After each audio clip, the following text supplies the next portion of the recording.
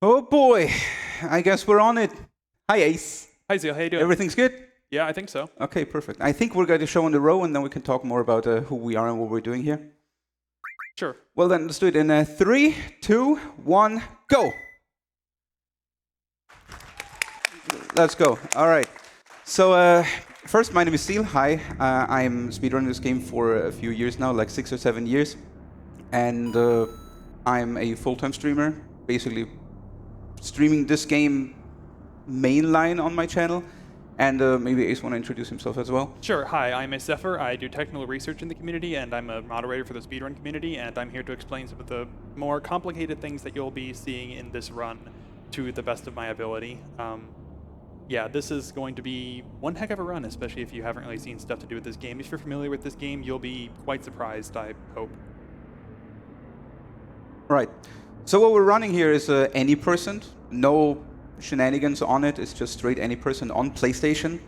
The run is normally a little bit over 5 hours long, and the reason for that is that recently, last year in October, was it? Yeah. Yeah, a huge new skip was discovered that we called it Ocean Fly, then Cloud Surf. Yeah, the names are variable. The main name, I would guess, would be Disc 1 Skip. Right. Or Rebirth Skip, you might also call. And before that, the category was about 6.5 hours long. Now the world record stands at 5:12, which is 42 minutes faster. Yes. Yes.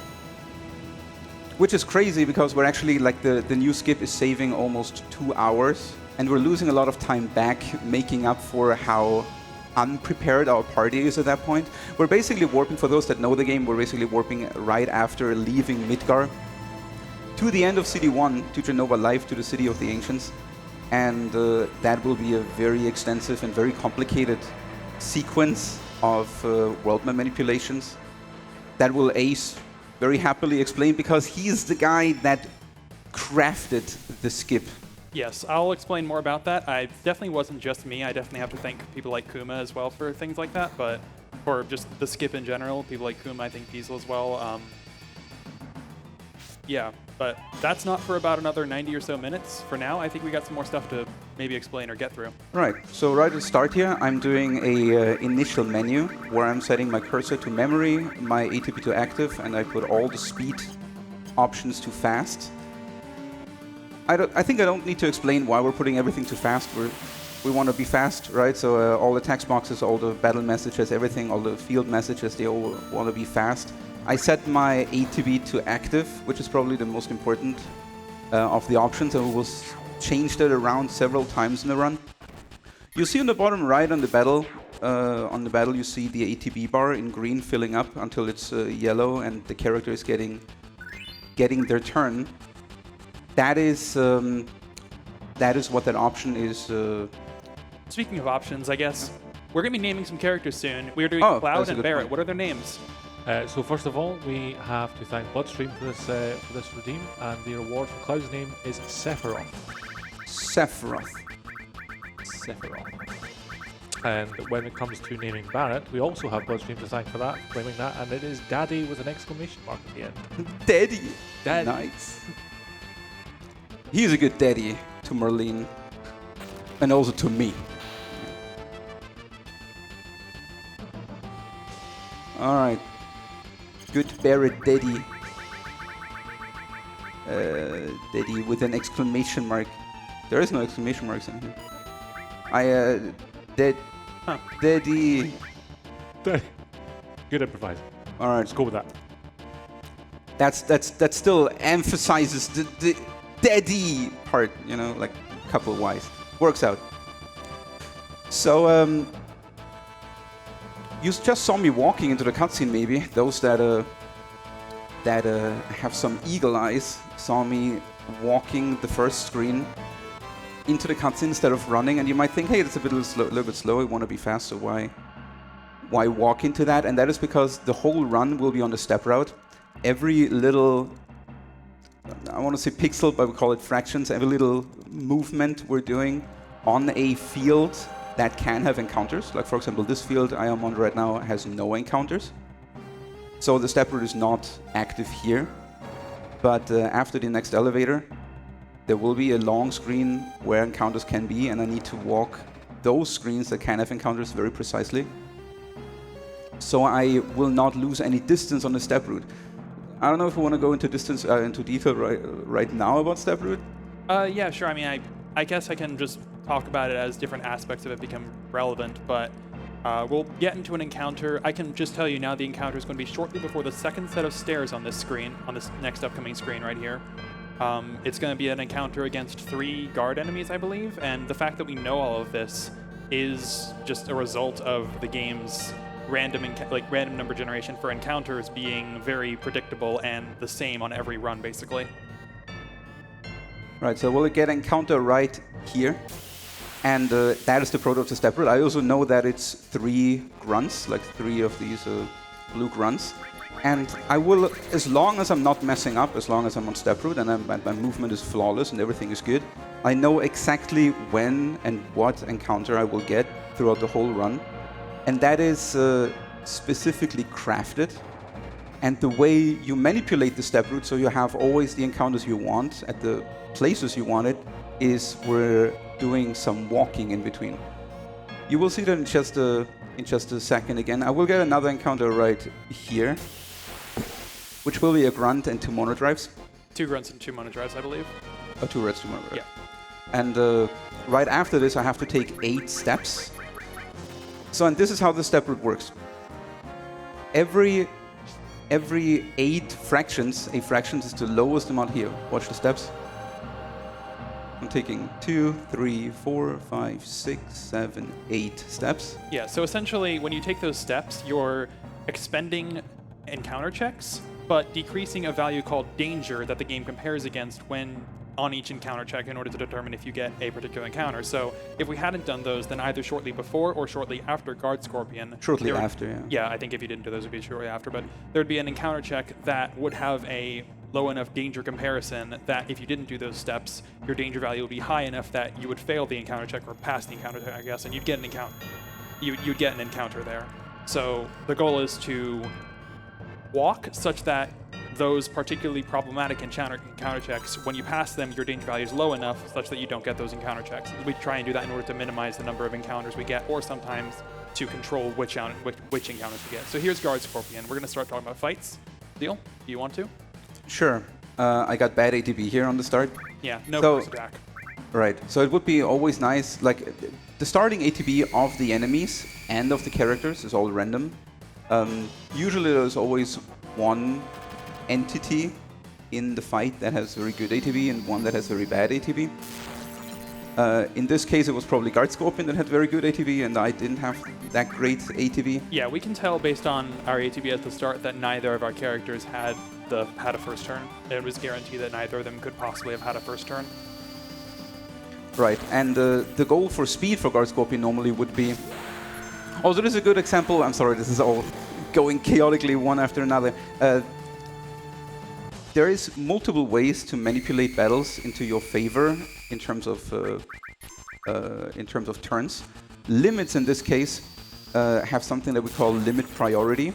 Whenever you're queuing in a limit, they will always go as the next action in the battle. So in the turn earlier, I did a Barret attack, then I did a Cloud Bolt, and then Barret for Guard Scorpion. Even though Guard Scorpion had an attack queued in already, Barret used his big shot, and he was able to do that because it was a limit. Because the limit would go after the bolt because it was queued in, even though Guard Scorpion already had an attack queued in. You know what I mean, right? Yeah, limits always jump to the beginning of the queue when you use them. They cut in line, basically. Right, so and now, technically I didn't even have to attack him here. I will not get a fast, like I'm calling it a quick kill usually, when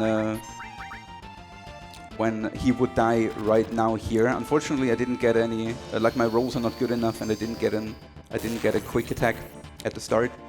So he will need, also my rolls are probably bad enough that I need another bolt. So he will die right now to that bolt. He probably was missing about 40 to 50 health there. Just not enough that a Barret attack would clear it up. But we got our first boss down. Yep. So that's nice. Not too bad. So back to the step route, because now comes something very important in a step route, and that is preemptive manipulations. Unfortunately, any person is not that filled with them anymore as old routes were, but we're still having one coming up now. On the next screen here, I will make it to a very specific position. I have a visual cue for that. So we'll climb up that ladder. I will hold up and bonk into the wall, and then I will place myself here on this pixel and force an encounter here. And that makes it so that I get the encounter on this exact position, and now I want to leave the reactor, the whole area here, this whole dungeon, at the very specific step ID, and that's what I wanted to explain earlier. Wait, let me do this real quick. I also have to weave some walking in, because there are some encounters I want to skip on the way. I will run the next part here. And then I have to walk out of the screen. That will avoid another encounter. And since everything was very smooth so far, there's like a little bit of an adjustment I usually take here on this screen, depending on how the last screen worked. In this case, everything was very smooth, so I can just walk it the regular way. And I will bonk here and activate the elevator. Then I will round out here to the left. I will talk to Jesse from the furthest position. And I take the fastest route out of the screen. Now on the way back, this screen, by the way, has encounters. Okay, and we left. And that was the first dungeon, Reactor 1. So that little exit part after that last encounter was a particularly extreme example of step manipulation and step movement, just because we want to, like, normally it's not so precise exactly where you are on the step route. You just end up getting encounters a little bit early or a little bit late. But here, we want to prepare for something very specific and very particular that's going to happen in, like, what, 20, 30 minutes or so? I guess more like 20 minutes or so. It'll be after the next, it'll be in the next dungeon, basically, that we enter. Right. But yeah, essentially, preemptiveness is also a status that is controlled by the same variables as the step route. So we're going to try and get an encounter that isn't normally supposed to be preemptive by sort of tricking it with a preemptive flag being active at the time. But that won't be for a while. Right. So yeah? No. So just for those that are not aware what a preemptive even is in this game, just to also get the people involved that maybe don't know FF7, shame on you, play the game. A preemptive fight is basically the enemy will face towards you with their back, and and it will start with an empty ATB, while all your own characters, all my characters, will start with a full ATB. Time will start flowing immediately. That means if you would wait long enough, the enemy will get the first turn regardless and turn around and attack you. But you have, and that is the great thing about a preemptive, you have enough time to get at least 3 actions in before the enemy gets to do anything. And on top of that, the enemy is taking extra damage because back attacks are basically almost like an element, like a status on that the enemy is suffering from when in a preemptive situation. And there is different multipliers actually in the game for how vulnerable an enemy is to a back attack. And Apps, the next boss that we're fighting, so happens is taking 400%, I think. 400%, right? I believe. Back attack damage, while normally 200%, double damage would be normal. Yeah. But Apps for some reason takes quadruple the damage. Yeah, we can talk about that when we get to it. Right. It's in a little bit. We've got essentially one of the first actual glitches of the run coming up, Jesse Skip. So I can sort of explain the concept of a paralysis dodge. There are cutscenes in this game, and typically how a cutscene goes is the cutscene starts, it freezes movement of the character usually. Most cutscenes will do that. It'll play the cutscene, and then it'll unfreeze movement of the character, and then you gain control and the cutscene is done. What happens if you start 2 cutscenes at the same time, however? They both freeze the character, then you progress through the cutscenes and you finish one of them, and then it unfreezes the character, and now you have the other cutscene still moving, but the character was unfrozen because the first cutscene ended. So now you're in the second cutscene, but you've gained control of the character. So if we do that, some interesting things can happen, such as on this next screen where we have Jesse, who wants to do a long conversation with us about trains, and a guard who wants to make us not go to the next carriage. But who doesn't want to talk about trains, right? Oh yeah, of course. Unfortunately, speedrunners don't, because we want to be fast, rather. Yeah, all that sounded very complicated, but it's actually very simple in execution very often. Because we can actually buffer it. It's not that precise. The only precision about it is getting the position for it right, because you need to position so that on the next frame you can hit the trigger for the event and hit like be close enough to talk to the NPC as well. So in this case, I will take this a bit safer than I usually do. You know what? Maybe I don't. Right, perfect. Nice. So. All right. So what happened now? I was opening the menu on a very specific pixel. I wanted to take it a bit safer, but I still did it frame perfectly, and it did work, so that's nice. I opened my menu right one frame before I would hit the trigger on the bottom, where the red guy would tell me to get off the wagon and talking to Jesse. And the fact that I then held bottom right and confirm, which talked to Jesse and hit the trigger at the same frame, which made me able to, even though I triggered already the cutscene where Jesse wanted to explain the train network to me, I was able to leave the wagon, because I actually don't want to talk about trains, at the exact moment, like you maybe saw that I had a text box open while I was running back into the other wagon, and right when I was hitting the trigger to the wagon before, I was skipping that text box. That loaded basically while I was transitioning the next screen where Jesse is explaining the whole network. But I was already in the screen transition to the wagon before that. And when I re-entered the screen, the game was seeing, okay, the next cutscene was already loaded, so the game assumed it was watched, and it placed me after that cutscene. So Cloud was then warping back down where he would normally spawn after the explanation network, the network explanation. That sounds all very complicated. It saves like 10 seconds in this case. It's not a huge thing, but that's the first skip in the game, a little one. Anyway, I think coming up shortly, once we enter 7th Heaven, we're going to have Tifa's name. Right. What's Tifa's name?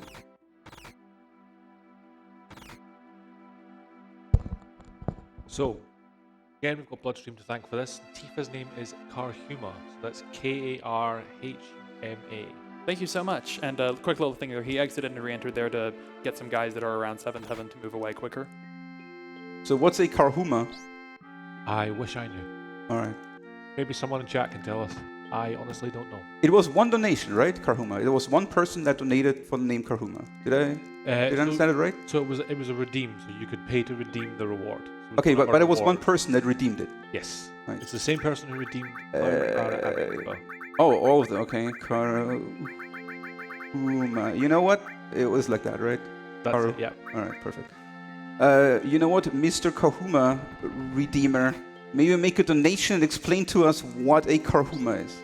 How about that? I like that idea. All right. I guess speaking of donations, we have some time now. Zheal, do you think this is an appropriate time to read donations? Oh, yeah, for sure. Well, funnily enough, we have a $10 donation from Bloodstream, who says, nice character names there. As we Austrians say, me Final Fantasy is Ned Dapad, which in brackets they've said, my Final Fantasy is not stupid. Good luck on the run.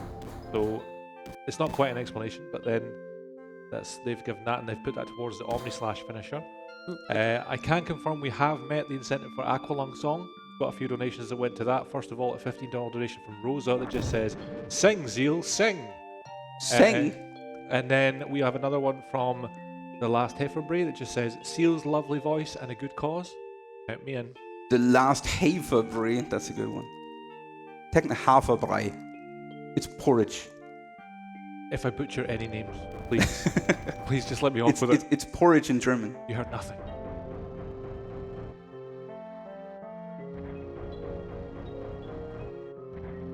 Okay, so we can also talk about what incentives have we met yet? None. Or what? We just met Aqualung, but besides that... All right, so Aqualung is mad. Yeah. Guys, you gotta donate for the Yuffie incentive. Yeah. You gotta. I crunched the route for that, and Ace was working with me always. He was finding a new Chocobo manipulation for it, which is very great. I was crunching that last Wednesday, basically last minute before the event, because someone in my chat had the idea of getting Yuffie. It's a very, very, very complicated undertaking, because those that are familiar with Final Fantasy VII, you might think, hey, not that great to get Yuffie, right? You go to a forest, you fight her, you beat her, you say no, yes, no, yes, no, yes, and you get in your team, right? It's not that easy here in the any-person run, because we're doing a massive skip later where we skip all the opportunities to get Yuffie, and you have to know that if you would leave Midgar to the world map, and then you would have the chance to go to any forest and recruit Yuffie, you would not find her. Because the game actually has to enable her at some point to even... You're too slow! No, I'm not. I'm mashing. It cannot be faster. So, where was I? Oh yeah, Yuffie. I guess we can explain more about it later, but the point is that because of the massive skips that we do throughout the game, we cannot actually find Yuffie in forests without doing a lot of additional work in order to make her enabled again. Like, essentially, we glitch the game so hard that in order to get Yuffie, we have to glitch it even harder. Right. So normally you would not find Yuffie in the forest. There is 3 opportunities in the early game of the game, in Disc 1, where her flag to her being found in forest would activate.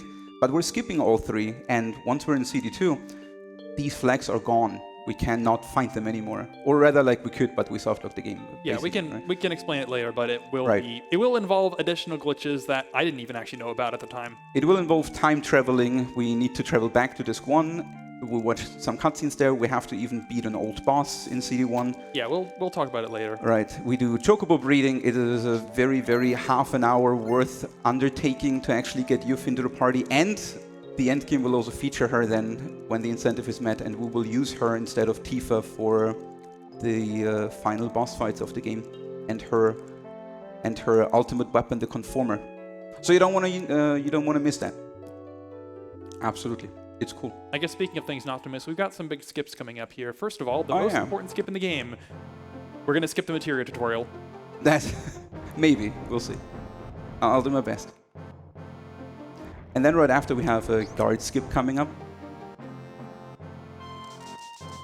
But first we have to do some shopping. There we go. That just avoided like a 2-minute long tutorial that we didn't have to go through.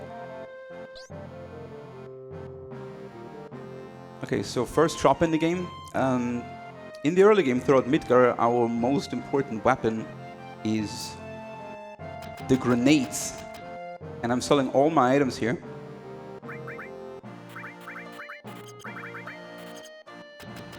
And I buy 21 grenades.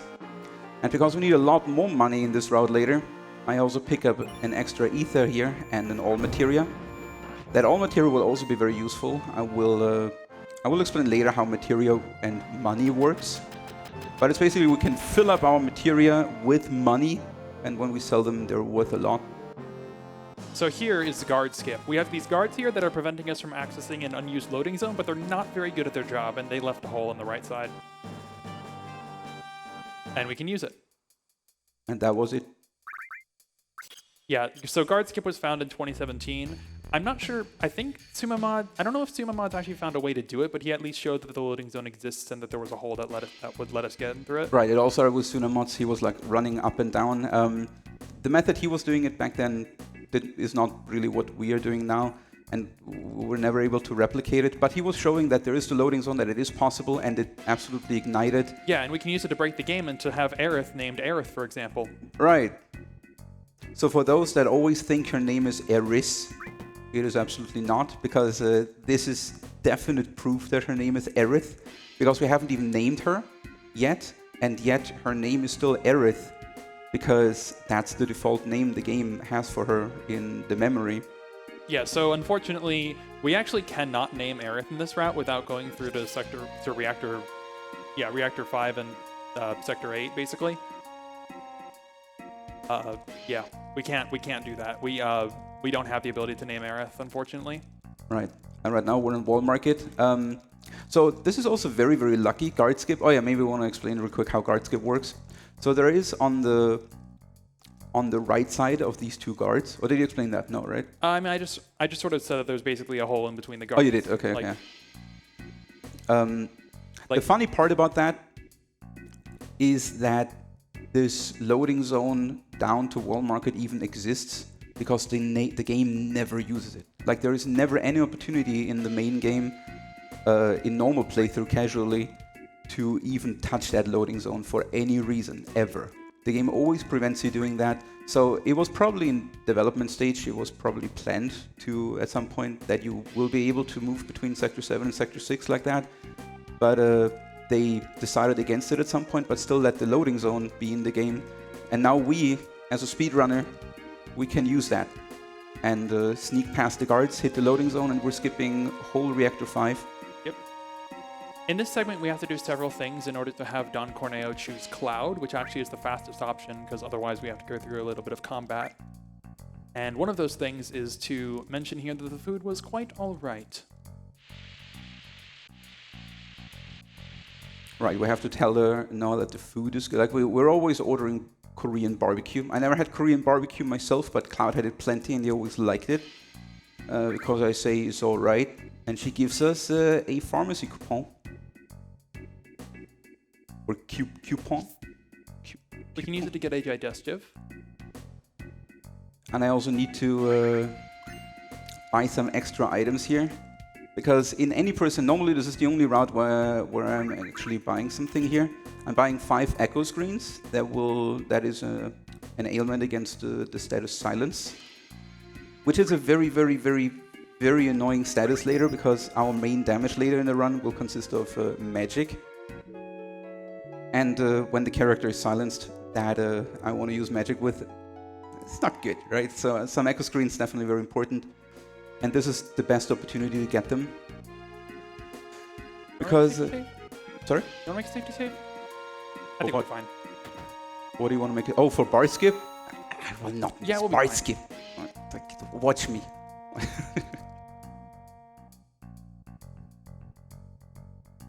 So what is coming up now is bar skip.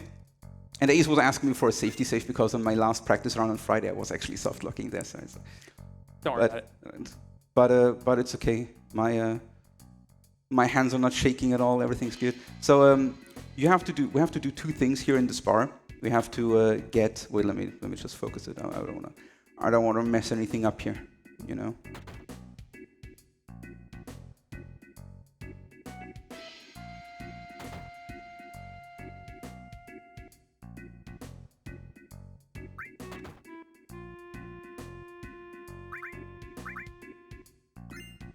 All right. Good. So we had to basically complete 2 different objectives there. Talk to the dress shop owner and use that to get the dress that we're going to be wearing, and to give a person in the bathroom the digestive so that they can give us, I believe, some cologne or something, some kind of spray. I don't know. We get the sexy perfume. Yeah, that's what it's called. I forgot the word. I don't know why. And the other one is just like we're giving him the order of what dress we want. Mm-hmm. And we want the silk dress, I think it is normally, right? Whatever the best option is. You're too slow. I'm not too slow. We did bar skip. I know we did it a little bit slowly, but it's still not soft lock, okay?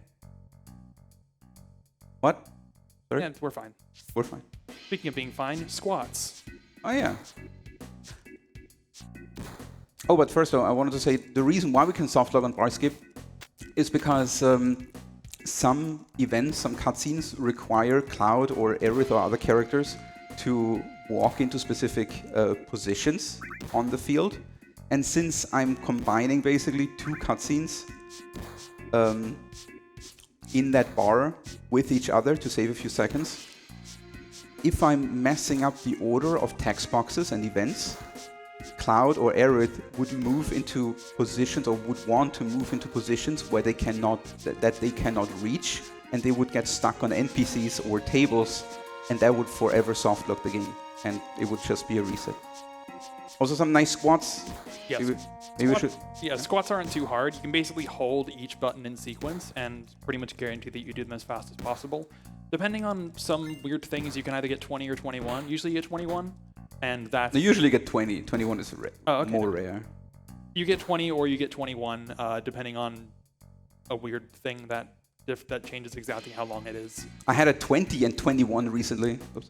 Oh, yeah, That is, I have never seen that before. I was actually freaking out on stream, and no one cared because no one understands how crazy that is. Because usually Big Bro, the other guy that's doing squats with me, he usually fails so much. Like his average, he usually gets is like 15, if he's good, rather lower. But very, very rarely he can basically not fail any squats and gets a 20. And if you get a 20 or 21, depends on your frame timing you enter the minigame. I didn't really want to explain that, but it's some weird stuff with exactly how the countdown works that determines whether you get 20 or 21. Right. The point is, you need to win the game, and you need to not tie the game, because that's not good enough. Tying is not good enough. You need to win in order to get enough points to get through Don Corneo. Exactly. And if Big Bro is getting actually 20, which is just pure RNG, and you are entering the minigame at a bad timing, and you can also get 20, you would get a draw and you would lose, because that is counted as a lose. So me getting 21 and Big Bro getting 20 was crazy, because not only was that in all the years of running this game, I have never seen that before, that Big Bro got actually a 20 in a run. I only had it one time in practice. Yeah, and that was years ago. Luckily, I'm pretty sure the actual chance to do that is less than 1 in 256. Probably. And I only avoided the run being dead because I got a 21. Otherwise, it was crazy. It was crazy. I know you don't understand how crazy that is, but I tell you, it's crazy. You gotta believe me. Oh yeah, it's crazy. It's crazy. He knows it's crazy. Anyway, we're in the basement of Don Corneo now. We got all the best stuff that we can get. We got the best perfume. We got the best wig. We got the best dress. And we're ready to be Don Corneo's chosen one for the night. And then we have apps coming up that we were talking about earlier, where hopefully we get the preemptive going.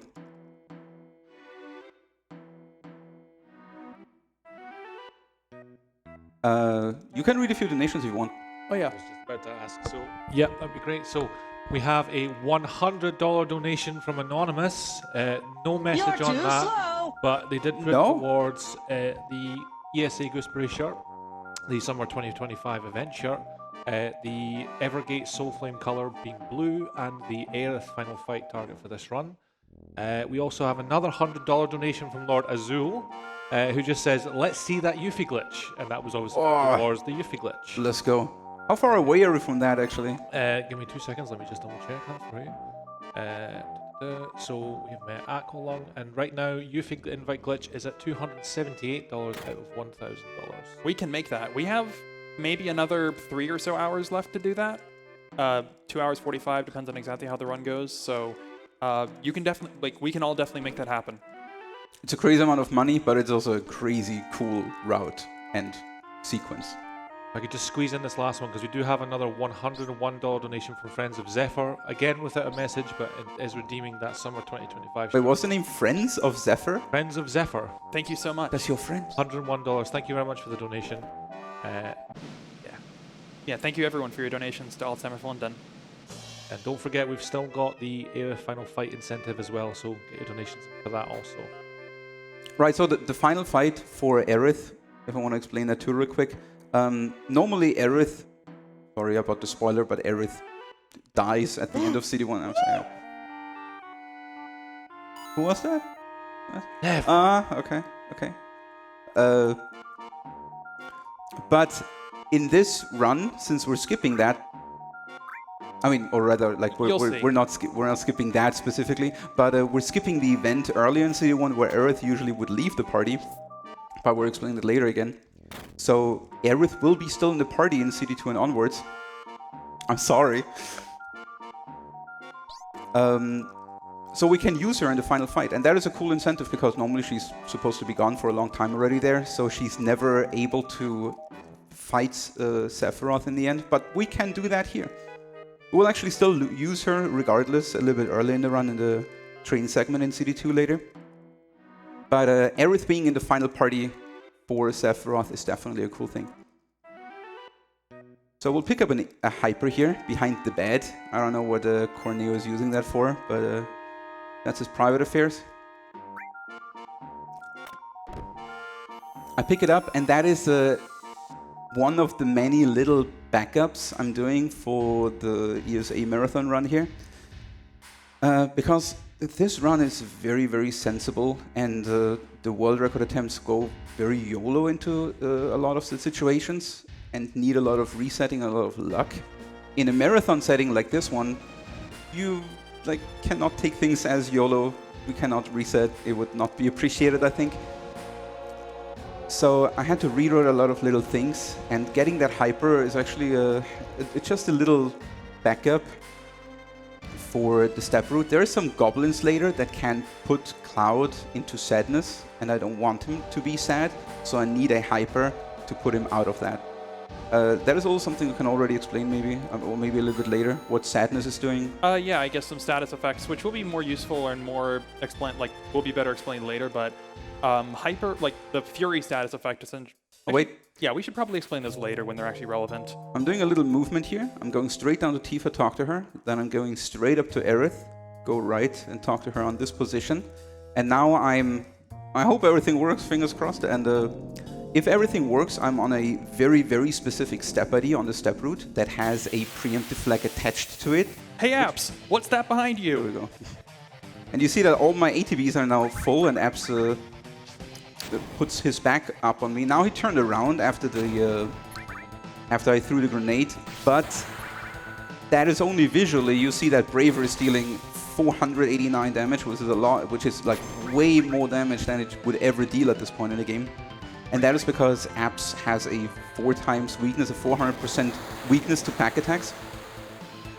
And grenades, even though they are physical damage, they don't trigger this back attack damage. So only the first attack, the first attack that is actually triggering the back attack damage is the Braver.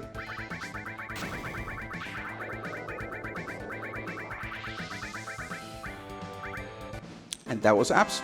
Very nice.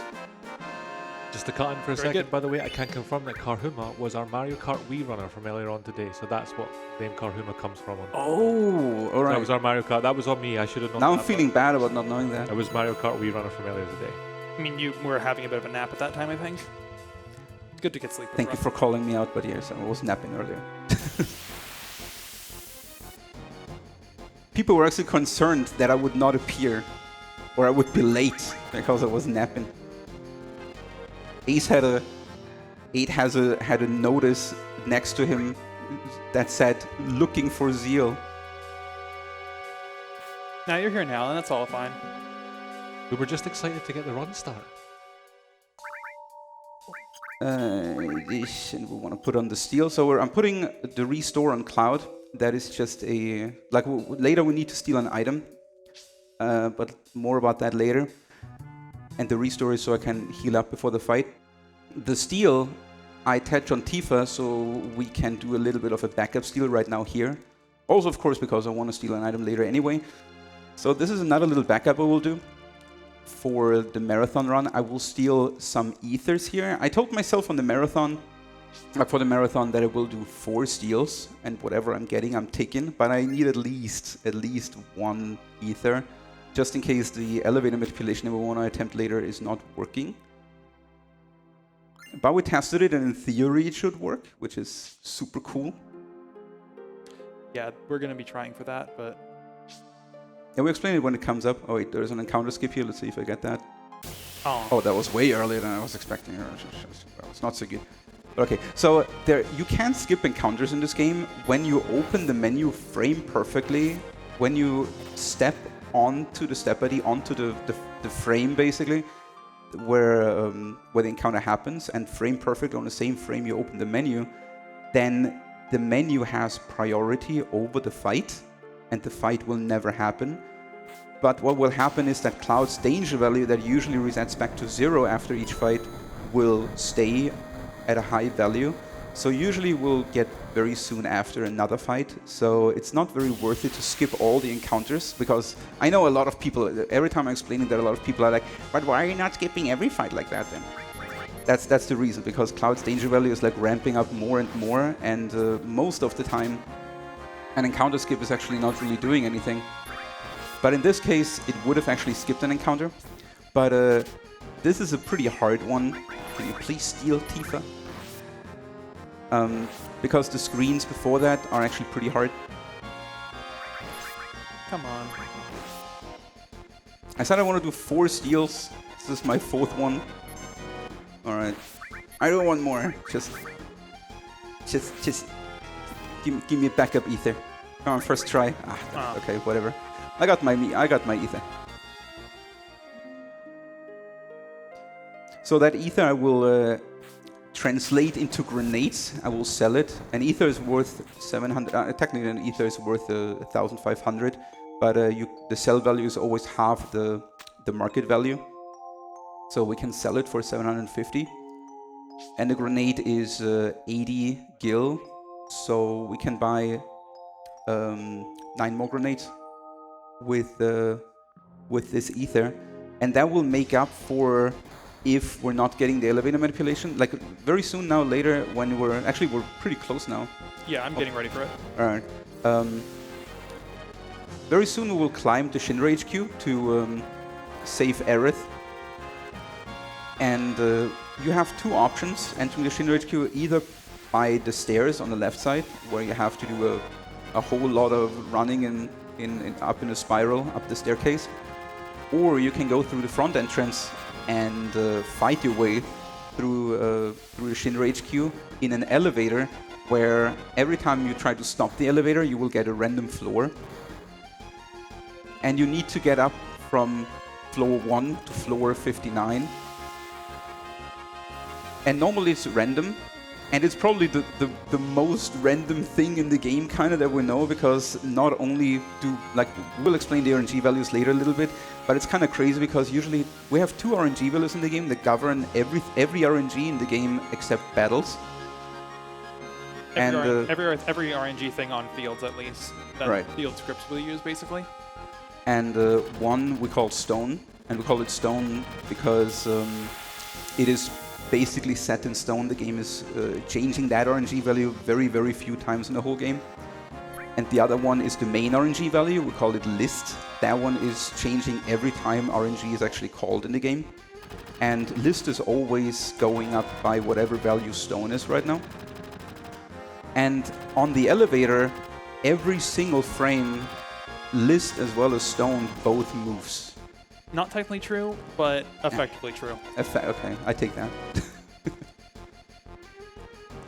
So now we're fighting Reno, and we're throwing a bunch of grenades at him. Generally, Midgar fights are not extremely entertaining with just throwing grenades. Grenades are extremely powerful. When I was playing the game back then as a kid, I was never really making use of items a lot because they cost money, and I was frugal, and I wanted to keep all the items for myself, so I rather did normal attacks a lot.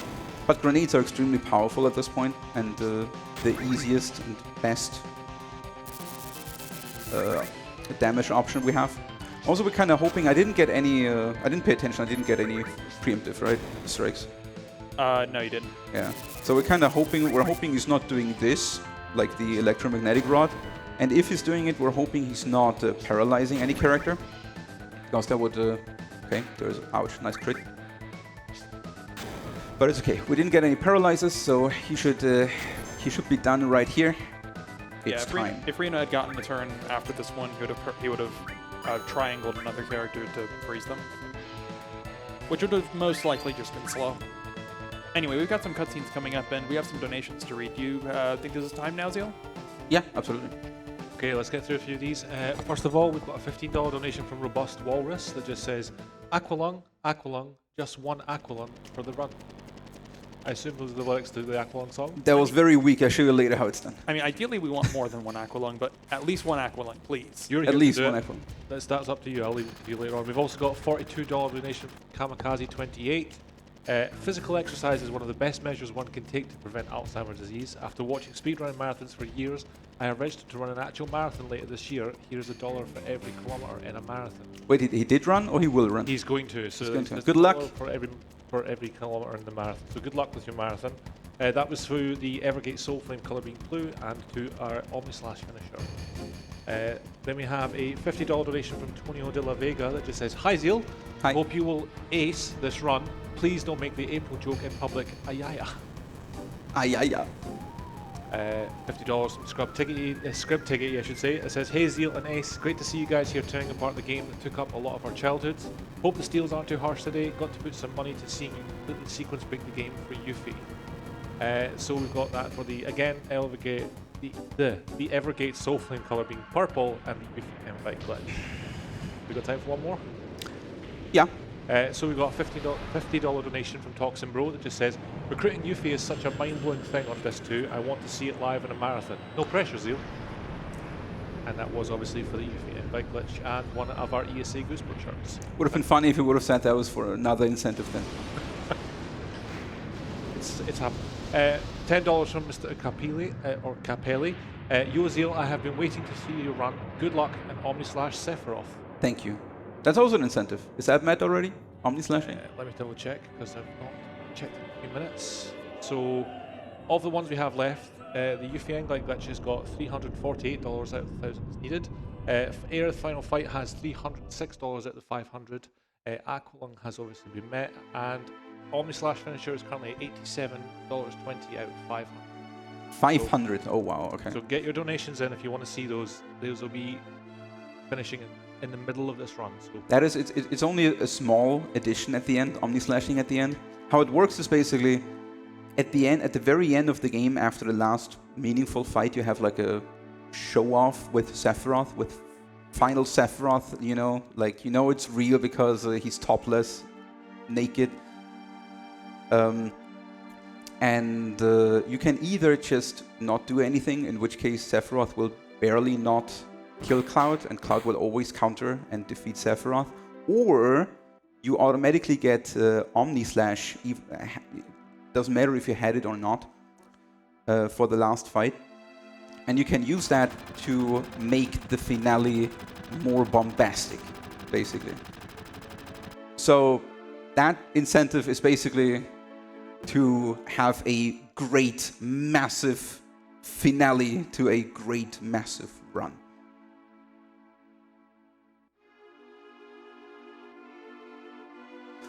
Okay, so Ace got some work to do, because and while Ace is doing some work, we're doing this as a team now. Normally, I would do this all myself in a speedrun.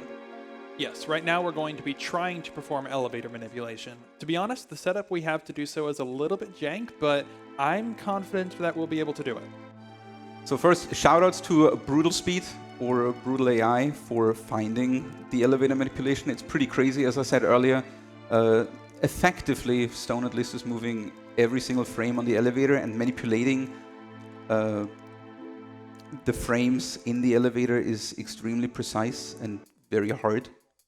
Yeah, so usually with manipulating things in this game in terms of field RNG, it's just a process of making sure you can determine the state of field RNG and then keeping track of it until you have the thing you want to manipulate. And that's not too difficult because things don't usually move too quickly, but for some reason they made the elevator in a particularly in an interesting way that makes it work like that. Right, and so the elevator manipulation will have two parts. One part Ace will do, the first one, and the other part I will do, because he can't do it because I have the controller. I want to flee from that. Yes, on one of the next fields, specifically the field outside Aerith's house, we have some information that we want to read from the screen in order to determine what is effectively our current RNG state, and then we can use that in order to determine how best to manipulate the elevator. But we need to know that in order to determine what to do. I'd say that was a long walk to, and that walk is very important for two reasons actually. One reason is to skip an encounter, obviously, and another reason. So sorry, I'm interrupting the explanation. I will continue it later. But this is the screen that is very important for the elevator manipulation. You see, there is a waterfall pulsating in the background, very fast. You see a little bit flickering, and the waterfall. Yeah. 4. All right. 5. So what Ace is now doing, I was running through the screen, and Ace was recording me running through the screen. So the flickering is very fast, so he needs to analyze the recording to see the frequency of the flickering. And the frequency of the flickering will tell us, or like the pattern that the waterfall is telling us, will tell us at what list value or what RNG value we are right now. And then we have an Excel sheet that Brutal Speed made for the run, where we can put in the sequence of events, and it will tell us not only at what list we are, at what RNG we are right now, but also what we have to do to make it on a very specific RNG to the elevator. And that is the first part of the elevator manipulation. We have to make it on a very specific list, on a very specific RNG value into the elevator, so we have a good basis. So Ace is putting in some numbers. Yeah, all right. 1, 2, 1. 1, 2, 1.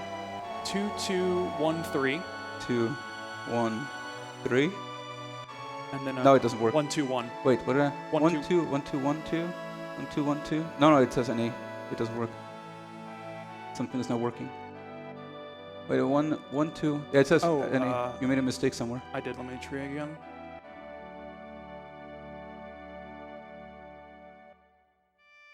It's okay. We'll still have a little bit of time. He's gonna do it again. He made a timing mistake somewhere.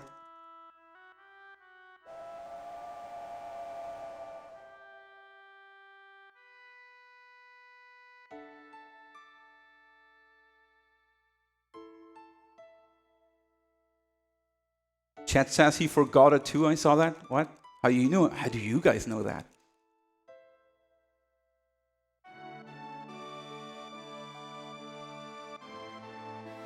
Just you stare. Am I supposed to react to chat actually? I think there was something about I should not. I forgot.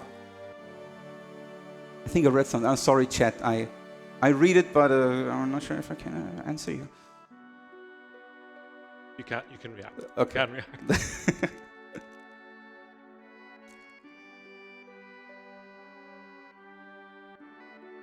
And now we'll not take stairs. That would be boring. Elevator manipulation has never been done in a live setting, so I want to do that. There are, however, some people in chat saying never listen to chat, so it is definitely up to you. You want to do that.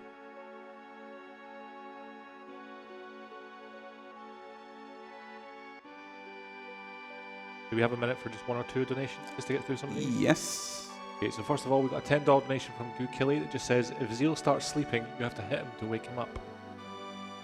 That was contributing to the Yuffie invite glitch. $10 donation from Heidegger that just says, and that was going towards our Streets of Got it. Rage. You got it? All right. Wait. 2, 1, 2. 2, 1, 2.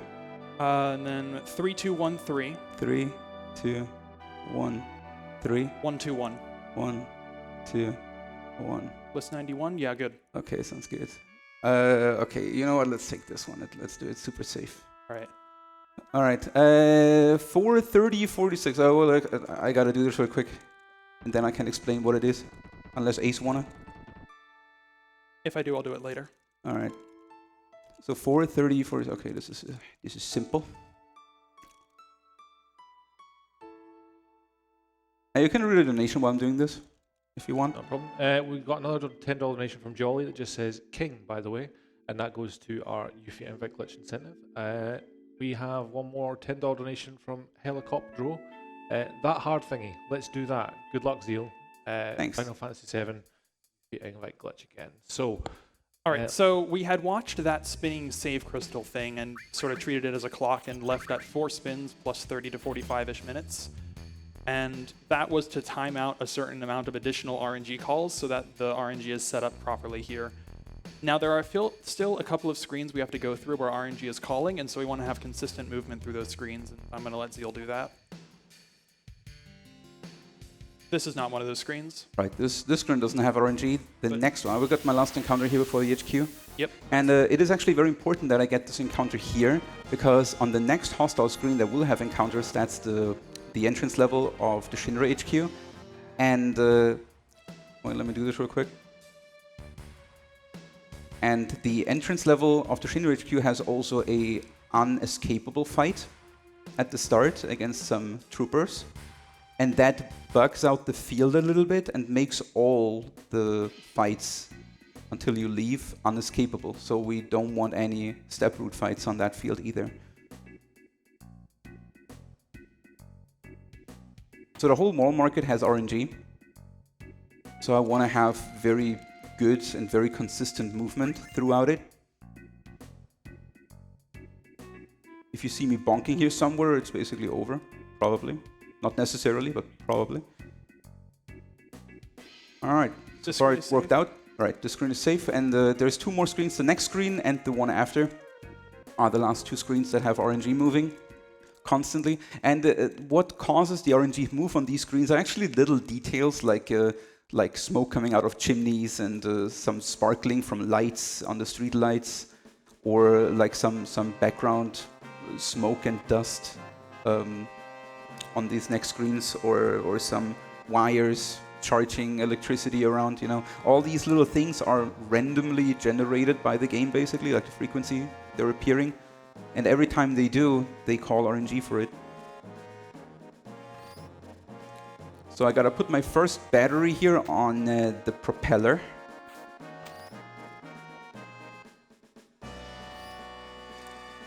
And in the meantime, I have to, what is this, 787? I have to ready my my elevator manipulation. I don't like this.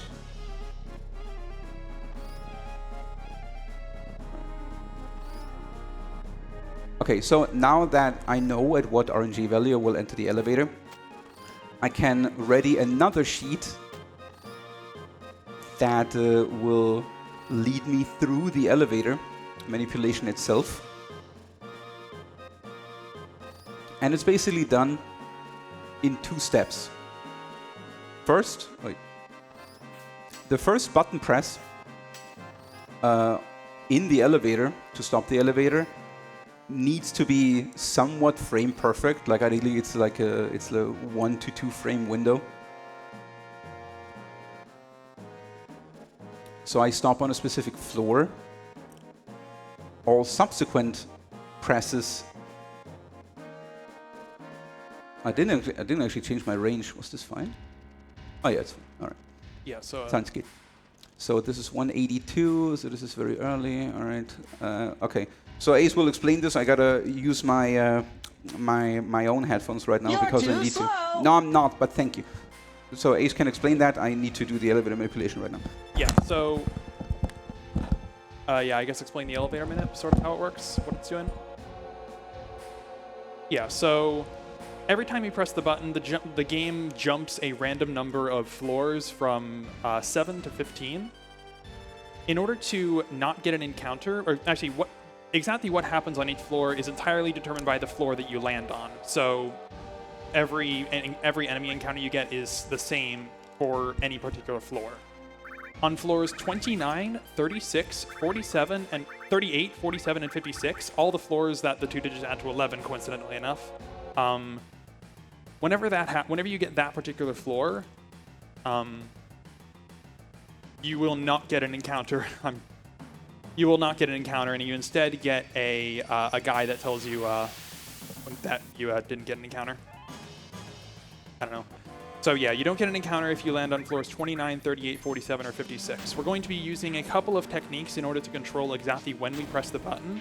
which determines exactly what floor we land on because it determines how much RNG has passed since we pressed the button.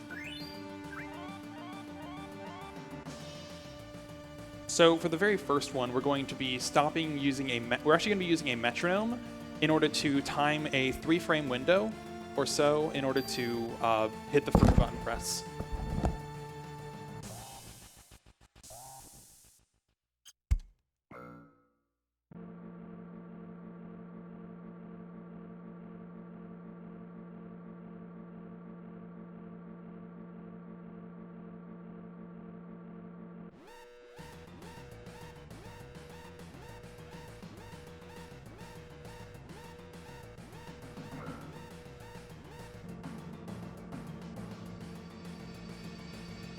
So this first one is not, it will be an encounter, but that's just because you cannot jump all the way from the first floor, floor 6, to floor 29 with one jump that is at most 15.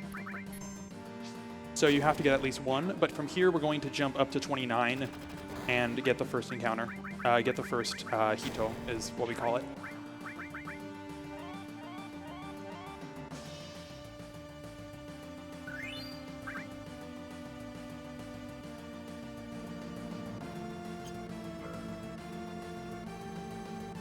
Good. Next is 38.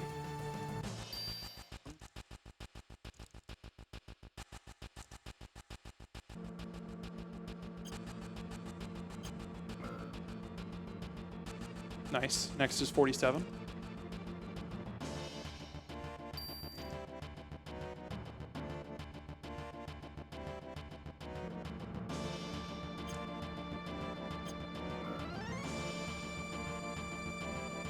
All right, and now we need to get to 59 or higher to finish.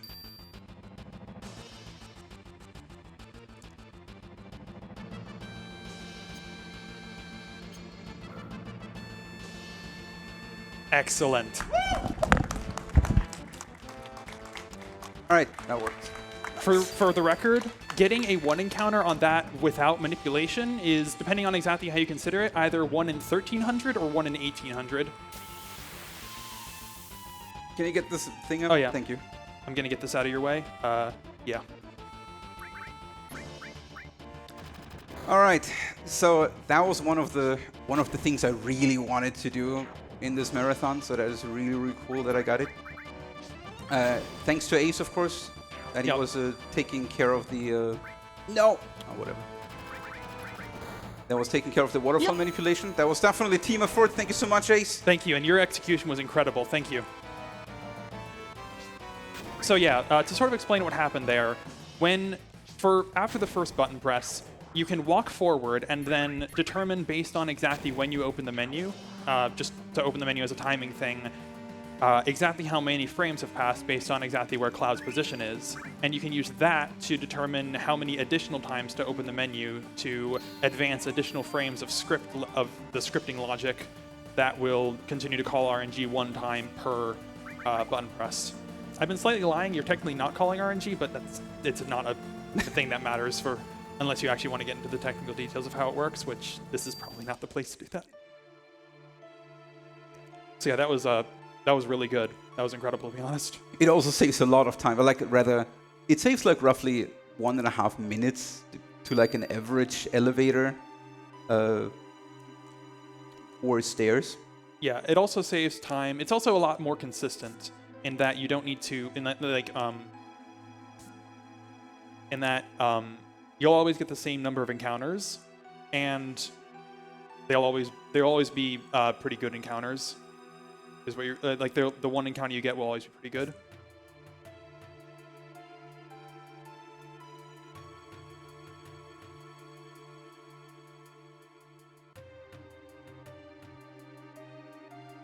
Also, it would be nice if I would not move into any of these.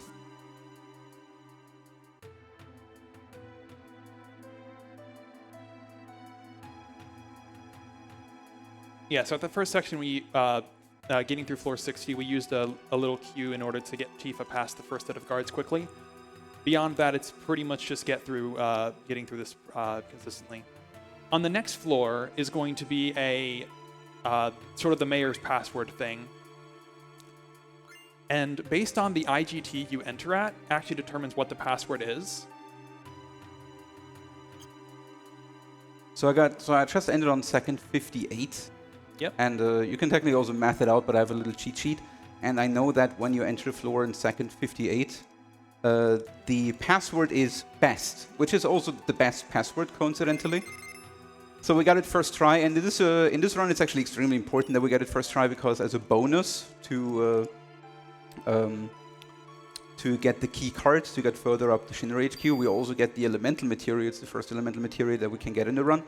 And it's the only elemental material that we can get in the run effectively. And it's very important because we use it in several instances for fights. And we used to do that in the old any-person routes as well. But it was not nearly as important as it is in this one, because not only we will use it defensively to mitigate some fire and ice damage later, but also offensively if you guys donate for our Yuffie incentive, because one of the late game bosses is weak to lightning, and elemental plus lightning in Yuffie's conformer is a massive damage boost. So it's a very, very important material in this one, and failing that was not an option. So now we're going through the puzzle section. Here, the order in which you open the crates does matter to an extent, especially the first one you open. And the sequence you can open them then depends on what you started with. There's not really much to optimize here. Basically, like, since you have to hit each chest anyway and move back and put the part in, it doesn't really, as long as you're moving everything tight, everything is good. Inside here in this room there is no encounters, so your movement is not that important. But this big room here is a hostile screen, as you just saw. We just got an encounter, so movement here should be good. We're not on that much of a on a tight step route right now, because there is an encounter later coming up where I want to steal a weapon for Cloud from, the Hard Edge. And that encounter, I have to actually wait a little bit for it. So like you will see me walk in a circle for like 2 or 3 seconds to actually get that encounter on that field that I want it on. Because if I would then get it on the next field, it would be a different encounter, because like what encounter, what formation you get depends on the field you are on right now. And it's also deterministic. What, like, the encounters you get determine the next encounter you will get. It's like there is a value, we call it formation value. That one is going up by between 1 and 3, depending on the encounter you're getting. And the game will look at the formation value and the current field you're on to determine what encounter you will get next. So it is deterministic. If I would make a mistake, for example, and not walk when I'm supposed to walk, and get an extra encounter in the step route, this formation value will go up. And there is absolutely no way for me in the game to ever get this value down. It can only go up, never down. So that encounter will unavoidably change potentially all future formations I will get from that point onward. Yeah, basically. So yeah, the game sort of keeps track in two different ways, both when you get encounters and what those encounters are. But if you keep all of that like as planned, aligned, basically. Yeah, aligned with as you planned it to be throughout the whole run, then you can keep track of and get just the encounters that you mean to get. Oh, and by the way, I made a promise that for every failed steal attempt in this run, because there's 3 items we need to steal, and for every failed steal attempt, I will donate $1 myself. You already have 4. Oh, you're right. I didn't think about ether, but sure. Sure, fair enough. So I'm already in on $4. So the next item we need to steal is the Hard Edge. It has a roughly 10% chance to steal it. So it can ramp up. I think the average was like 8th try or something. I think it's like a little bit over 10%. It's like 8th try, 7th or 8th try is like average also. I think. Yeah, it was. I think the mean would be somewhere around there. But my worst ever in a run was like 40 plus. So it can ramp up if we're pretty unlucky. If it would be really bad, to a point where I would fear that I would not make the disc 1 skip in-game time manipulations I have prepared, then I would have to go on without the hard edge, which would be a shame because it will cost us a lot of time on Jenova Life. But it's possible. But it's possible. It's not critical to the success of the run, it just makes it faster. Oh, Zheal's donation go to Yuffie? Oh yeah, I guess my donations would go to Yuffie. But I'm not sure if I can donate it while running. No, I don't think. Yeah, that's. I don't think that's how it works.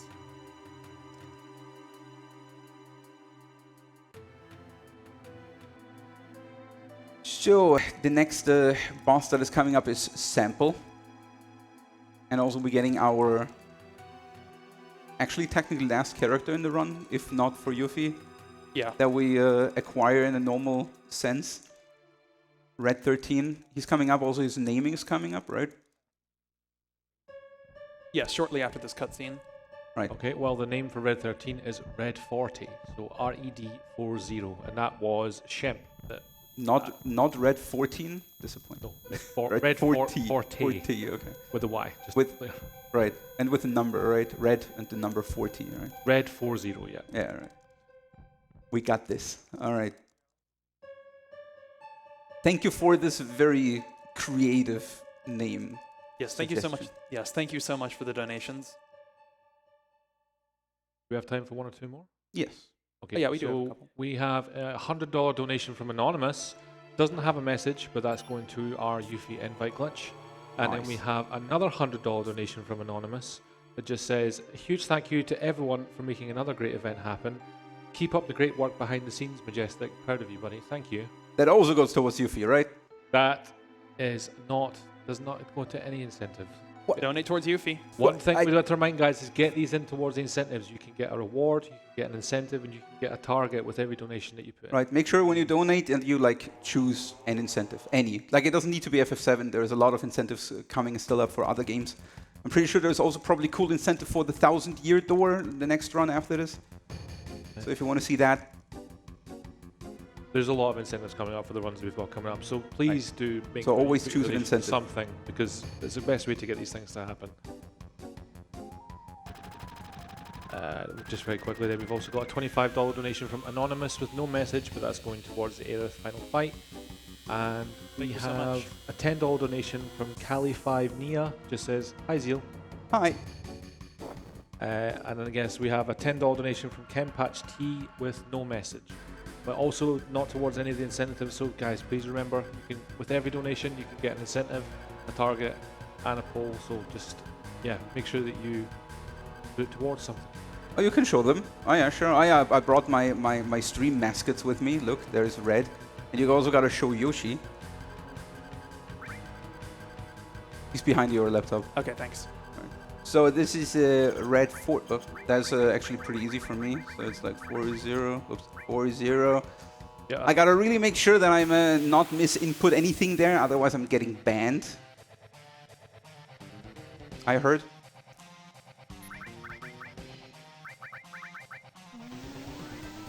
Okay, so Sample here, he always starts with a Shady Breath. Yeah. What seemingly counterintuitively, we do want the Shady Breath to paralyze everyone, because the Shady Breath animation is slow. Poison everyone, yeah. Oh, poison, my friend.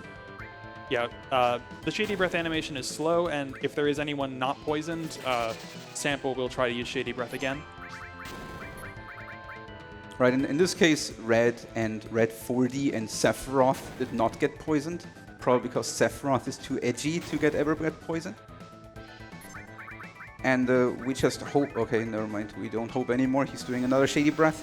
So this is what you don't want to see, but now everyone is poisoned, that means at least we're avoiding a fourth, which doesn't matter because he's dead. Third one. But nice, that was Sample. So and now we're stealing the hard edge. Now the first somewhat medium big RNG factors coming in. Now we need to steal. So technically, just to get a run through somewhat decently, this steal here would not be absolutely necessary. It's a steal that is also only worth it in theory if you get it somewhat fast, because it doesn't save that much time. This is also a route downstairs that we don't usually use. It technically is like 3 steps less, but the cutscene here makes it slower. But we're using it because it actually gives us more time on this floor, which means that when we get the encounter, we'll still be on this floor, which means that we'll get the encounter that we want. Right, so I'm getting this fight here, which is very nicely a preemptive fight. Let me focus on this real quick. So I'm grenading this guy, then I'm doing my first steal, which is not the hard edge. Then I will braver that guy. Limit priority. Normally the enemies will already have their attack skewed in, but limit priority back attack kills that guy. So we have 1 steal miss already. 2 steal misses.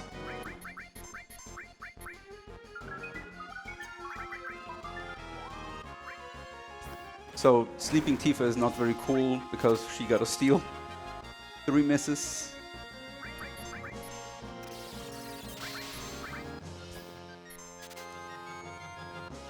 Four misses.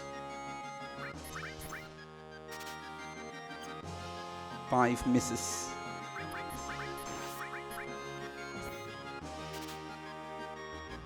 Six misses. 7. 8. So we're getting kind of unlucky.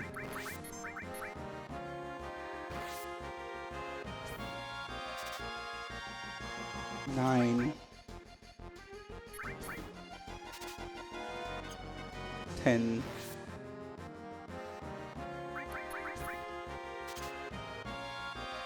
11. 12. 13. 14. 15.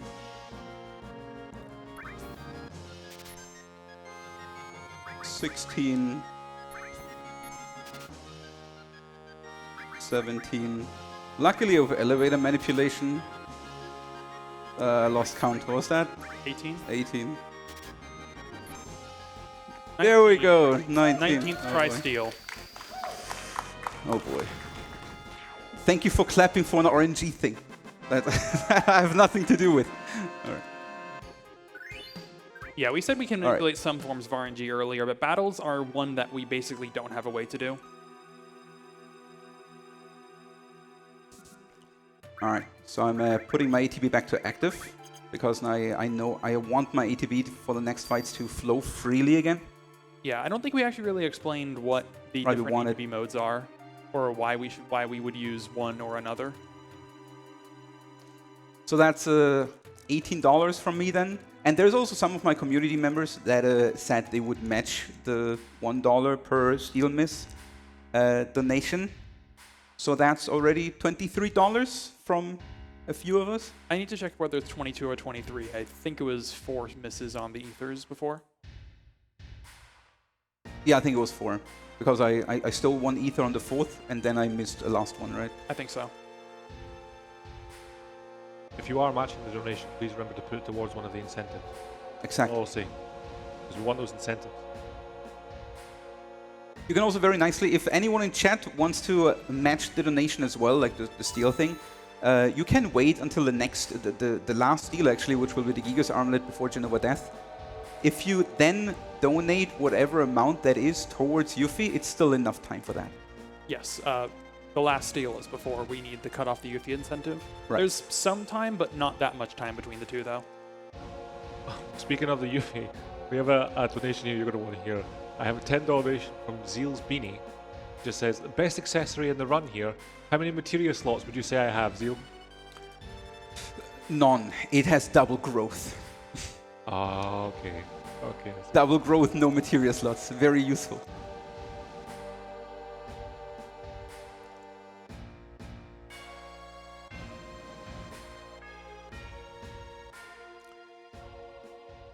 Okay, you can actually, we could explain something, or you can read a donation, because there is only a prison thing. Like, we're in prison now, story-wise, and there's just a little bit of cutscening going on.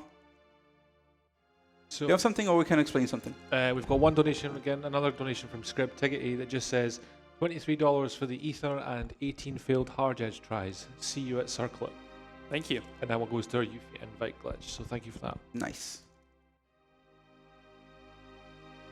Right, we can explain ATB. We wanted that, right? Yeah. Do you want to, or should I? You can. Okay, so in short, ATB active essentially means that throughout the progress of a fight, ATB never stops increasing. The time that ATB uses never stops flowing. We consider time either be flowing or to be held or stopped. ATB active means that time is always flowing, so characters are always gaining progress towards their next turn, and that's oftentimes useful to run away from fights, for example, or at fights in the beginning of the run where we don't use some tricks that we can use with ATB wait to get more turns in. ATB wait means that time will freeze either during some attack animations or while any menu is held or open. And that we can use some tricks with that, as we had been using on Mighty Guards and Sample, but as will be more extensively used on some fights later in the run, to get more attacks in for than we normally supposed to be able to, I guess you could say, during some later boss fights. As you're still in prison, have you got time for this one donation? Sure. It was a $10 donation from Says it just says, "This guy are sick." That's for our Street 2. We actually skipped that part of the game where we could read that line. This run are sick. This run is very sick. And that's more to the Yuffie glitch as well. Nice. Which I'll just give you an update on actually while we're here. Nice jail skip. That was. I'm not getting that very often because I haven't practiced it in a while, but it was nice that I got it off here. Yeah. So yeah. That was a small little, another small paralysis dodge that we used to save like maybe a second or so.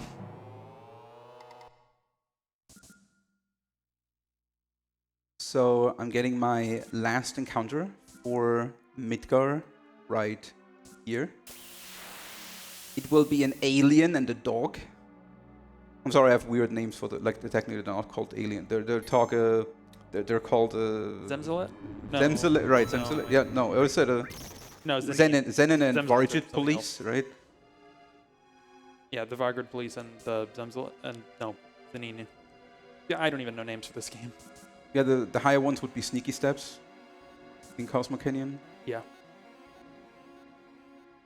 And that should be the last encounter for Midgar. The step route is actually, I really, really hope I'm not messing anything up. So far, it looks like everything is looking good. And I'm not really known for messing up the step route all that much, at least, sometimes. So it is very important because we need to do some more steals later from specific encounters. And as I explained earlier, if I would mess up and would get extra encounters to the step route, I will most certainly not get the encounters anymore that I want.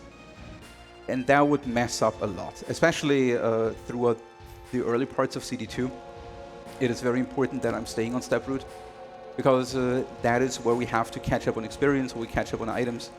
You have to consider that all I did here so far in the run, I was buying grenades, and I was just grenading my way through. I was not really picking up any items, I was not really picking up any materia. I picked up one poison materia.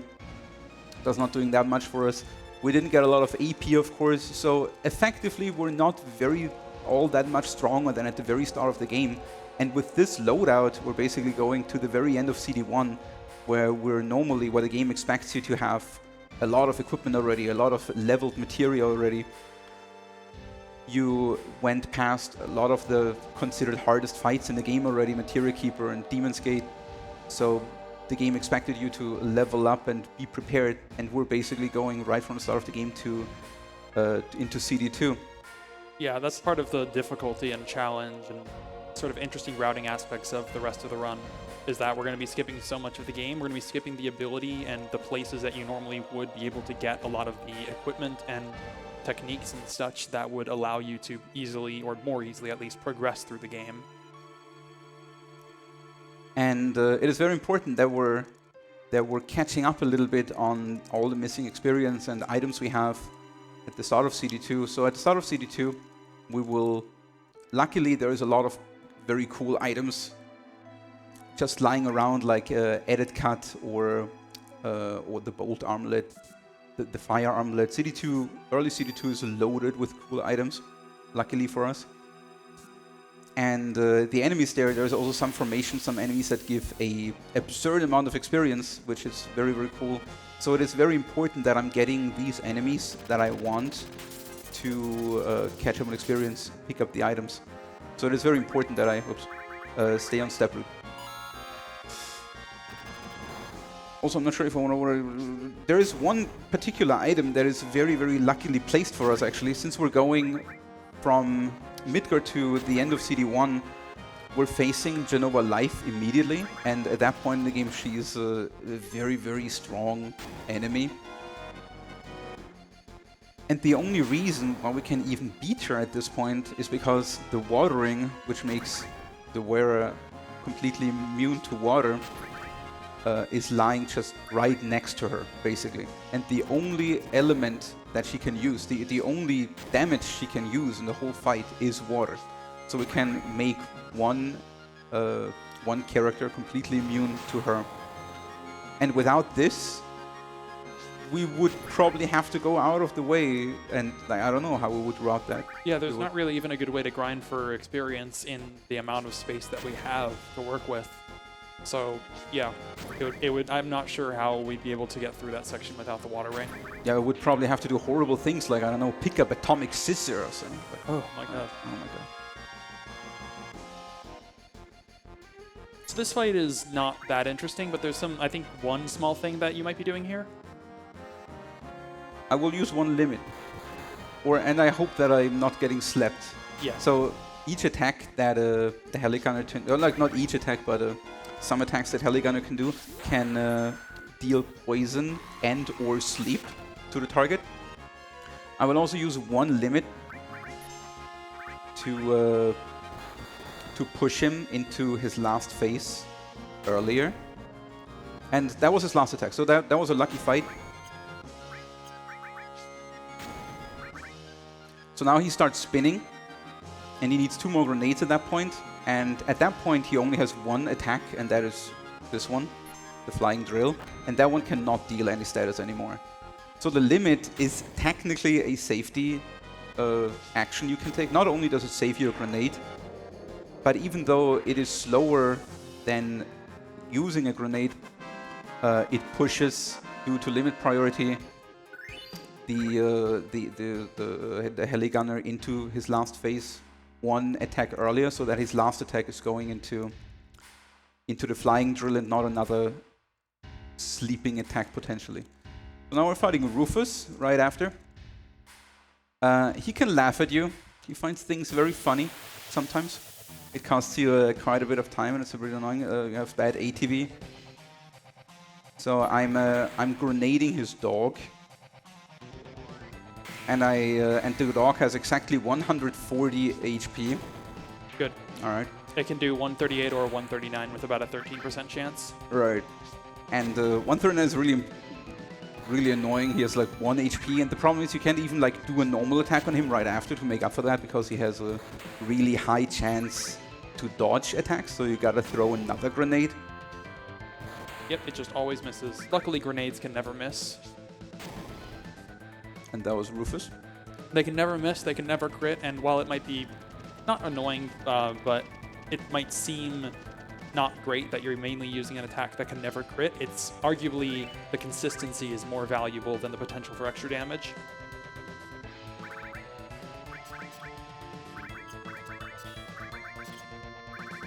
So we put on that hard edge, and we're giving Cloud elemental lightning. The next boss, Motorball, is vulnerable to electric attacks, and we're going to be abusing that vulnerability with Cloud and his sword.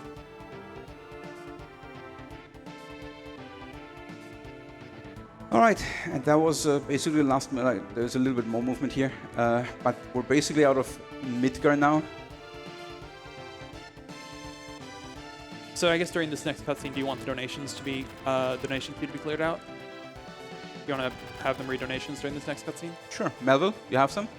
We've got a few to get through, yeah, if you want us to go through them now, yeah. The first all donation we've got is $20 from Silent Princess, who just says, I live for this alternative ending where my favourite character gets to kick a killer's butt.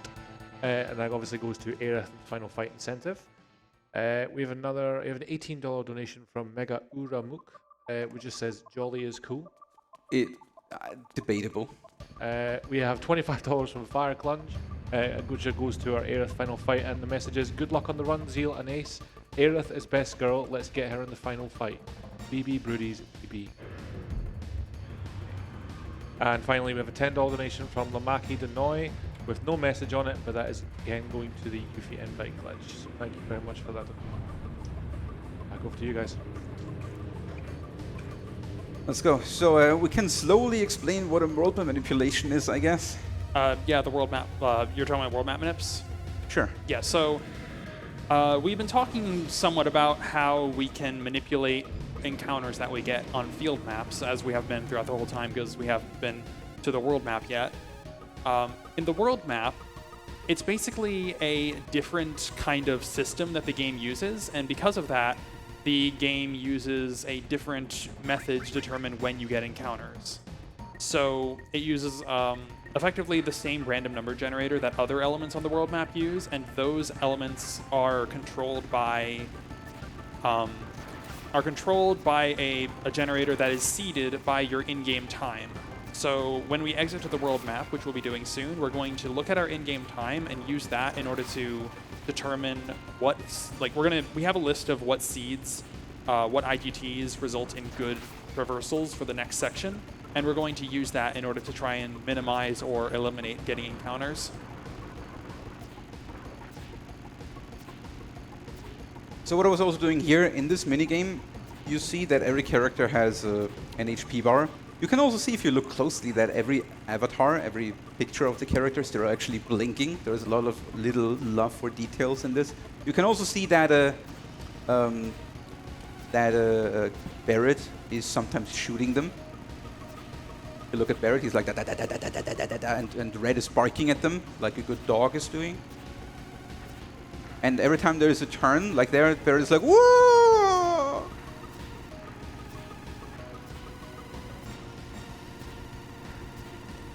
Indicating that Tifa is not a good driver, maybe. I was damaging Tifa a little bit, and that is because, I mean, technically, with the setup I'm using right now with the hard edge, it wouldn't be that necessary. But normally we're putting Cloud full of green materia to boost his magic damage at this point. And green materia is not only boosting magic damage, but it's also reducing max HP by 2% per green materia, which puts Cloud to a lower max HP value than Tifa. And the first two attacks on the next boss, Motorball, always hit the character with the highest current HP value, which right now will be Red 40.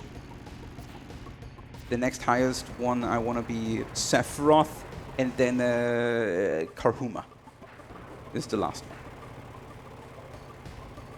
So yeah, remember that Cloud has Lightning Elemental equipped on his sword, and we also got a more powerful sword, so we're going to be using that to deal a lot of damage to Motorball quickly and without using grenades to do so.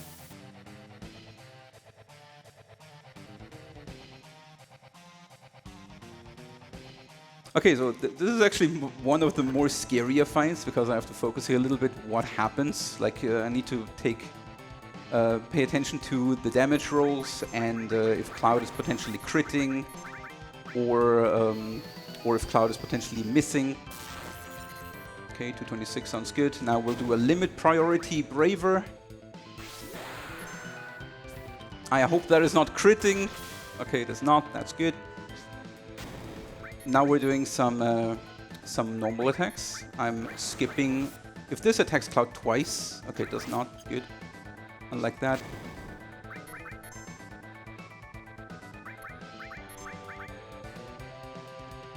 So now we'll just normal attack with Cloud, and I hope he's not missing.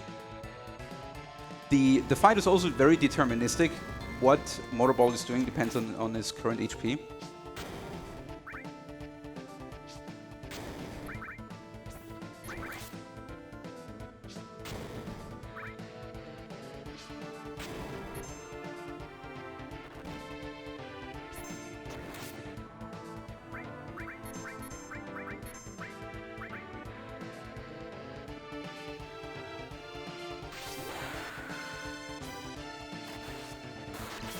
That could have crit.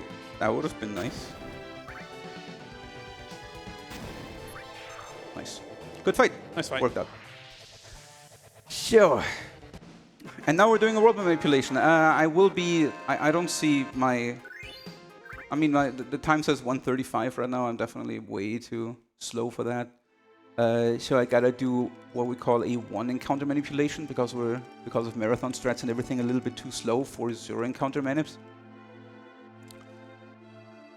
So I gotta take this a little bit slow and check my in-game timeout right now, and then do this on the fly. The problem is that the list of in-game time manips I have right now in front of me is not skimmed, so I gotta look for one that is working out well. So we do another little paralyzed dodge here. There is a trigger at the bottom of the screen, and I wanna step on the trigger at the same frame when I talk to Barrett. That one is a bit more lenient, so I can just do this, and it's fine. So we're at 35, 40, 35, 40. Yeah, I'll take 47. What is 47? 6 left, 7 down. What the hell is that? That's 6 left, 7 down. 1, 2, 3, 4, 5, 5, 5, 6. 1, 2, 3, 4, 5, 5, 6, 6, 6, 7, 7. Thank you. All right. So that should work. That should give me a pretty late encounter now. So with these steps that I just took, left and down, I was manipulating the world map index so that when I have consistent movement at this point, while holding at least right, left, or one of the bumper buttons. Yeah, so that was quite a far distance that we traveled without getting an encounter, and that was because of the manipulation combined with the IG that we exited on. No theft or anything. Right, that's good. So now we're entering the Chocobo Ranch. And we gotta get a Chocobo lure because we need a Chocobo for Disc 1 skip now. Now the Disc 1 skip sequence starts. First, we need a Chocobo. Because the Chocobo is very, very essential for this. So we prepared 2,000 gil so we can buy a Chocobo lure right now. And then I will do another world map. Oopsie. Then I will do another world map manipulation. Oh, I think you said. Oops. Yeah. Not interested. Yeah.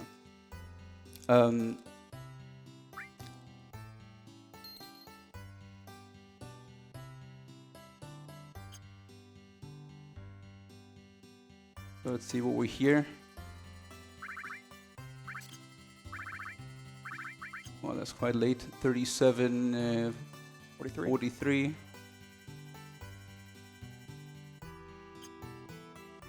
43. Is 4.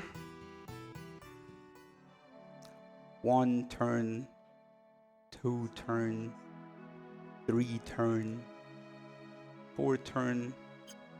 That is the manipulation to get a fight with 2 Mandragorors.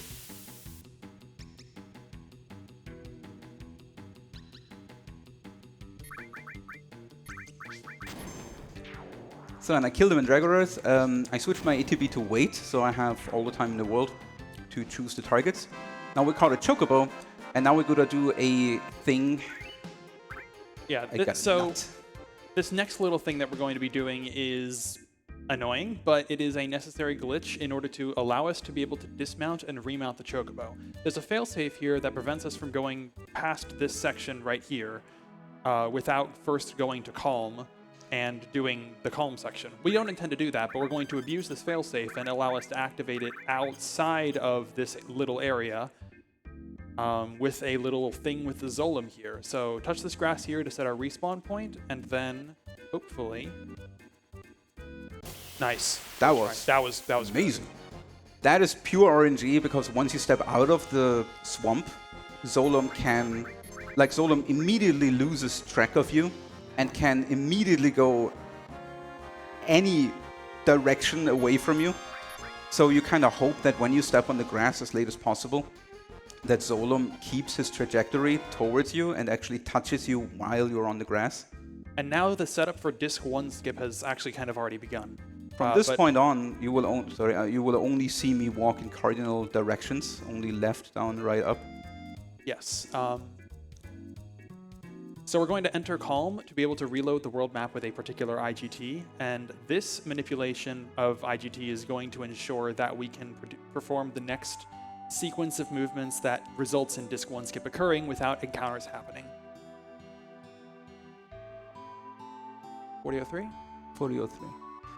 So I'm waiting until, you see on the bottom right the in-game time, I'm waiting until 40:03, 1, 2, 3. So now I've seeded my world map with exactly this IGT value, and now I've got to focus.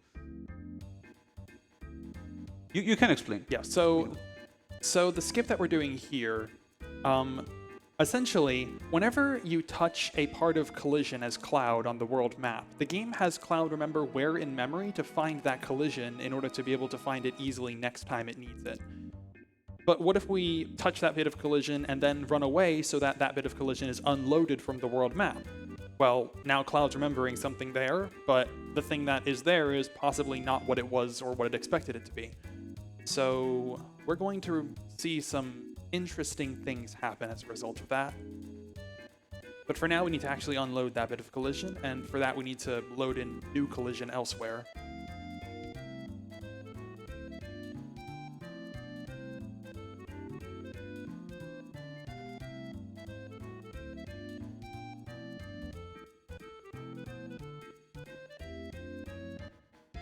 My hands are not shaking at all, it's all good.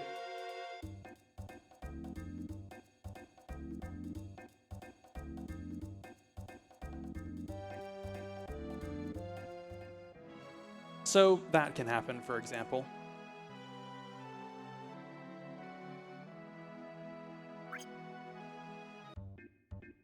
What can happen? Never mind. Oh, did you think it didn't clip? Don't worry about it. Okay. So far, everything's perfect. Yes, it is.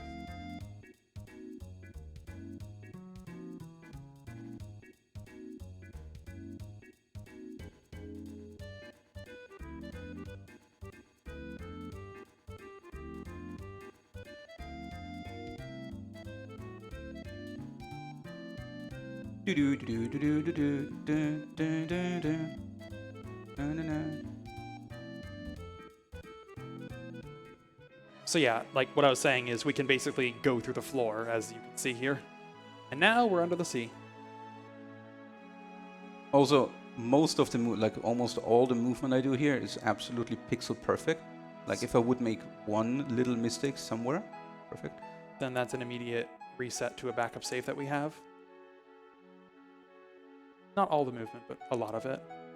You can back up some movement mistakes you make, as long as you keep track of your mistakes and you know what to do. But there is a lot of mistakes you can make that immediately kill it. And by kill it, that would mean load a save that starts all the way back at Calm, because this whole manip is very volatile. We need to keep track of stuff that we've been doing throughout the whole thing. Right, I have to do this in one big scoop. There is no...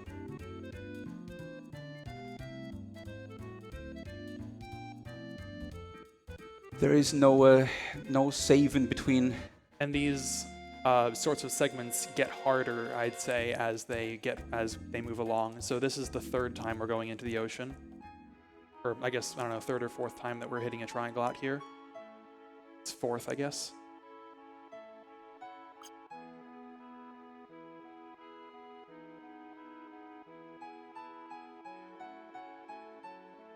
I hope there was 2. That looked weird. It should be fine. And also, a lot of this terrain out here that we're glitching into existence wants to generate encounters. Yeah. And I also gotta say, every single in-game time, like I went for 140.03, right? Every single in-game time I would go for would have a different manipulation. Like the base movement is always the same, basically, for all the manipulations. Ace made this, basically, so that you always have some kind of base visual cues you can go for. But every single in-game time needs individual adjustments to all these visual cues. So I need to, for this one, I need to keep track of my movement and make adjustments. Like for example, right now, I'm 2 world map indexes up on the base value that I'm supposed to be right now. Not because I made a mistake, but because that's what's ideal for this manipulation here right now. I will stay on +2 index for this next diving section, which is actually very easy, 1-1 immediately, all right. So I will open my menu and close it here to normalize my camera again, because all the camera shenanigans do... wait, I gotta look.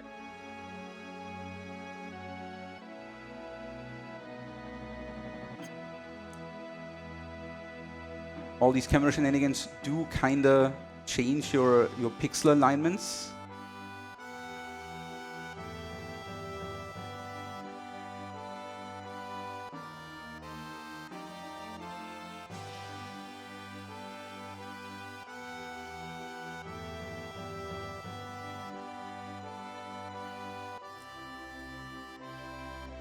Three. All right. This one has a lot of menus on the way up.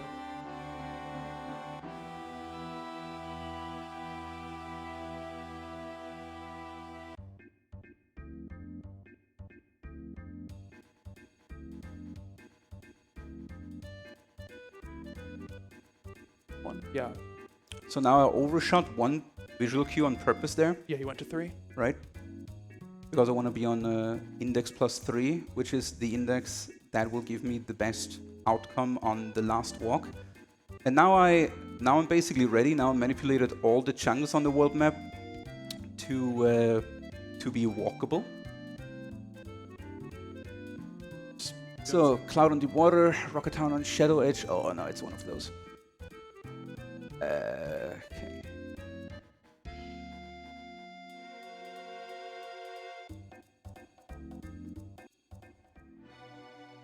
Cloud on Deep Water, Rocket Town, Shadow Edge.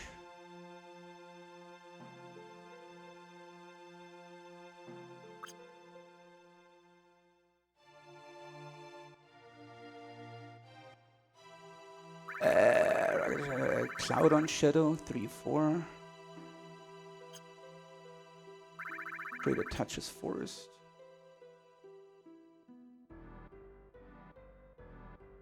There's forest, crater on left forest edge, crater of forest.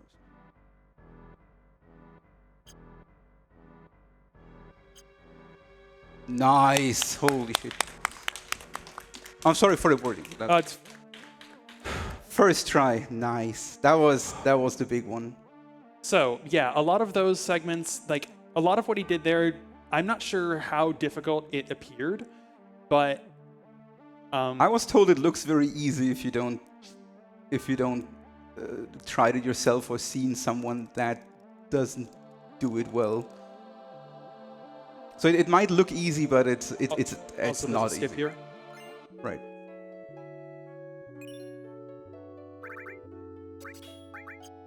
Oops. Nah, that's not what I wanted. What did I do here? Yeah, this. No. Yes. This. Meow. All right. That's more like it. Okay, now I can explain stuff. Because if you didn't grab that out of there quickly, it would soft lock the game. And anyway, so yeah, essentially throughout that whole segment, we had been touching into different triangles that, like, different precisely computed triangles or precisely chosen triangles, such that the the pointer that points to them could be manipulated, or the data that's at that pointer rather, could be manipulated to make some data that the game thinks is a triangle that encompasses a giant square of space that we call a chunk. And we need to do that 5 different times in order to create a path from the north section of the first area of the game where Midgar is all the way to the City of the Ancients. And just because of how the game works, there's only 6 possible ones that we can use, as in you can only do at most a length of 6. So 5 is pretty close to the maximum possible manip that we could have done. And also, just throughout that whole time, we were manipulating world map RNG, and that advances and is changed every frame you press the left button, the right button, the L1 button, or the R1 button. So yeah, we essentially had to control both the loading and unloading of different sections of the world map, and I don't think you need to do IGT here. Technically not. If we're meeting that Yuffie incentive, I don't need this. Yeah, whatever. But if we're not meeting it, then I need this. That's fine. So yeah, you have to simultaneously manipulate the loading and unloading of sections of the world map, because the game doesn't load the whole world map at once. The PlayStation just doesn't have enough memory to do that. It just loads from disk as it needs. And you also have to manipulate your movement and your controller inputs such that you control the world map RNG so that you don't get into encounter. And if you saw those menus that Zheal was doing during the I think the 4th out of bounds section and the final run all the way to the end, those were done at precise times in order to ensure that we don't get encounters. You might have seen, okay, Zheal technically didn't do it and didn't get a menu off, but we had tried to skip a menu. We had tried to menu skip an encounter on a field map. This is actually a completely different thing that we're doing here. Turns out that opening the menu while doing certain actions on the world map allows you to advance additional RNG and do that. And you can do that in order to skip over RNG values that would have resulted in getting an encounter. And so you have to do all that while controlling the parts of the world map that you load and unload. And honestly, I could explain this whole skip, but it would take about 37 minutes. He has a 2 hours long tutorial about this. If you want to check it out on YouTube, type in a Zephyr Rebirth skip or whatever. How do you name it? Yeah, I mean, if I have 2 different videos, one explaining the skip, one explaining why the skip works and how similar skips like it work, and another one explaining how to actually do the skip. And you can find both of those on my YouTube channel. Oh yeah, actually, about step route, we're actually getting an encounter here intentionally, and we're like wasting distance in order to do so, just because we want the formations later to be different, and getting an encounter right here makes them different in a way that we like.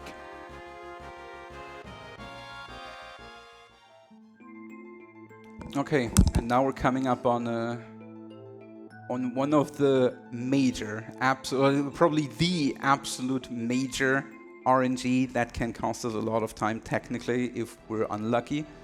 We're fighting now Jenova Life. We're going up, we're ready. We just basically went down to Bone Village for, like the main reason in this route, assuming we get Yuffie, is to sell all our resources that we have, like the Star Pendant and all the other drops that we got from boss fights, and actually get some resources, because we went right from Midgar to here, so we don't have high potions, we don't have Phoenix Downs, we don't have tents, so we need some resources.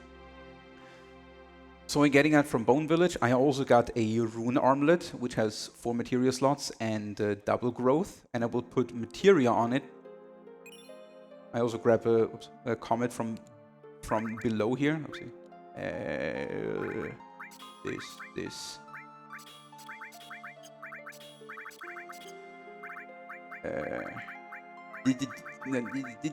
What am I doing? This is fine. All right. So in the next fight, so I'm putting 4 materia that can level up. Technically 3. I'm putting Chocobo Lure on there, which cannot actually get any AP. But materia in this game, how it works for selling, so I don't need to do a safety save here because we got to do a backup save anyway if this would not work out. So how materia works is every enemy in the game drops AP for the materia until it levels up. And if you sell a materia, it will sell for the exact amount of AP that a materia has on it, plus a bonus when it's at master level. And we don't get any materia to master level, unfortunately, but having 4 materia on our double growth rune amulet, which doubles the AP for all materia that are on the armlet right now, is actually very important for money later. Especially now, if we get the Yuffie route, I'm much more tight on money than the normal route would even be. Yeah. Much so that I even need to enter an area that I would not want to enter just to do a... Yeah, so Zheal, I know with that big skip, would you say this run has any spoilers for Rebirth anymore? Spoilers for Rebirth? People don't even know what's going on in Rebirth. I don't know if you can spoil anything there. I'm sorry, I think you're... that's not good. Oh, you mean... We have an Aerith incentive later, don't we? That's what we go for. There's an incentive on the table, but you get the donations in. It's not met yet, though, right? It's not far. It's 426 out of 500. We're almost there. It's okay, guys. So what we're doing, definitely do not donate anymore for the Aerith Final Battle incentive because she just died and it's not possible. So please don't get us into trouble in meeting that incentive. And yeah, you don't want to get him banned, do you? Exactly. I don't want to get banned. That would be bad. For scamming an incentive. As a bit of an explanation, so this next battle is against Jenova Life. We want her to use Aqualung against us because it's an enemy skill we can learn for later, and it's pretty much the only weapon we have. But Aqualung is a thing that she will only use randomly, and so, as a bit of a rain call, we're going to be singing a song. Oh, right, you wanna... Oh, no, I forgot about that. Okay, that was met, right? That incentive? It absolutely was, yeah. All right. No one started that. You confused me with your with your Aerith dice thing. It's fine. All right. When the fight starts. So we need to learn Aqualung, guys. It's an enemy skill. It's very, very important.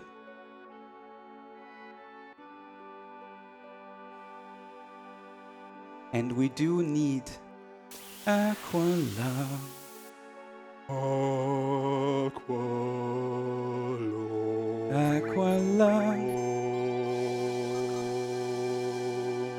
We didn't get Aqualung.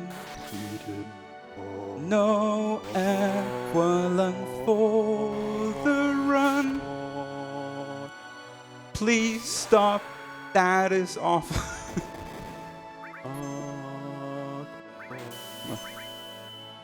We need Aqualung. Just one for the run. When I was a lad, so young, I had no Aqualung. But now I need one. Just one. Just one Aqualung for my run. And Red 40 dead. But I'm not sad unless I get no Aqualung for my run.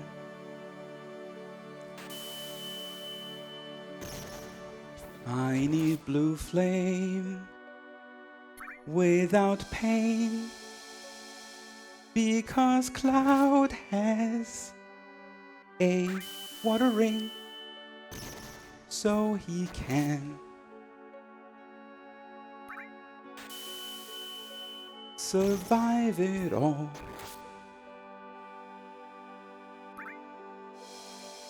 But that's not all.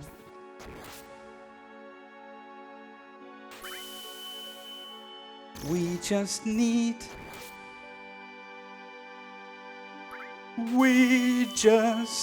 one Aqualung.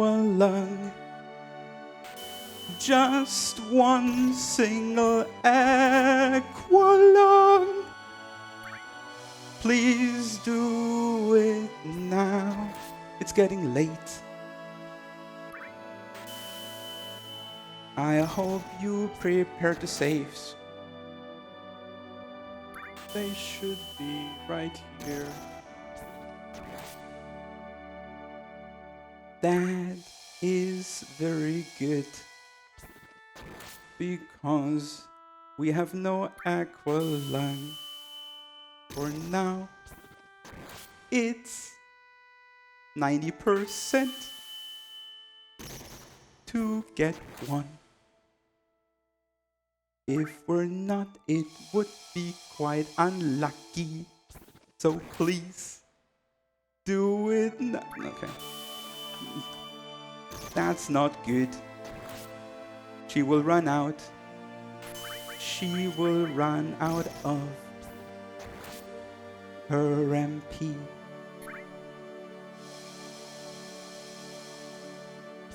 Maybe now. An Aqualung. We just got one, just one for our run. Now I comment. And it did hit. Wow, and she ran out. Great. That was just... She didn't even have MP for the reflect anymore. Yeah, that was close. So normally if Jenova is getting hit by a spell, she's casting reflect, it costs 30 MP. And that means after that Aqualung, I actually have some grenades to spare. And normally when she gets hit by a spell, she casts reflect for 30 MP. In this case, she didn't even have enough MP anymore for that reflect. It was that close. And Aqualung is actually 33 MP. So that was pretty tight, actually. But this run is not done. Especially now We with got Aqualung. Alright, hope you enjoyed the song. It did actually help. Wait, how many grenades do I have? 2, alright. I keep 2 grenades. So for the rest of the fight, I will now spam normal attacks with Red and Cloud. It is not very impressive looking, but I explained it now several times already. We have nothing. We went right from Midgar to this fight. The only reason why you can even beat this is the water ring that made Cloud completely immune to water attacks. In terms of damage output, we have basically no options. So our only, like, even the task for this category has to do it this way, basically. There is just no other way to deal any more damage and do this more effectively. You need to wait for her to run out of MP. Even the task needs Aqualung because it's just the fastest way to deal with all the enemies in Disc 2 now. And the reason why Aqualung is so important is that we have no good, or like basically no option at all to get rid of enemies. And for the next boss and for all the next enemies that we want to kill to catch up on experience, we will need Aqualung. It's a very essential enemy skills for us to have right now. And if you're going for a proper run attempt without safety saves, your run ends here if you don't get an Aqualung. It's that important. Yeah, yeah. To answer Charlie Ray from chat, yeah, you can only get Aqualung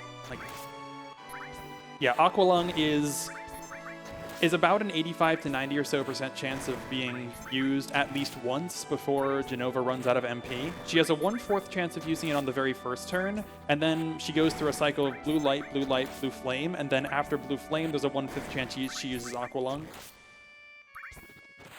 And that repeats until she runs out of MP. Right. And bosses in this game work very simple usually. They usually all work the same, in which they do attacks that increase a counter that the enemy is counting up internally. And then on the next turn, the enemy will always basically look internally at what counter they are, and then there is usually a chance-based and count-based attack that the enemy can do depending on that counter. And on count 0 and 1, Jenova will do blue light on between 1 and 3 targets randomly. 1 and 2, but yeah. Oh, 1 and 2, all right. And at count 2, she will always do blue flame. When she do, well, she will do blue flame. I did say blue flame, right? Yeah, blue flame on exactly one target. Right, and then she will count up to. Then she will have a chance, basically a 1 in 5 chance that the counter will go either up to 3 or back down to 0. 4 out of 5 chance to go back down to 0, or a 1 in 5 chance to go up to 3. And at count 3 she will use Aqualung, and at count 0 she will again start over with blue flame. Yeah, and we actually got Aqualung, I think, on the last chance that we could have without. Yeah, so that was. I mean, it was lucky that we ended up getting Aqualung, but it was kind of unlucky in the manner we did so. Not in a manner that changes the fact that we got through the fight and we got Aqualung. It wasn't super slow, but yeah. And this is basically the only way we can get through the fight right now. And right now we're defending with Tifa because her attack doesn't do enough damage to justify the amount of time her animation takes up. So this is effectively the fastest or highest DPS that we're using right now. Right, Tifa would run. Nice, she's done.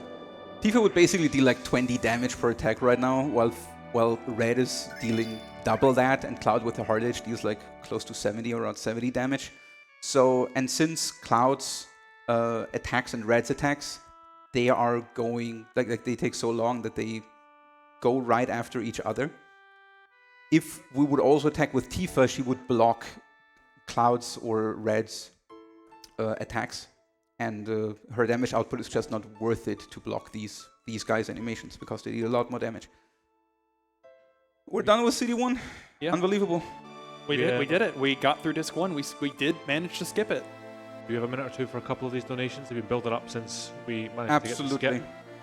First of all, we've got a $10 donation from Daddy that just says, "Hey Sephiroth, what happened to our saucy golden date?"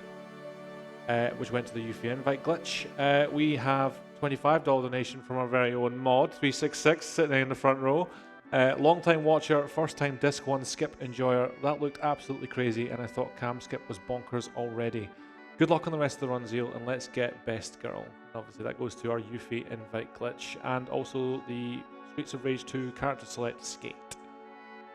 We have another $25 donation from Frank Costanza that just says, "Great work with Oceanfly, Zheal," and that's going towards Aerith in the final fight.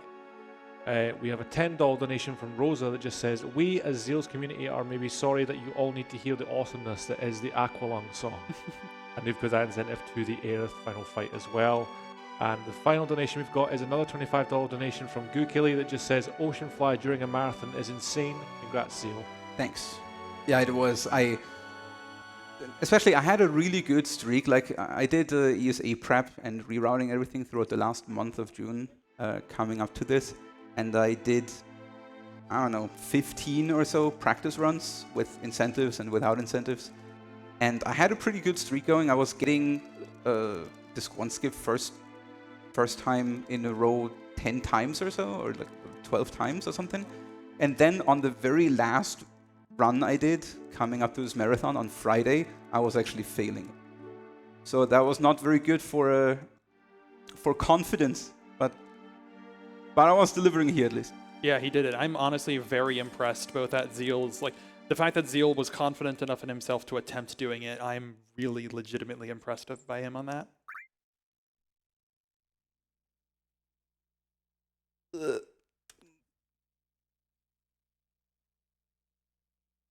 Skill issue on placing my PlayStation. All right. So we're in CD2 and we have Aqualung, so that's great. We can do all the nice stuff now. We're still very underprepared, but the step route, killing some enemies and picking some items up, will get us back into action very soon. Yeah, welcome to Disc 2. We are level 14.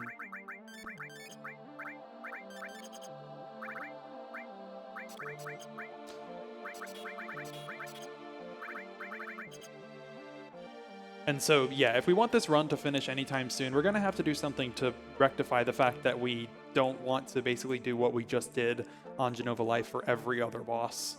So we're going to need to be able to get some relatively high damage attacks and be able to survive the powerful attacks that the bosses are going to use. So we're going to have to get some resources and level up a bit in order to do that. And Aqualung in particular is great for being able to do that, just because it's a relatively powerful attack for the area of the game where we get it.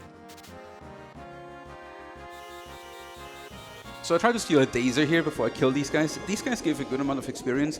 Technically, technically, killing these guys is not ideal for XP route, but it is close to ideal enough. Right?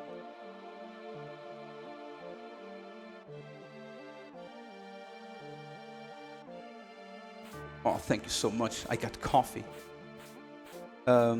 It's close to ideal enough that I want to kill these one here because there is the circlet steel coming up very soon. And that one is the lowest steel. It only clocks in at like 6.25% normally, chance to steal. But if we manage to get Cloud to level 17, or like any character that is stealing to level 17, it is actually hitting the next threshold for stealing to, and my chance goes up to 7.81% chance of stealing the circlet, which is an increase of like 20% or so, which is pretty good. So I'm taking these little bit more suboptimal kill route, XP route to make Cloud level 17. And I hope the run is fast enough for the weapon manipulations here. I think it should, since we're looking good. So there is a very important weapon manipulation coming up here. They should be. Let's see where we are. 9, easy. 55, 02. All right, 02, hold one menu. 1, 2. Hold one menu. All right. So I hold one menu basically means that when I come out into the world map, I will hold my direction before I see Cloud, which increases the world map index differently as if I would have let him spawn in before I start moving. And it would change the manipulation. I do this so I manipulate a 3 wolf encounter here, because that one not only gives us a lot of money, and we like money, especially when it comes from donations, but it also gives us a good amount of experience. These guys are very, very good. Good enough that we actually want an extra weapon encounter on this. And it looks like our resources are very low, like our MP is very low, our HP is very low, but we got a tent reserved for this situation. So we got like 1,800 gil just from this. Yeah, and that manip also got us far enough so that we are very close to Icicle in, and it's very unlikely or impossible. I think in this case, it's technically there was a couple of encounter chances, but it would have been very unlikely to get an encounter. Right. So now I'm selling. I don't need the hard edge anymore. It was basically just there to save a little bit of time on Jenova Life. I'm selling. I also don't need the watering anymore. We're selling the Viper Harbor I just picked up in the hard edge, and we're buying an Organics, which is a up-to-date weapon for Cloud. Not only does the Organics have really good magic growth, and that's also a thing a lot of people don't know about this game. Weapons actually also give you magic, not only strength or like attack power. And the Organics is actually like you get a dedicated magic weapon soon as well for Cloud, the enhanced sword. And the Organics actually only has 1 or 2 magic. Oops, let's do this again. Another paralysis dodge here. Right, there is a little skip. Shoutouts to Kuma TV for this one. So I did a paralysis dodge with the door and the little girl there. Also, I got a not soft look here, ideally. By talking to the girl at the same time when touching the door makes it so that while this cutscene is going on, normally Cloud would be locked here and like deal with Elena and everything. No, this is the part where Elena tries to punch Cloud.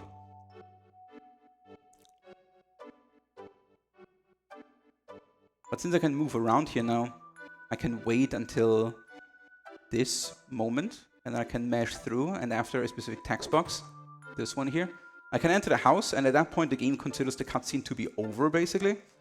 And I can talk now to the kid and pick up my snowboard. Also very cool, I can pick up the snowboard without actually picking it up, with the text box still open. Just a little extra showcase of the jankiness of the game. Yeah, one of the little quirks. A lot of these interactions are just like individually created scripts. There's not like a system that the game uses to just have a general item that's pick-upable. Yeah, if I would check out my menu now, I would not have a snowboard, And I can still do snowboard here right now because the game is actually not checking for the item in your inventory, but only for the event being triggered of you picking up the snowboard. So it doesn't matter if you have it or not. The game only wants you to have touched it, basically. And now we potentially don't want to bonk, but it's all right. I never bonk, so that's a given. And if I bonk, it's because of input delay. This is a... I'm playing this over a RetroTink 5X from these guys here, which is an HD upscaler. At home, I use a CRT, and even though the RetroTink 5X is really good, it has like 1 or 2 frames of input delay, I think, which is barely noticeable. But especially when it's like on Elevator Man, I was feeling it. For example, I was not hitting the frames really the way I wanted it, but it's very good. Yeah, I'm really impressed at you being able to do elevator mip and disc 1 skip with this hindrance.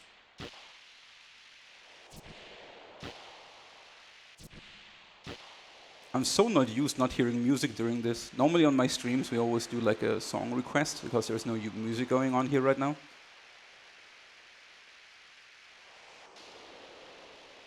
And we hear hits like "Wo ist Kazooie?"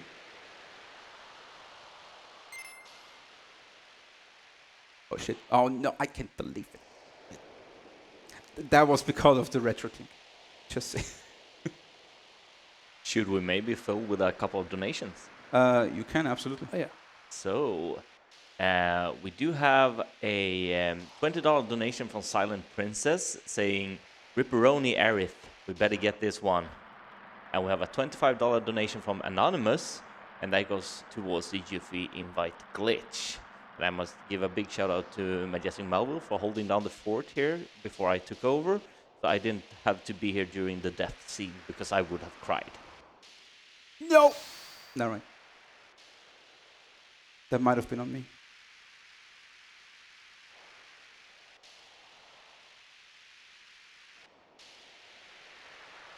I lost 4 seconds on this. 4 seconds. Not good. All right, at least we made it here on step route. Everything is good, which is very important because the second next encounter, like the encounter after the next encounter, is that how you say it? Second next encounter? Yeah, that works. All right. Will be a snow. It's debatable if snow is a boss or not, by the way. I also wanna kill these guys. That will level up Cloud to level 17. Nice bonk. Thank you so much, Eki. Appreciate that.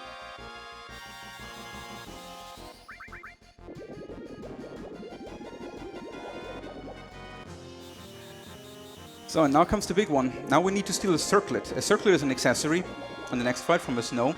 Right now, like Cloud will level up here. If you catch it for like 1 frame, you will see that he jumps into level 17. And now I have, per steal, a 7.81% chance to steal a circlet, which is an accessory that gives 30 magic and 30 spirit. So not only is it pretty good in defending against magic, but it also gives us a huge damage boost on our Aqualung, for example, and all the other magic. I should have maybe healed before this fight. Alright.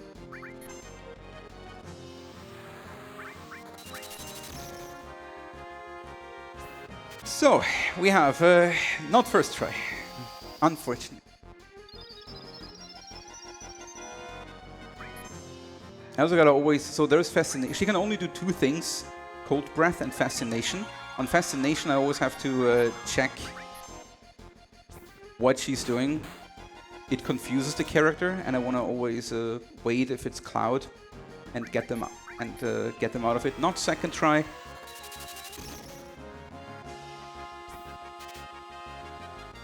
Not third try.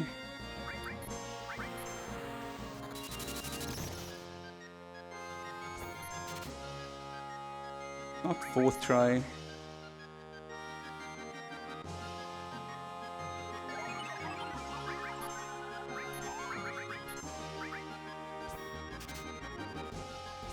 Not fifth try.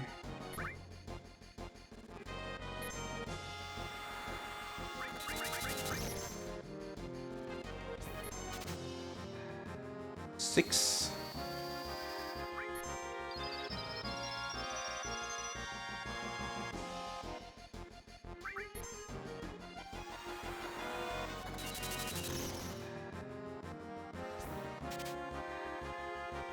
Seven.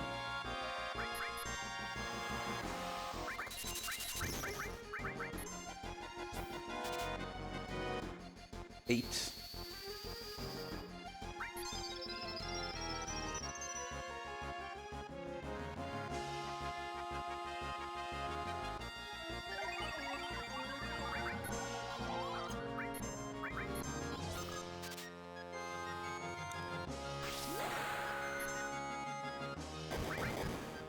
Not 9.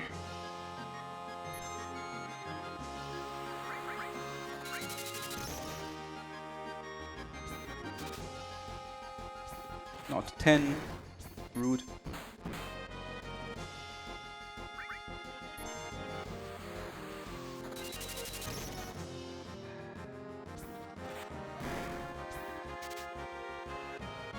Not 11.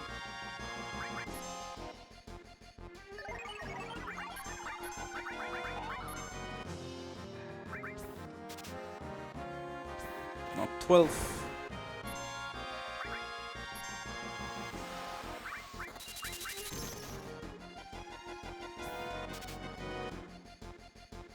It was 13! We got it. Alright. What I want to do is a few steps. 1, 2, 3, 4, 5, 6. Alright, perfect. So, now I got our circlet. There is a route without the circlet, but it's not as good as this one. But it would be a bit more consistent. But since at this point we're past all the timing sensitive things in the run, I wanted to show off. I wanted to show off the circlet route, the world record route, basically. Luckily, that screen isn't live. All right.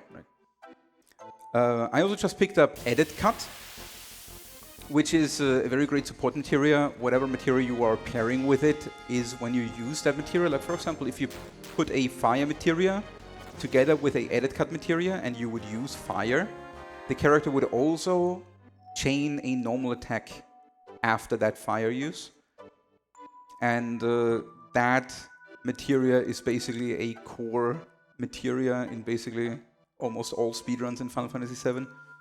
Yeah, that's basically a part of what will eventually be our ultimate strategy for doing a lot of damage, or at least would be, or at least will be if we don't meet the Yuffie incentive. Unless we get Yuffie. Yuffie doesn't need edit cut. She's very powerful all by herself and double attack, double cut. Oh, yeah, can I visit the side of this area in order to try and minimize the amount of distance we have to move? All right, this area is technically some kind of fake world map. Yeah. And it's a big square. Wait, I'm gonna do a menu here real quick.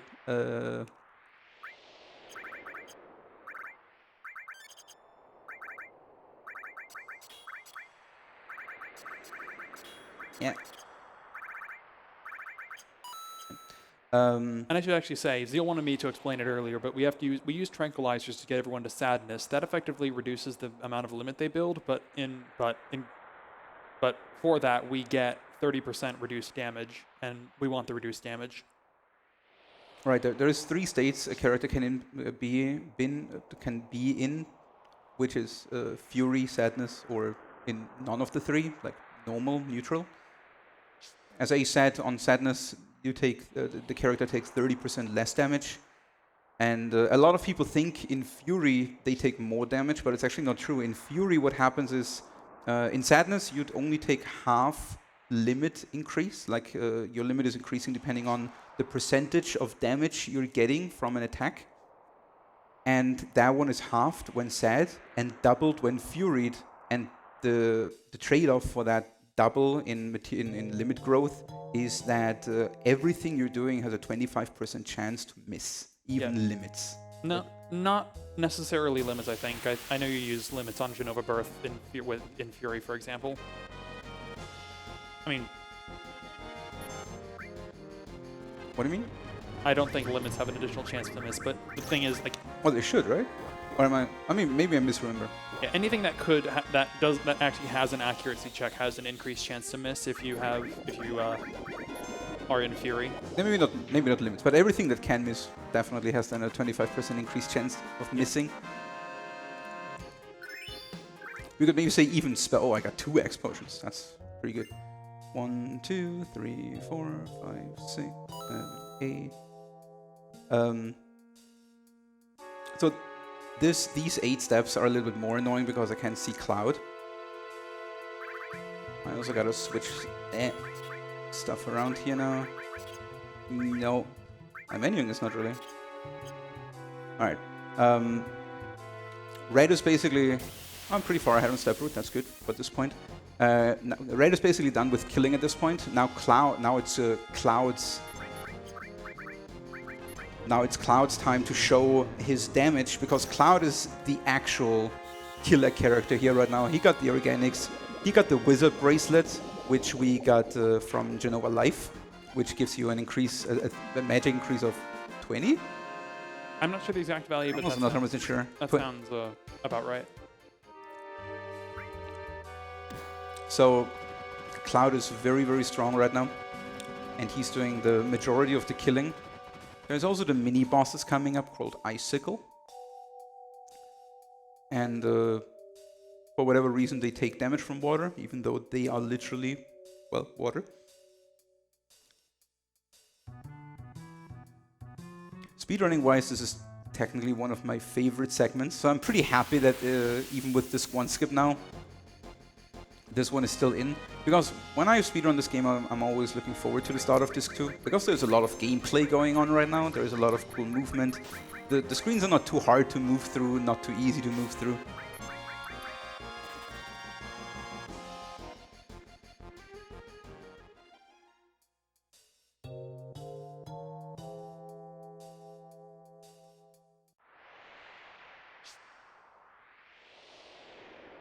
While I'm moving up, maybe you want to read, do you have 2 or 3 donations? Indeed, we do. We have a $25 donation from Jolly, who refers back to the snowboard section where he says, Zheal is a bloody time waster. Yeah. That's... And regarding the 13 attempts of the circlet steal, we get $1 for all the steal attempts from Geisterkalle. And that goes towards the Street of Rage 2 character select poll and contributed to the target of Final Fantasy VII Aerith Final Fight. Thank you. Thank you so much. So this is the only screen here where I actually have to heat up.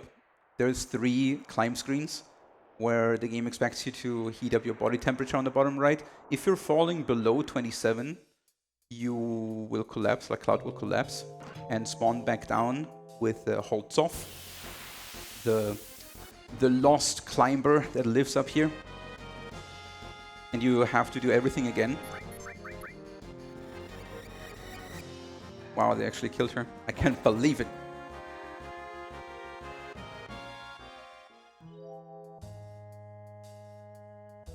Luckily I have actually 3 backup Phoenix Downs.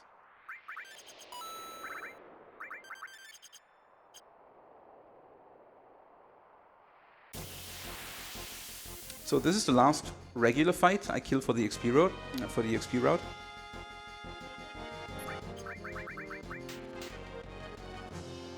And it's also very important that Cloud is killing them, because we need like the penguins, what are they called? The head bombers, right? They have a lot of HP, and only Cloud is strong enough to actually beat them.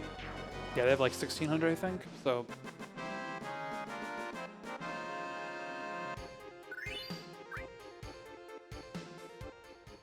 One, 2.5. So now we're fighting icicles. We're picking up the fire armlet, another very nice armor. Somehow CD2 start has all the nice elemental armor. You're too slow! I am not too slow. I'm as fast as the game allows me. Like the steals haven't been that good. Like, oh, that was actually pretty good. So there's 4 bats and an icicle in each of these fights. And for these fights, basically, we hope that we get good ATBs. starting ATBs, especially on Cloud, so that Cloud can get rid with the first Aqualung of the bats, and the second Aqualung will then kill the icicle, which always has like a little bit of a long animation. It is very important here, or very beneficial, because each bat can do 1 or 2 attacks. They can either do a Bloodsuck, which is a pretty quick physical attack basically, that heals them for a little bit of the damage they are dealing, and the much more annoying Ultrasound. Ultrasound is dealing a lot of damage and silences the character. And right now we have the Circlet on Cloud, so that he deals enough damage to 2-shot the icicles. That means he doesn't have the ribbon. That means he's not immune to silence. Nice, very good ATB there. Yeah, and if you remember all the way back in Wall Market, we bought echo screens for this reason. Right. For this and others, other instances where important characters could get silenced. And I always gotta, you see me maybe every time before I actually input the Aqualung, I wait for like a second before I actually cue the Aqualung to make sure that Cloud is not getting silenced by the enemy. Because if I would put in Aqualung and then they would suddenly do a sneaky Ultrasound on him, they would silence him, and we would not only lose time watching him do the cast animation of Aqualung, which will then not work because he's silenced, but we would also have to wait for him to get a full ATB again, which causes the enemies to do another round of attacks. So I absolutely gotta make sure that okay, Cloud has really bad ATB here, so I gotta do a little bit ATB weight tricking here. That means I'm waiting for the first... Okay, that is on Cloud, that means we need a... Actually, I can do this here and make this a little bit more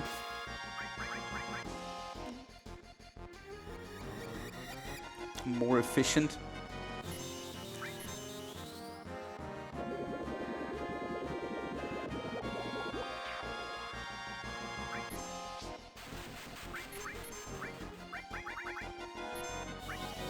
Yeah, and a big part of this whole section of the run is MP management. Since Aqualung is our go-to weapon for most things, we need to, and it uses 34 MP per cast, which is a pretty decent amount at this part of the game for the levels that our characters are.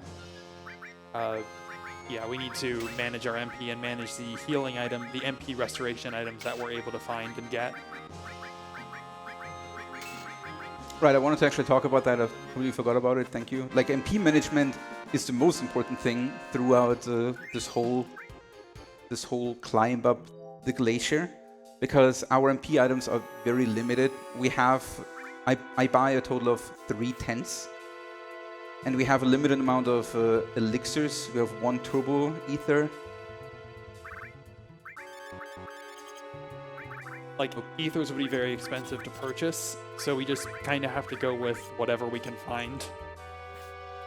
Right, so for the whole climb, I have 2 elixirs, 1 turbo ether, no normal ether unless I have any backups. And that's basically it. And so I need to very precisely manage my MP so that nice jump attack, that I can kill everything I want. Any waste of MP, like by healing too much, for example, misplaying or so, would not be very good. Also, here still I'm waiting on her to use Magic Breath. Right now, oh, I messed up. Wait. I just realized. Oh, did you? Oh.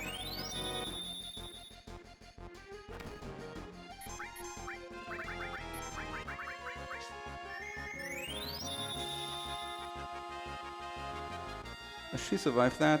That would be amazing. She does. Alright. Good, but I think... Alright, right. Yeah, we're good.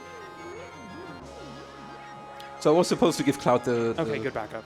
Yeah. I was supposed to give Cloud the Flame Amulet there, but I forgot.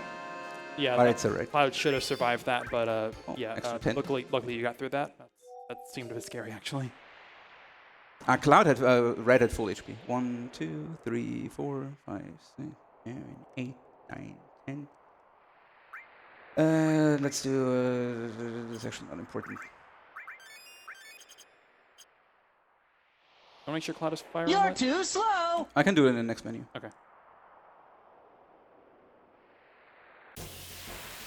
Gotta make a safety save anyway on the next menu. Yeah. Like, Schizo is like if you don't misplay, Schizo should be. Yeah, it is slow. Yeah, okay, that was a little bit slow. I might have to admit. Nice, I learned Bad Breath, but I actually didn't, because you only learn 1, 2, 3, 4, 5, 6, 7. You only learn enemy skills if you actually also win the fight. So even though it's sad I learned Bad Breath, I lost the ability immediately when I fled. So now Schizo is coming up. I gotta do a prep menu for that on the next save point. Then I do a little bit of a marathon step route backup, because there is the third and last steal coming up at some point too now after Schizo. And that is against on a Gygus, or we call him Big Shoes, because, well, he has big shoes. Do we have time for some donations?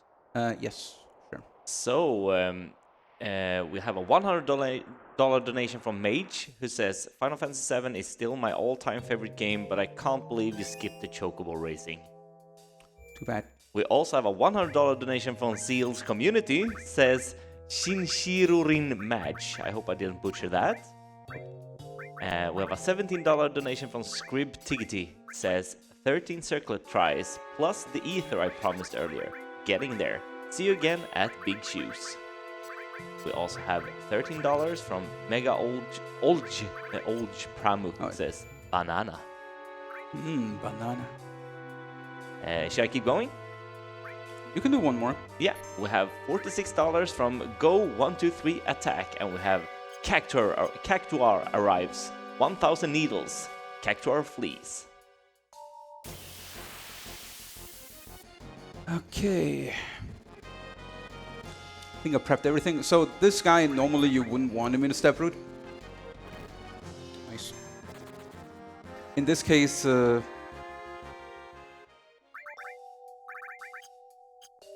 I routed him in so I don't get the Gygus, the next encounter, on the next screen, because that one can kill us, completely wipe us in one single spell in a Quake 3. He has a also 20, 1 in 5, right? Chance. Yeah. After the punches, right? Yeah. Yeah, I think.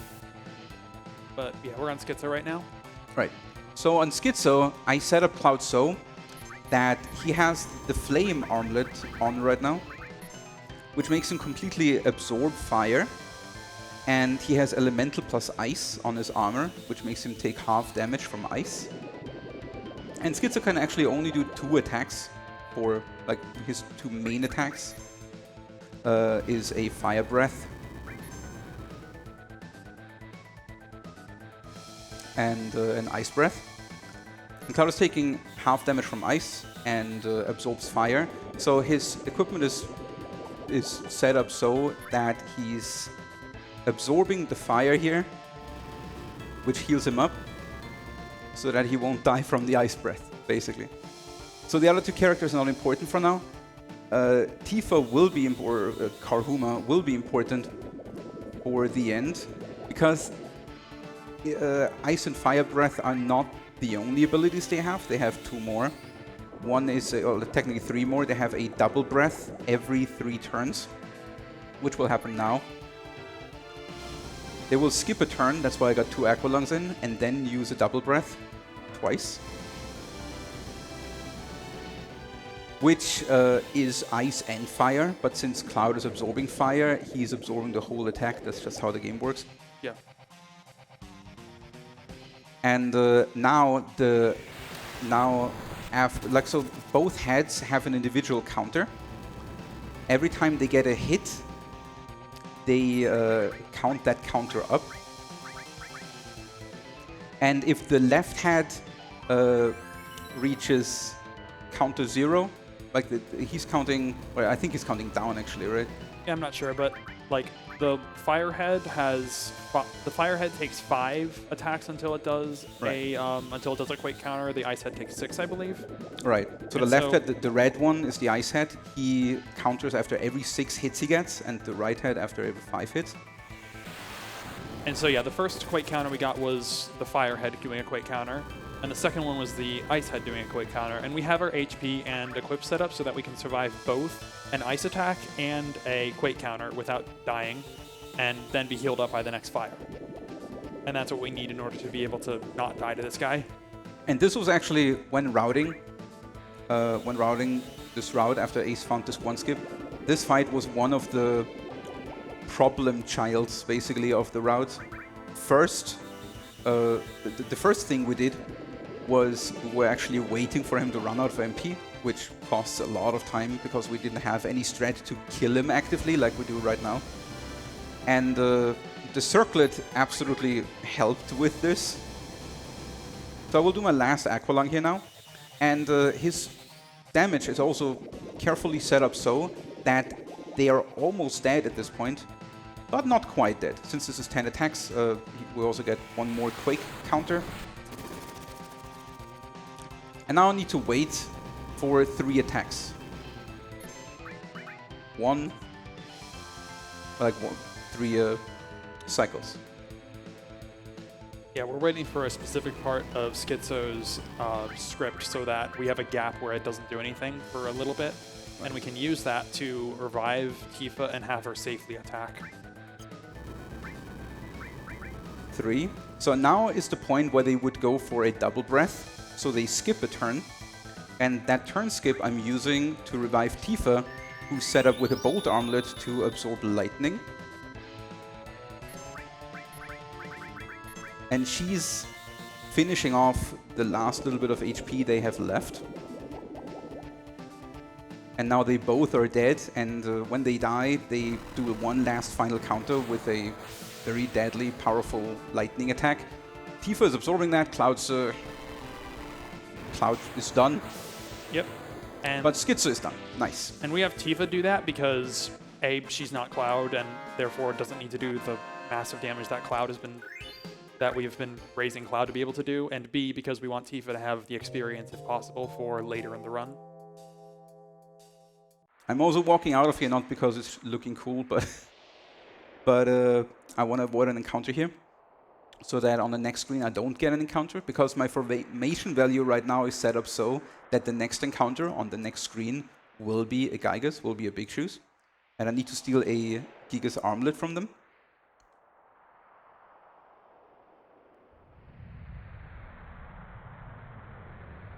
But not now. So there is a chance.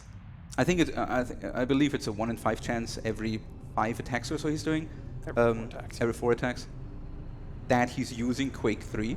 Yeah, in Quake 3, there is no way to not make Quake 3 an instant kill that we can feasibly do. Beautiful, thank you, chat. How nice. I'm seeing lots of nice messages on chat, by the way. Thank you so much, guys. I hope you enjoyed the run. So yeah, this section, Gigas has a higher chance to have the Gigas armlet stolen from it. It's only like a 40%. What's the chance? 40% or so for steal? Oh, this one? Yeah. 23. Oh, okay. Sorry, I misled you. My last stream I said 40, but I was wrong. It's 23. So that is significantly higher than what we've had before, which is important because this fight is actually dangerous. But we're going to save first for that reason. Right, so I just avoided all encounters on that screen, so now I want to take a safety save, even though technically I don't need one because it would jump anyway forward, or would we? Just in case that doesn't work somehow. We haven't technically tested this. Right, in this one yet. so I want to do this, and do this, and do this.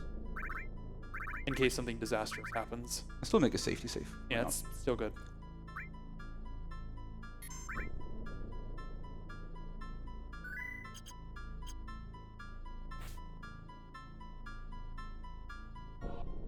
But if I get Quake 3'd, we will jump to the backup file that we prepared, just so that we can keep the step root up, which is the most important thing, because the backup step root... So the problem is, if I would get Quake 3'd, my the formation value and everything would move still forward, because I entered that fight, so the formation value now increased.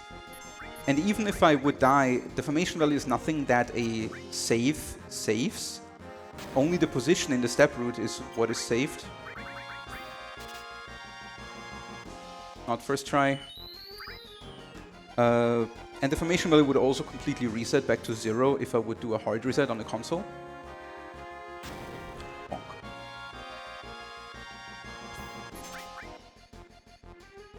Not second try. Just going to do a stomp attack. And then I believe the next one is where there's a 1 in 5 chance. Nope, we're safe for now. Was it not a punch attack that is replaced? But I I'm not believe sure. it's the one that isn't Moon Wars. Oh, maybe.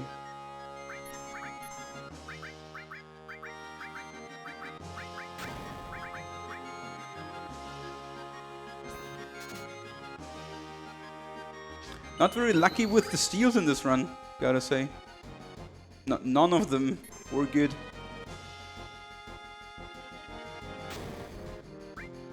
Please turn those steel tries into donations.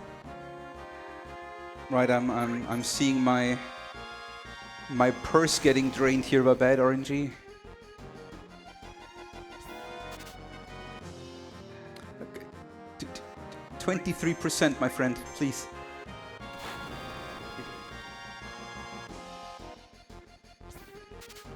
Now I believe. Let's go. Ah, never mind.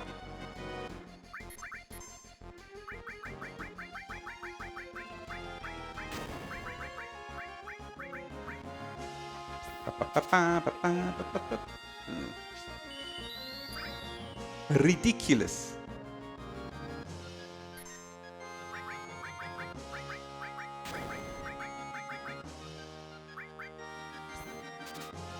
Please. Nice. There we go. Okay. We got our Gigas Omelet. That was the last steal in the run as well, and we didn't get quick 3 either. So we're alive. The chance to get game overed at this point in the run is very, very, very, very small. Unless I'm forgetting to ATB active in the Gelnica. Don't worry about it. All right, so we're past all the very dangerous parts of the run that can completely kill it, and so that's pretty cool. There is falling a big. Hello. A big. Wait, let me. Bless you. What was I here? This. Neo, you have enough. That's good. I want to do this and this. And I want to probably do a safety save just for whatever could potentially happen. Should I sneak in some donations meanwhile? You can absolutely do that. So we have a $50 donation from Anonymous who says less than 3, and this goes towards the Final Fantasy VII Yuffie invite glitch. So, you know, we're getting closer and closer to that, but we're also closing on time on that, right? Fairly soon. You're too slow. Okay, that might help out. So we have a $141 donation from Shinshirorin who says roll 'em and steal attempt. No way. Did these guys play in chat? Don't play in ESA chat, guys. Yeah, you see that ship that's on screen or was just on screen. We're going to be having that ship soon, and when we have that ship, that's going to be when we cut off the incentive, because that's when the route changes. So the next fight is really cool, by the way. Also shout-outs to Kuma TV to come up with this, with the idea for that strat. Because now we will use the organics again, but did I actually equip the organics? Now that I think about it. You did, I think. I did? I want to check. Just, yeah, okay. We will use the organics now for Aqualung, because Jenova Death here is a big problem in this route, or like was a big problem. Technically still is a big problem. She has 25,000 HP, which is a massive amount of HP, and she also has a very high magic defense. Yeah, our main weapon has been Aqualung, which is magic, and... Right, and Aqualung will just not cut it. It's 33 MP for each use, and each Aqualung will only deal like, I don't know, 700 damage or something, maybe 800. So there is no way we can kill her. We just don't have the funds. the Med MP item funds. Yeah, the resources in general. Right.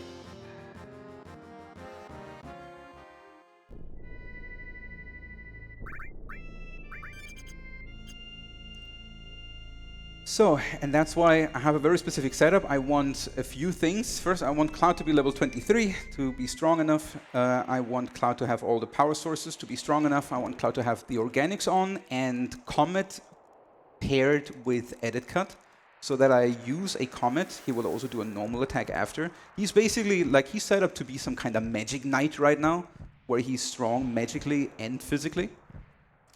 And one Comet costs exactly 70 MP, and You're 3 times... too slow! I'm as fast as you will ever see it, all right? Thank you. Like, that threw me off. Oh yeah, 70 HP. Yeah, 70 MP, which means we need 210 MP or more to have 3 comets per MP restoration. Right. Which is, like, it's important to get to that threshold so we don't have to waste, so we can use our MP restoring items more efficiently. Right. So 210 MP, right? So I can fit in three comets per pool. And I prepared, like, the 2 elixir I have in this route are all reserved for this fight. So I have 3 full pools, 1 initial pool that I have right now, plus 2 elixir pools to throw comets at Jenova. Jenova can also silence Cloud, which would be a bit annoying. Also, another very important item that we reserved for this fight is the hero drink, which boosts our stats by 33%. Was it? Or was it 20%? I always forget the value of hero drinks. I think it actually is plus 50%. Plus 50 even, you think? Yeah, I mean, usually from Schizo you go to like 2,000 to 3,000. So, and you'll see how powerful Cloud is right now with a 2,000, almost 200 Braver. And now comes... okay. So Tifa is the supporter here. She want to take care of Cloud's HP. Cloud is also set up so that he fills his limit up in 2 Jenova attacks.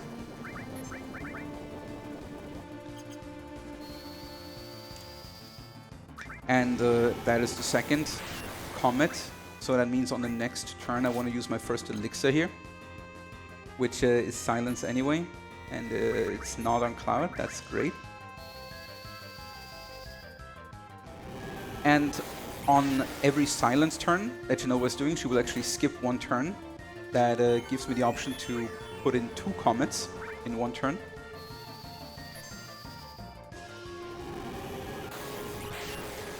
And Comet actually has a somewhat decent chance to miss, I think about like 10% or so. Yeah. So we're hoping it will not miss. Yeah, and it's sort of, like, that's pretty unfortunate, but it still does enough damage for it to be worth using. Jenova Life can also do triple red, like, we should Why did you see that? Why did you say that?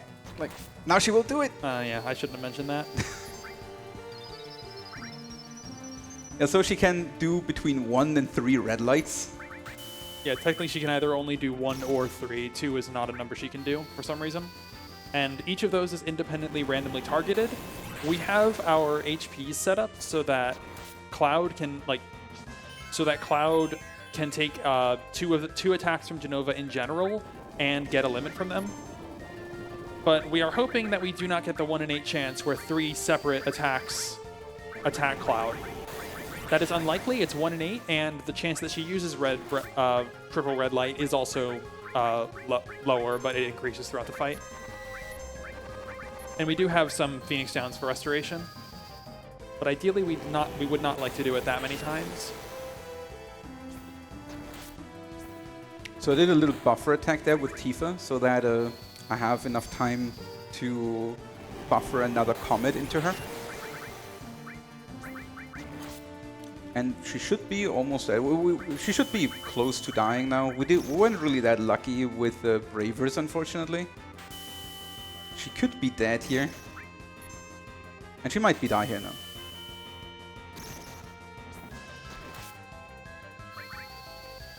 Let's see if that Braver kills.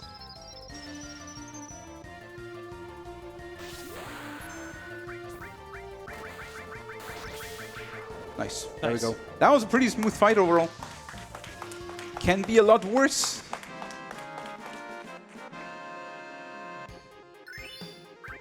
So that is basically the end of the gauntlet. That is the beginning of Disc 2 section. For a while, we're not really going to have combat or movement gameplay or anything like that. It's just going to be cutscenes for a bit. So we're going to have a bunch of time to read donations after, I guess, the next whirlwind section. But after that, there's not really going to be anything for a while. And there's not going to be anything until we gain control of the high wind. I mean, there will be some things, but we'll go through that, and it's not that much in compared to the rest of the run. There won't be that much until we gain control of the high wind, and that is also going to be the cutoff for the Yuffie glitch incentive.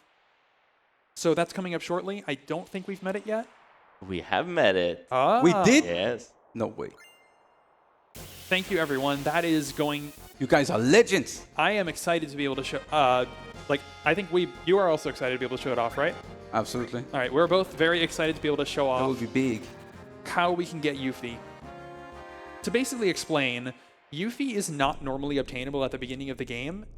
For some reason, the developers only activated Yuffie after you watch the cutscene in the Mithril Mines with the Turks. We cannot watch that cutscene. In fact, watching that cutscene removes our ability to perform Disc 1 skip. So we cannot get... And we also can't watch the cutscene now because it's no longer there. So... we don't have the ability to get Yuffie. It's just disabled. If we go to any forest, even that one forest over by Rocket Town that's almost guaranteed to give you Yuffie, she just does not show up. So what we have to do is go back in time in the game in order to find a way to activate that the state of being able to get Yuffie, and then go forward in time again so that we're not stuck all the way back there and have to go through the rest of the run in order to get back here. And that is kind of difficult, but it's doable, and thank you all for donating for us to be able to show off exactly how we can do that. We'll also explain it more in detail when we're actually actively doing it very soon then. Yeah. We need to breed a chocobo, and we need to warp between time a little bit here and there, back to CD1, forward to CD2. We confuse an elevator about where the elevator is supposed to go. And Batana, maybe you want to go for one or two donations? Yes, please. So, we had a $100 donation from Gokili who said, here's some help for the Yuffie route. We also had a $13 donation from Eki, and that was $1 for every steal indeed. Captain Eki. Captain Eki. Captain Eki. Yes. He's a captain. Right. Go Zheal, make use proud, smilers.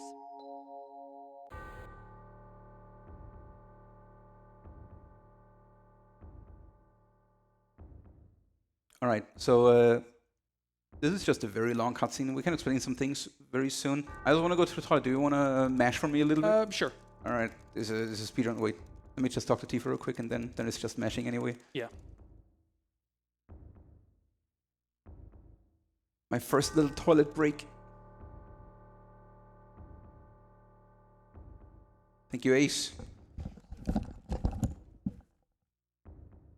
Thank you.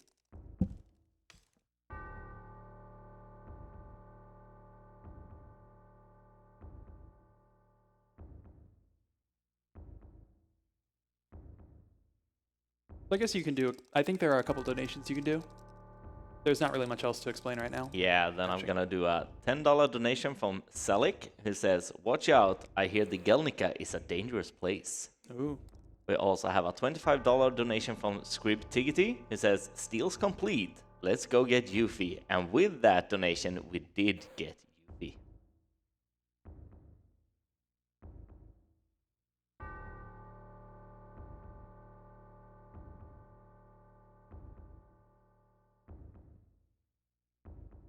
No, I don't remember that picture we took before going to Mount Nibel. That never happened.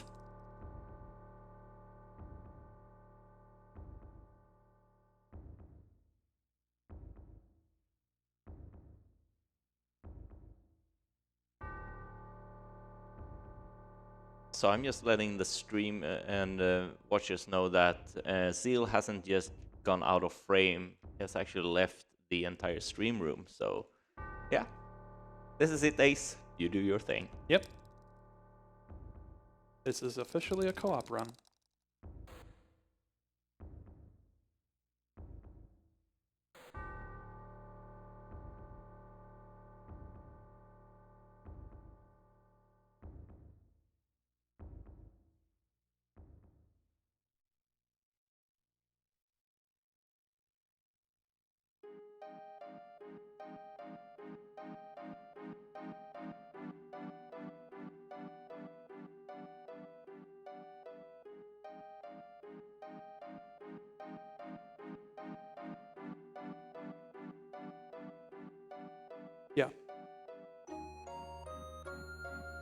I mean, I assume you want to now, or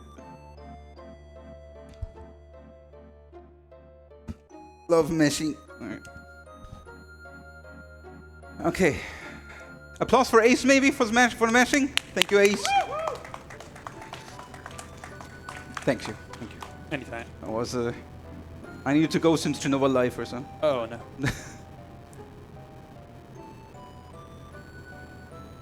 Even chat is clapping. Look at that. Oh. So nice, these people. Is there still an incentive open now? Omnislash. Yeah, Omnislash. Oh, the Omnislash. Yeah. That's the only one open?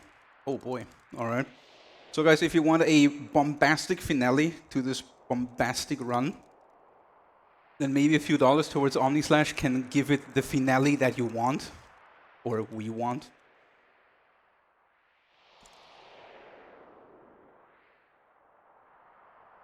But the run has been going so well, actually. Yeah. It's I was so concerned that I have to tell you guys, the first, like, after I was rerouting for the marathon, the first 3 runs, I think, or 4 runs were so god awful.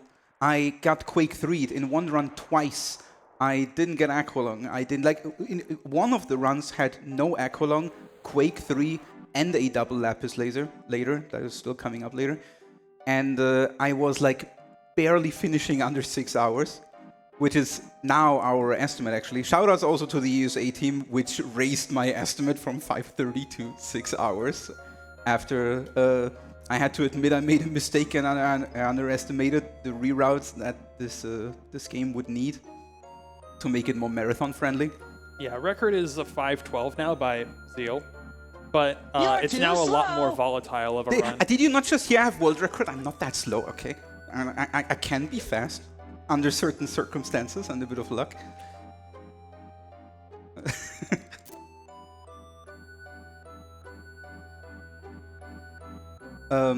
Right, and these first 3 or 4 runs were so insanely awful, and I was like, oh boy, I can't go to ESA and have like a 5:30 estimate and then finish 6 hours. There's just no way. So I was talking to them, and they were very supportive, and raised my estimate to 6 hours. And then, just this week, earlier this week, like at the start of this week, like Monday or so, or Sunday, end of last week, someone in chat came up with the idea for Yuffie as an incentive, and I was messaging Mizo about it, but I was very open about how everything will take now. I said, okay, you guys raised the estimate now to 6 hours. Yuffie will add, like, technically we had another set of incentives planned for this run, recruiting Vincent and showing off the red submarine later in the game, which now was scratched for Yuffie. Because I was messaging Mizo and I was explaining everything, and I was telling him Yuffie will probably take about 15 to 20 minutes. It will probably not be worth it, because if the run is going not perfectly and like we go game over potentially 1 or 2 times to something out of our control, and then also do the whole sequence with Yuffie, we will most certainly go over estimate. So I was suggesting it to Mizo in case they were interested in like rearranging some stuff about the incentives maybe and make it possible.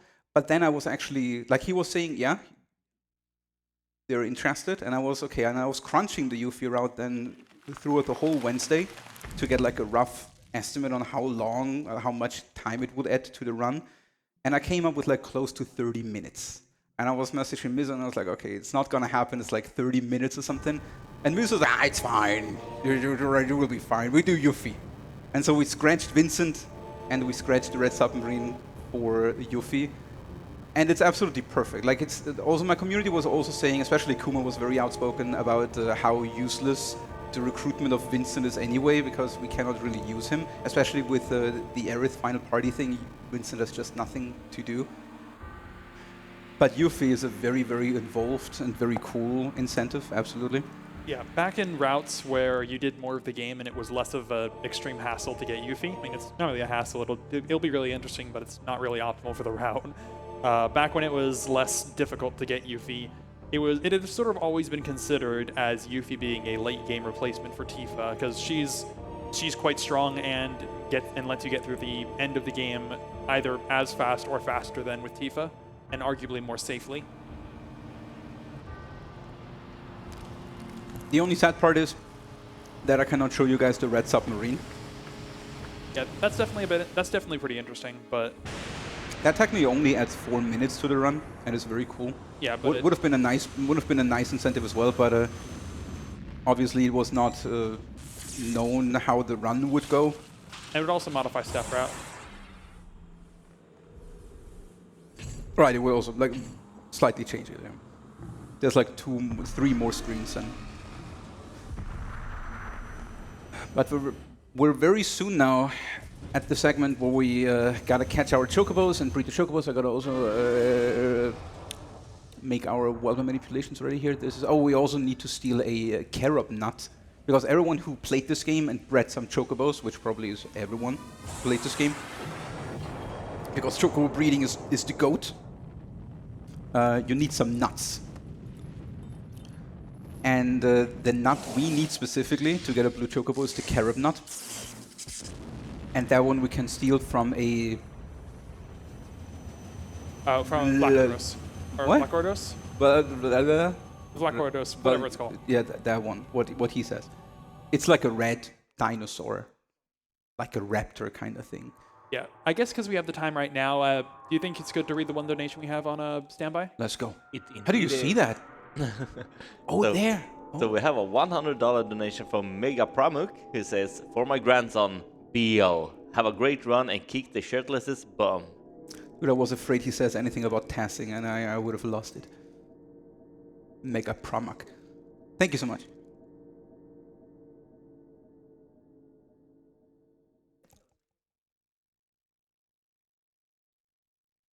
What else can we talk about?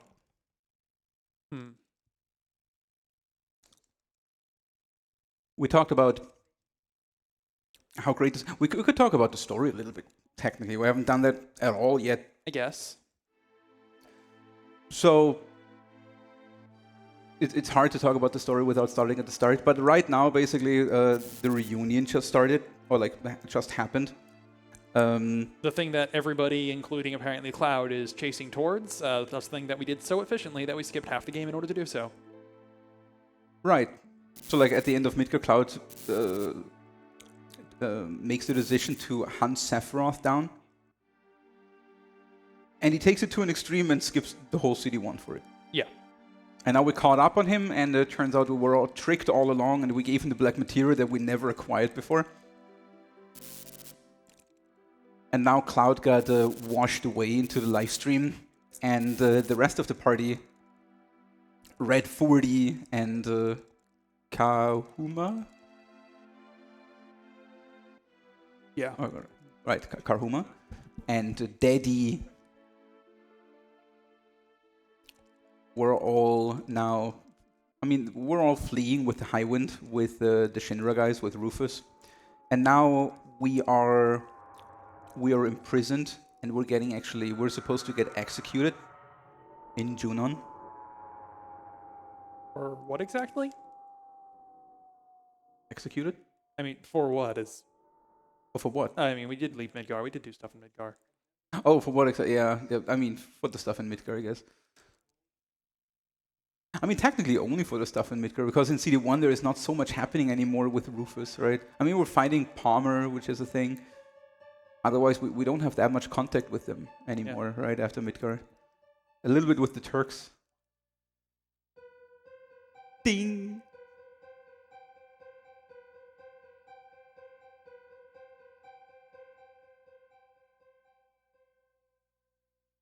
There is also a little skip coming up that takes like a minute, roughly. So I can explain that a little bit. When especially older video games, and to an extent also new video games, I guess, do camera panning and certain actions with the help of invisible characters. Like some old games actually go so far that the only reason why a camera is actually moving across the screen is because a character or an object that is invisible and moving across the screen that the camera is locked to is moving the camera, basically. In this game, a character is always visible on every single screen, even though it would be only a cutscene where no character is active right now. Our main character, which is now buried for a while, would always be on every screen. Just that the character is locked into place and made invisible, so that you cannot see it. There just always has to be a character that's set to be the player on every screen, I believe. Right. And the developers were not that thorough on some screens and made the mistake of leaving a few frames, or in this next case, even completely forgot to enable this lockdown. And in one of the cutscenes that is coming up, we can actually move around with our invisible character, that is not even supposed to be there, to leave the screen while the cutscene is going on, and go back to a screen that would only end up being after the whole cutscene, after the whole sequence, which makes the game then believe that, oh, we're back on this screen, that means the cutscene must be over, and we're skipping the cutscene with that. Yeah, so it'll be here, but later. Right, it would be on this screen. Right. So rewarding this guy here to the right. Although don't let me forget to do 13 steps on the next hostile screen. I tend to forget this one on the backup route.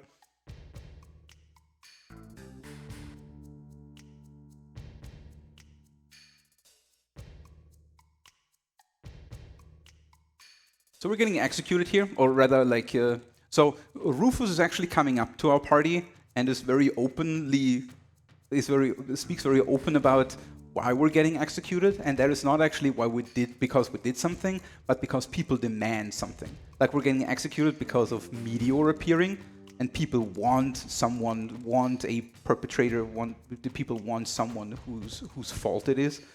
And since we're the terrorist avalanche, we're just made responsible for Meteor, and so we're getting executed, and Tifa is going first. Also, we can talk about Kate Sith, I guess. Yeah, so... Because we'll see it in a second. Yeah, so we never went to the Gold Saucer, and so we never got Kate Sith in the party.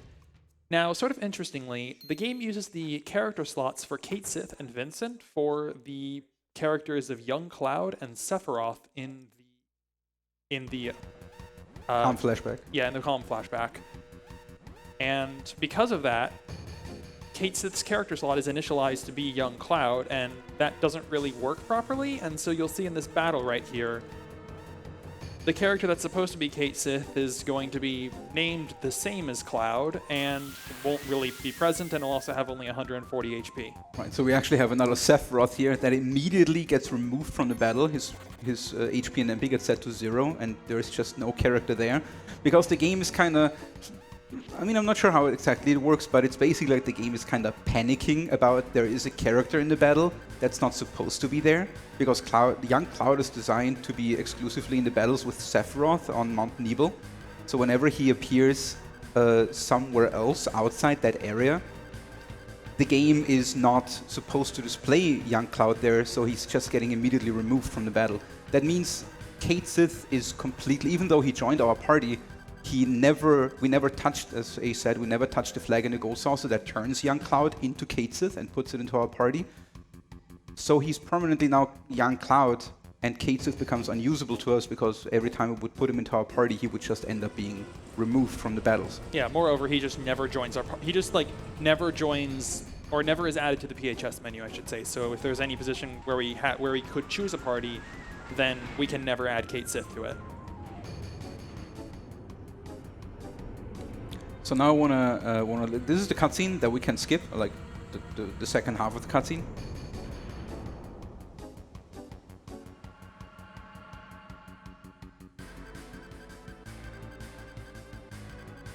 The cannon, fire!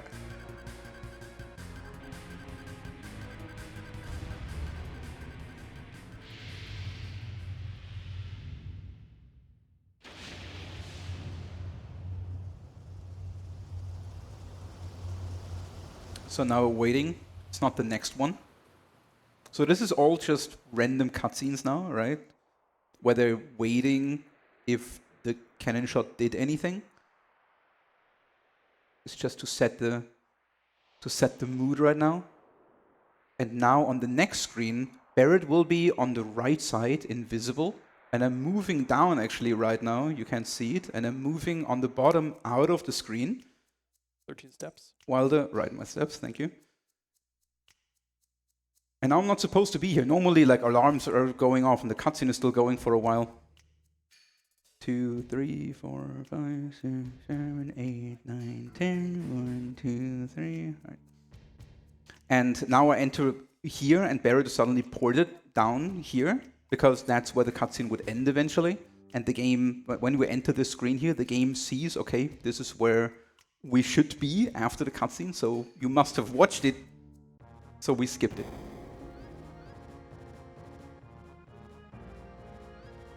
It's one of the very easy skips in the game with a little bit of a visual cue. You just need to hold down and at a specific timing, then down left.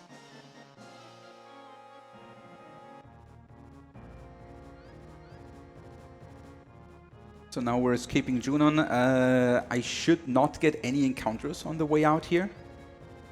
It depends a little bit on the fractions. Well, I guess I can explain that a little bit. So I'm not sure if we talked about it earlier, but the smallest amount of movement we can do in this game is called a fraction. It's not exactly, a lot of people call it like a pixel of movement. It's not exactly a pixel, it's just the smallest amount of movement, which is a few pixels depending on if we walk it or run it.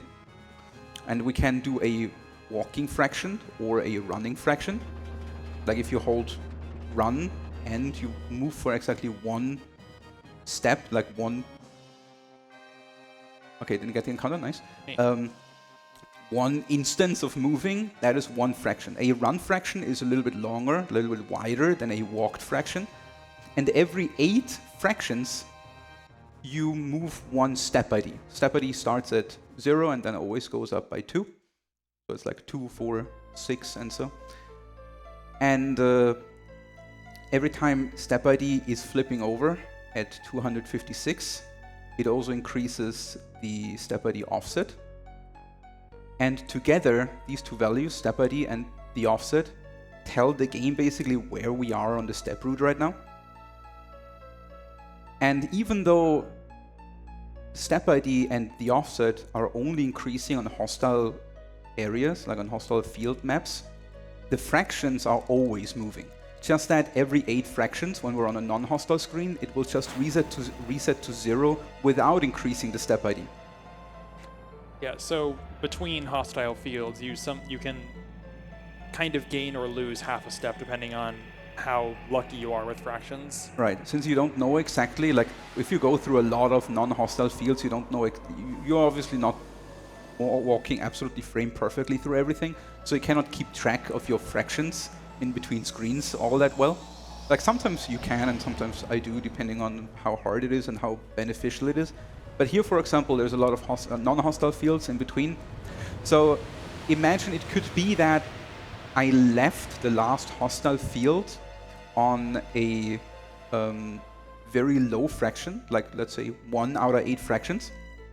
And then I entered the next hostile field after a few non-hostile fields at like 7 out of 8 fractions. And suddenly, in this case, I lost 7 fractions of distance on the step route with like nothing I can do about it, right? Yeah, if the situation is reversed, where you leave where you're just about to get an encounter check, and then you enter the next screen at very low fractions, then you effectively gain a step of distance. Right. So that's sort of where some of the variation in where exactly you get encounters can come from. And for the most part, that's not reasonably controllable. But if you have good movement, generally, it's very rarely causing an issue to the step route. There were, especially in Midgar, there are some step routes, especially in the no slots category lately, that are so tight that fractions can make or break a preemptive manipulation with Jenova Birth in Junon. Yeah, those ones that do elevator especially, I think. Right. So fraction RNG can be a problem, but usually it's not, especially not that far in the run anymore. We got Scarlet. We got Tifa. Scarlet. We got Scarlet. We got Tifa. They're about to fight. Should we try to win? Should we? Okay, let's try to win. Here, very hard fight. All right. All right. All right. One more. Oh, sad. Oh. Oh, what? That didn't go in? Thank you. All right. 2 extra slaps. I mean, at least we won. Technically, it is faster to win. Like, if Scarlet would not get any slaps in, it is faster, apparently, for a few frames, for Tifa to win this. But since this is, like, a lot of people casually think you have to, like, mash it or something, you don't. Like, the game is, like, at least the PlayStation game is designed so that when you hold the confirm button, the game is inputting a confirm every single frame. You can also see that in battles when you just hold circle or your confirm button, and the game is frame perfectly going through the menus. It's doing that for the minigames here too. Like on the motorcycle minigame at the end of Midgar, you only have to hold square or circle for Cloud to permanently swing his sword. And here on the slap minigame, you also only have to hold confirm, and Tifa will always frame perfectly slap whenever she can. The thing is, though, that the game is pretty mean and puts a random amount of delay, like locked-in delay, between Tifa's attacks. So the absolute ideal, the absolute perfect way to play this minigame is just hold confirm, and even then, randomly Tifa's delay between attacks can be so high that Scarlet just gets an attack in. And once Scarlet gets just one attack in, it is slower for Tifa to win than let Scarlet win. So yeah, we've now got the high wind, and now is essentially where the route is going to diverge in our attempt to recruit and get Yuffie and use her for much of the end game. Thank you everyone for the donations and making this possible. Thank you everyone. That was a big donation, a big incentive, and thank you everyone who made it possible.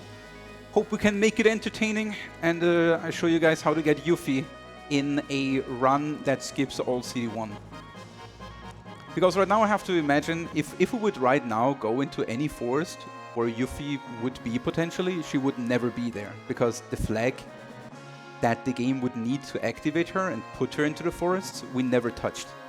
Yeah, there are a couple of places where that occurs. Essentially, the game activates Yuffie's ability to appear at that cutscene, the Mithril Mines, but there's 2 periods of the game where the game does not want you to be able to find Yuffie. That is after beating Bottomswell, but before finishing the sequence in Junon and the sequence in Cosmo Canyon.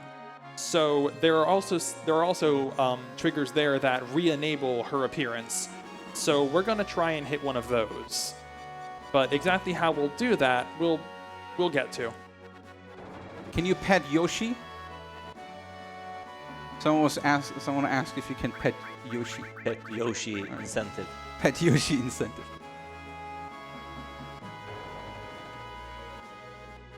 Every $5, Yoshi will get pets.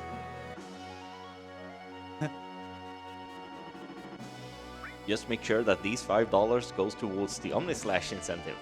Absolutely. So, first, I'm diverging the route here a little bit, and we're going north here because we want to steal the carob nut.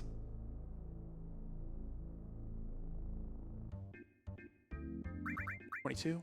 And actually, I forgot to. Oh, I forgot something important. Actually, that's not good. What do you say? I was just trying to get you down to IGP. Okay, 22, 50.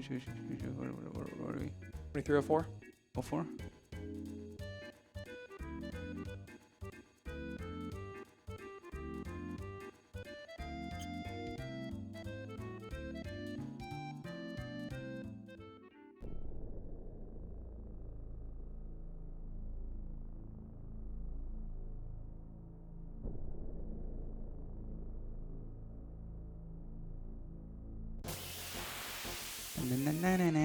I'm thinking about it. I need to do a backup here because I forgot to remove Cloud's equipment.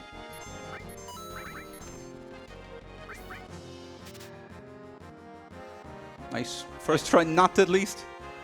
First try steal there. Oh yeah, I suppose there is also that steal that we added into the run, but there were no fails there. True. So, since the Yuffie incentive was met, I need more money. So the carob nut is already for the Yuffie incentive. I also need more money now. So I'm entering Coastal Assault here real quick to pick up some extra valuable items.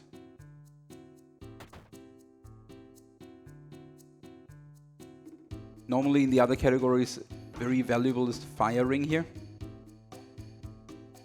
Now just picked up for the money.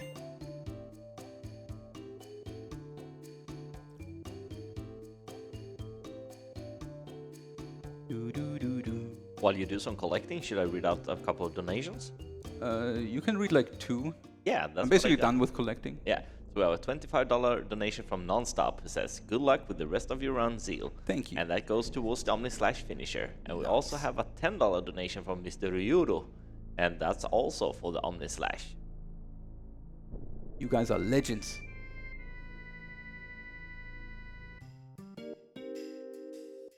There's also an elixir here that I think you might have told me to remind you to pick up. Right, but we'll sit later. Yeah. Like right now I can't get it. Yeah.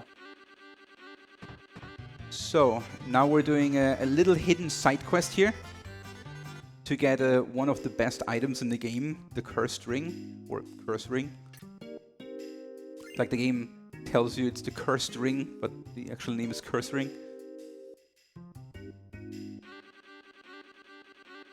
And it's very important that we're honest here with Tifa and tell him the truth about what we just did.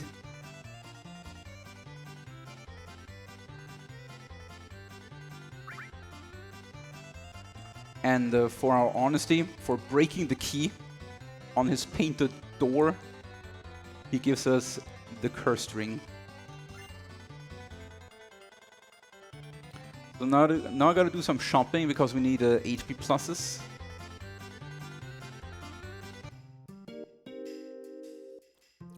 And I need to remove this and this and this.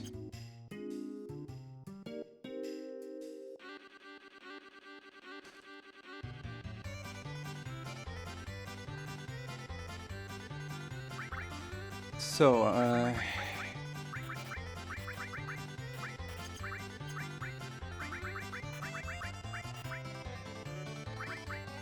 we sell this, we sell this, we sell this, we sell this, we sell this and this.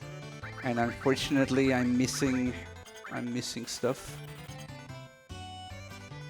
So normally I was supposed to do a menu after Jenova Death, but I forgot about it. So I didn't strip Cloud the Wizard Bracelet and the organics. So for the next segment, I don't have the Wizard Bracelet and I don't have the organics for money. Oh, that might not be great. So I need to think about that real quick. I mean, I can buy fewer high potions and fewer Phoenix Stones. It's not that important yet. I need enough money though for an extra tent because without the Wizard Bracelet, the Comet will not one-shot the. Okay. Well, actually, yeah, we'll buy like 2 Gizal greens to stall the Chocobo.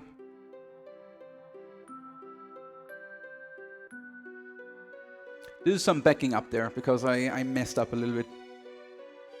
I need to buy the Manipulate, the High Potion. I need to manipulate the Destruct.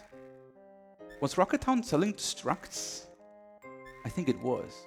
You can buy them. You can buy them from. You can buy Destruct later from Midgar if needed. Technically, yeah, I could. I could. Yeah, I could not buy Destruct yet. That would fix it for now. Yeah, you can still buy Destruct in Midgar after it's destroyed. Right.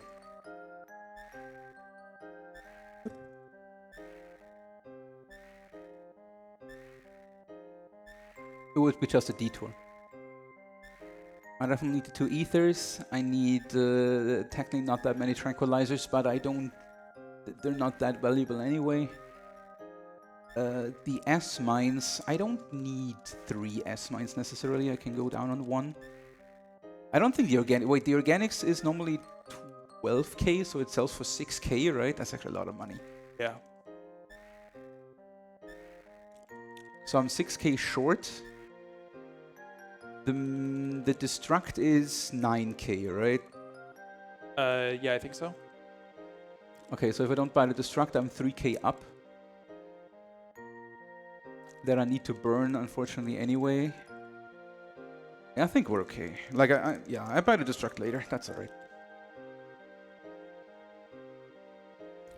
Luckily, we have a little bit of square time because we're actually on a pretty good pace for this. Without any game overs and stuff. And what would be a marathon run without a little bit of messing up, right? Yeah. Can't have a perfect run here going, or where would we be?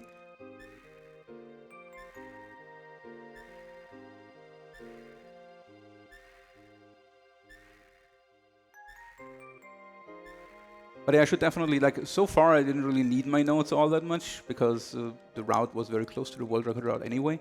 But now the route is diverging into the whole Yuffie thing, which I only made on Wednesday. And then Ace made a little optimization with the breeding even on Friday evening on my last stream. So I should definitely pay more attention to what I noted down here, like picking up the elixir.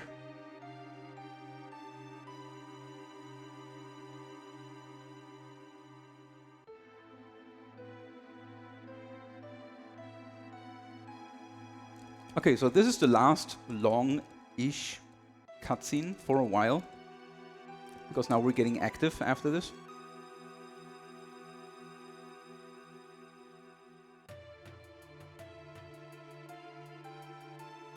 Then I'm just sneaking in a donation. Feel free. We have a $5 donation from Old and Flexible who says that Yoshi needs pets. And don't forget him to Sweden this time. Always old, always flexible.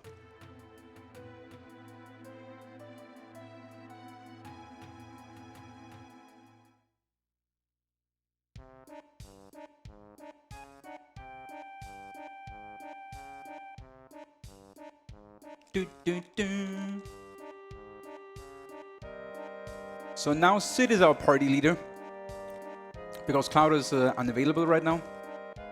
Also in terms of money, I can of course still sell the organics later when Cloud is back in the party, so I definitely have enough money for everything. I just need to postpone the destruct right now.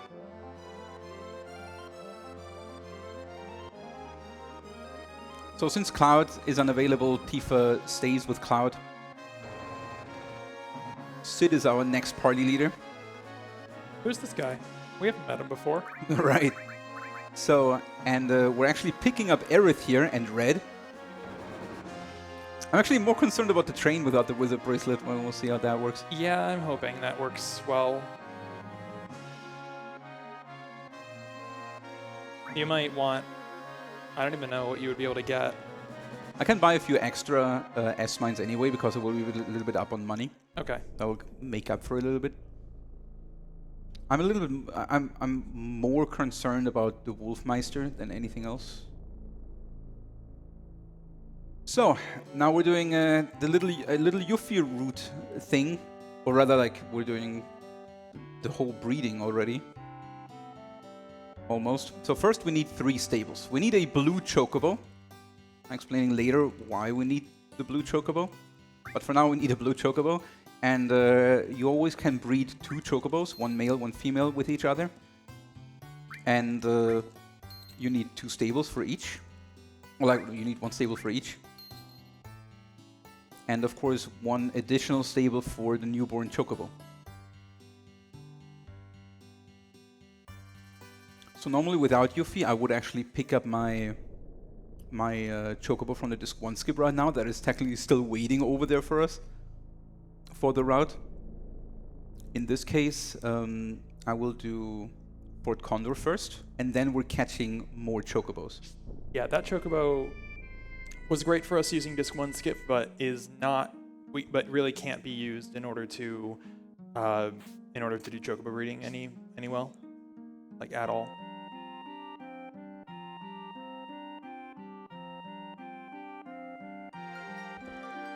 Yeah, chocobos effectively have a race quality that's mainly determined by where you catch them, and We need ones that are good or great, and those are by mid-deal, and we couldn't have caught those for a disc 1 skip or anything. So I'm doing a bigger menu here that I also have to back up a little bit now because of my error earlier. Yeah, no destruct. No destruct and no death blow. We're only getting manipulate. So I should have with a little bit extra money now. I'm buying 8 and I'm buying 7. I don't need that many. I'm buying the 2 ethers. I'm buying this. I'm buying 3, and I'm buying the extra. I got 1 extra tent. Wait, where's my money? Oh wait, I have still the enhanced sword to sell. Okay. Oh, actually, wait, we have wizard. All right, 6k, 5k, and 3k. That works out. All right, that's fine. Yeah, that's fine. All right, this is also a bit different now. We have wizard bracelet. I think it automatically de-equipped. I don't have. Oh, he has to. No. Why do? I'm missing the flame armlet. Why don't I miss the flame armlet? Ribbon. That's okay though on myth. Technically, that's not okay. But it gotta be okay now. Then okay, then we have wizard. Okay, this is weird. Right, I don't have destruct. We got lightning instead. This one. This is all fine. You need this, and well, we actually gotta go with fewer HP now. Alright. I mean, it will work somehow, I'm sure. We trust. Normally, she should have 2 more materia slots for 2 more HP pluses. Yeah, no, my thought is I think Clouds might have gotten automatically de-equipped, but Tifa's might not have. Because Tifa had fire armlet. Yeah, but I don't have the organics. I don't know then. That is really strange. No, wait, he has the Gigas armlet. Oh yeah, and we don't need that for a while. Right. So that one is actually fine. So this minigame here. This minigame is set up so I need 4k to start the minigame, and then you can either win the minigame or win against this guy. And since winning the minigame is very slow, we instead want to just kill this guy and win the reactor. So he should need like 2 or 3 aqualungs. Wait, what? No, what? No, what?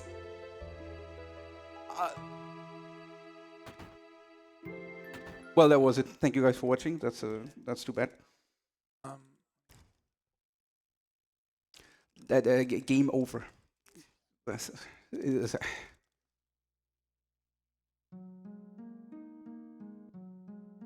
is googling backups real quick. No, I got you guys. Everything's good. That's what we wanted. Of course. That's quick, you know? Yeah, no, you think we want to watch cutscenes? So no. Yeah, so no. Fort Condor ends, and the only thing that we really get from that is that we do not have the ability to get the huge materia, but that's not critical to beating the game. So yeah, just all that skips is that means that we don't have to watch the ending cutscene, and we're able to just get through the whole thing more quickly.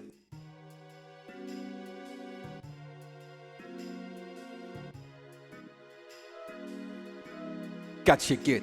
Yes, I know it.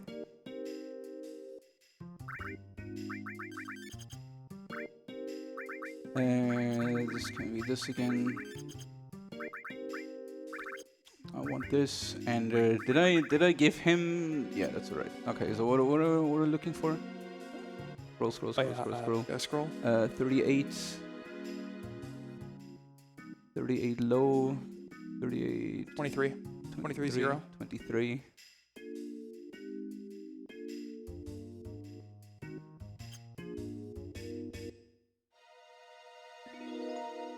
So now we're manipulating a great chocobo here.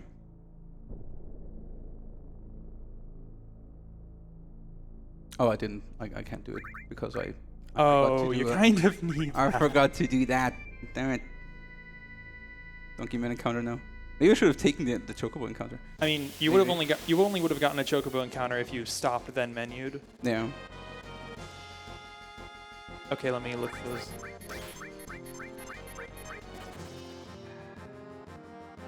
I'm sorry, guys. This route is a little bit experimental. Well, rather not experimental, but very fresh. So we do it again. 39, 15, 21, 21. 20, 0. 20, 0. So now we have the Chocobo lures on, as we're supposed to. And now we should also get our Chocobo. Right? Nice. Very early too. So we need a Chocobo with 1 spiral or 2 spiral.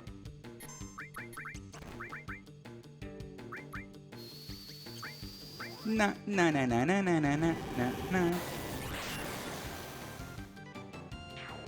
Nice. That is our first great Chocobo. You don't even need to 10 here, actually. We need what? He has 71 MP. Oh yeah, I don't need to 10. So we send this great Chocobo back into the stable. Then we need another one. 40, 12, 40, 25, 0. 25. A bit of a wait, but there's nothing between here and there. We can jam.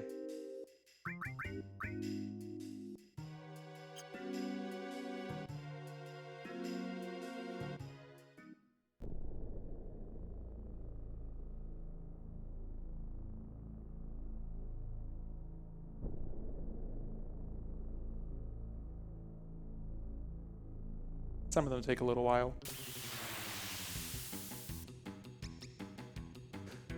That is our next one and our last one. Bow, wow. Wah, wah.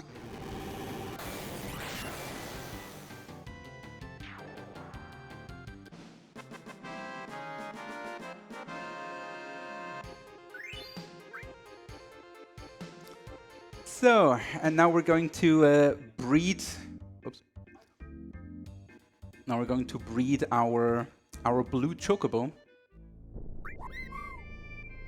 And for that, I will land right next to the ranch. And then we need to actually reset our RNG values. And for that, I do a safety save. Or rather, safety save, a very necessary save here. And then I do a hard reset of my console. Yeah, I'll check for fastest speed, I guess. Sorry? At fastest speed, yeah. Yeah. Also, the run is, that's what Ace was just saying, the run is run on a PlayStation 2 because there is this option here, disk speed, and we put it on fast, which is only on PlayStation 2 Slim editions, 70K and upwards. And it makes loading times much, much shorter than original PlayStation 1s. That's why the run is done on PlayStation 2. I think it's on my 50K at home, but it's just not as fast in general. Even though it's fast, I could do a donation, right? Sure. We're in the middle of a small little thing, but... well, you can do one quickly. Oh, okay, sure. $30 from Shinchirorin. Thank you, Pramuk. Oh. All right, so I'm loading the save now. Now RNG is set to the base values, which is stone 1 and list 0. Oh, stone 0 and list 1. Yeah, right. Okay. So I'm moving in my Chocobos now. They were waiting for me. And one of the Chocobo names is... Oh, we wanted to call this one... This one? So this Alps? one, we are naming these breeding chocobos in recognition of the Alzheimer Fonden. HMR. This, you want it, right? Alzheimer, and the other one will be Fonden. Ace came up with this, and it's a nice idea. And the blue chocobo was actually an incentive name. Indeed it was. Do you want the name right now? Yes, please. Then it's the name of Aishma, our legend runner and commentator here. And the donor was Bloodstream to All right. claim that one. So we're mating our 2 chocobos now. Fondant and Alzheimer. With our carob nut that were reserved. And due to the RNG reset and that we know on what list we are right now and the manipulation of the values, we know that this will result into a blue chocobo. Nice. And that one is Eshma, the legend. Ma. I got it right? That's correct. And let's go, little Eshma. It's time to ride. We'll pick our nice Eshma bow.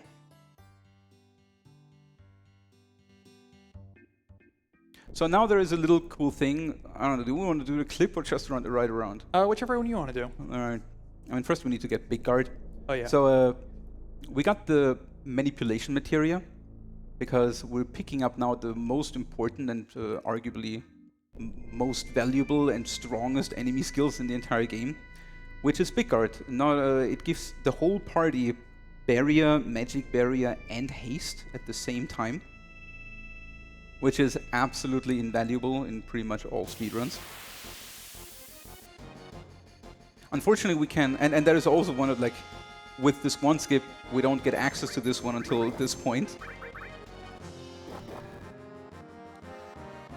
Which is also one of the reasons why CD2 is so dangerous for us. Although that manipulation is also not guaranteed, so we also got that one first try, which is nice. So now we learned enemy skills on both our enemy skills. We learned big guards on both our enemy skills.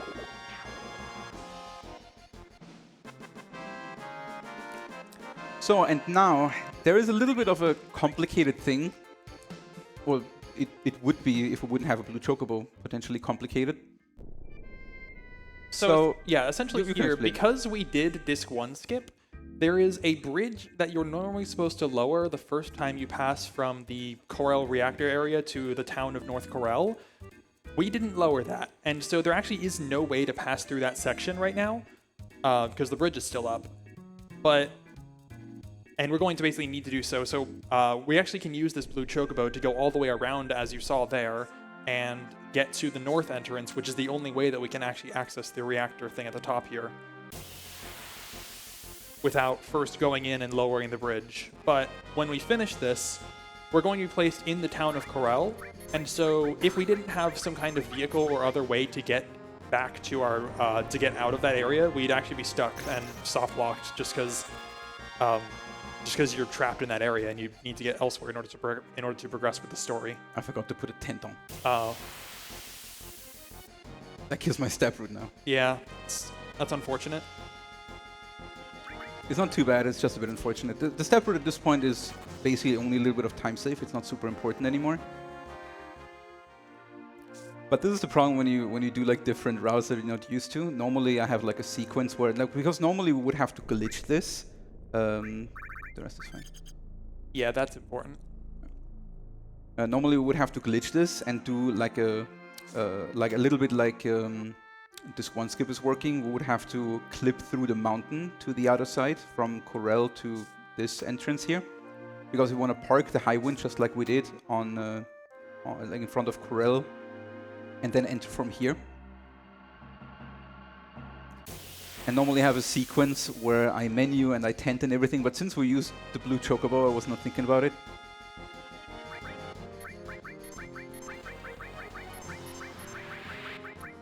But it's alright, I can keep the step route up. I know where I am, I'm just like massively behind. Yeah, and I guess something that I think we should have explained earlier, but that we should have mentioned, why is Aerith with us? Because, like, she's not supposed to be in this part of the game. That's a good point, right? Yeah, so it turns out that the actual removal of Aerith from your ability to use her in the game is more tied to finishing the Temple of the Ancients than it is to watching the cutscene where she is killed.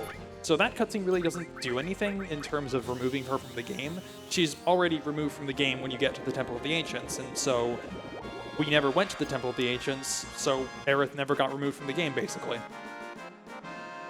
And so if you were asking questions about how we were going to complete the incentive with Aerith in the final battle, well, that's how, because she's just never removed from the game, it turns out.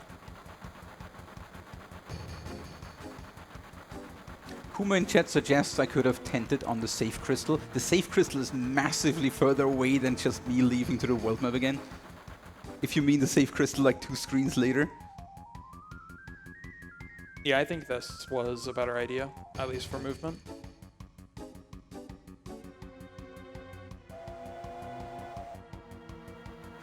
Okay, now we do a little mini game that no one likes. You basically need to press up and triangle in quick-ish, like in a rhythmic succession. And it's a little bit, it's not that easy because the game is locking you if you input wrong. Oh my god. Alright. I saved it at the end at least a little bit. I blame the retro thing. So now we go with a train sequence. Every single of these wagons has another fight. Great.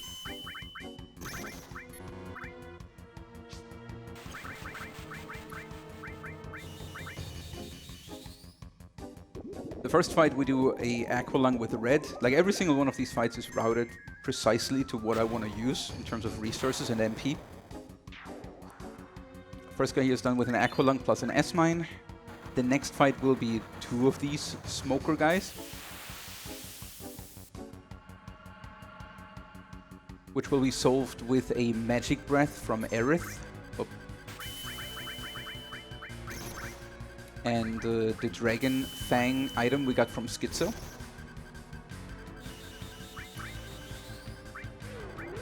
And this is also one of the reasons why I kept 2 grenades initially, because this can slightly low roll.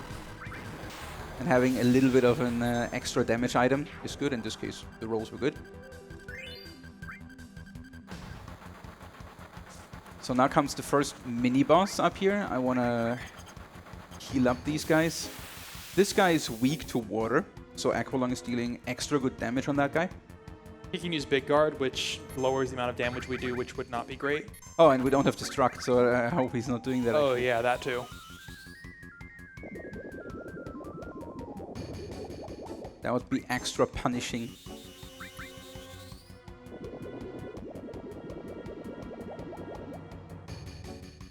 Alright, looks good.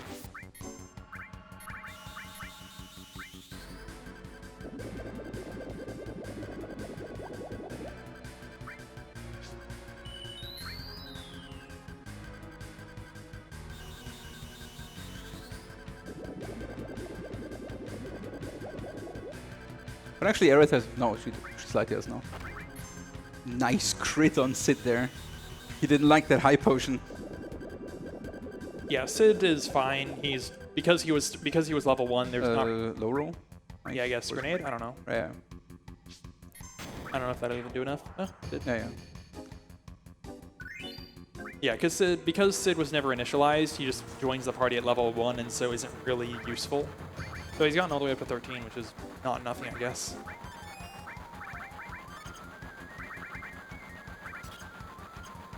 Wait, actually, this is supposed to be here and this here. All right.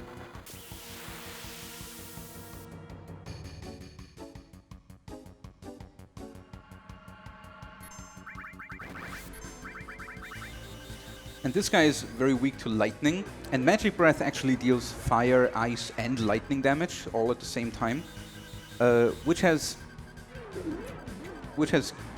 a good aspect to it and a bad aspect. If an enemy like this guy is weak to one element and not resistant in any way to another element, it would just boost the whole spell by the weakness, which is double damage.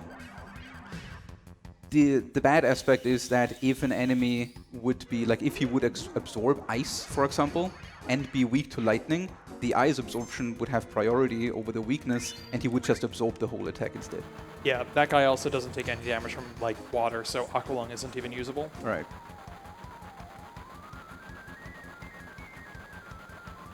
And yeah, because our party doesn't have anybody doesn't have anyone that's normally supposed to be here. Aerith doesn't appear in the cutscene, as you saw.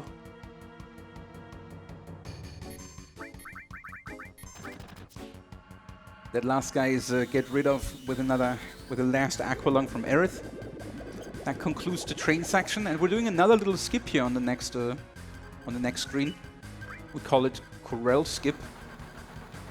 Yep, another little paralysis dodge in order to skip the cutscenes that we watch after having finished this section of the game. Right. So normally, after we save the train from steering into Corel, there is a cutscene where the villagers want to thank us, and we get the Ultima material normally for it and everything. But we can do a parallel dodge and skip the whole event. I also want to be very careful here because that can soft lock if you're doing this too slow or you get stuck somewhere. I also want to be careful on my movement because if I move just one fraction too far,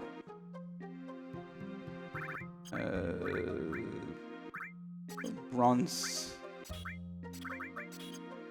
Make sure this works.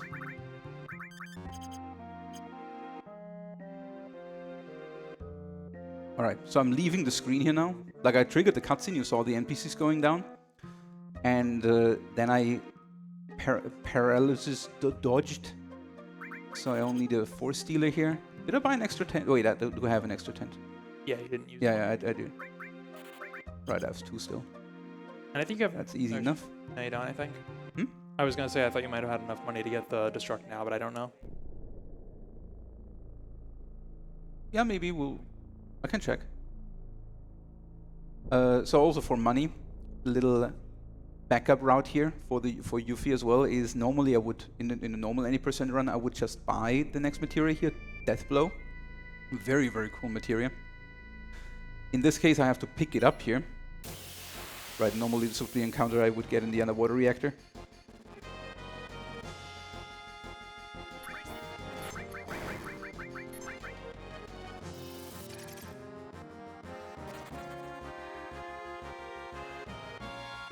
Let me check how much money I have. 9,000. I can actually get it. That's very nice. Actually, no, I cannot get it. Ah, yes, I can actually get it. Yeah, you can in... yeah, I need to buy the Power Soul still, but at that point I will have Cloud back and I can sell the organics. Yeah. So that's perfect. That's actually also quite a bit faster. Because now I don't need to do the little shopping rampage girl side quest thingy to access her materia. And I can just buy the Destruct here.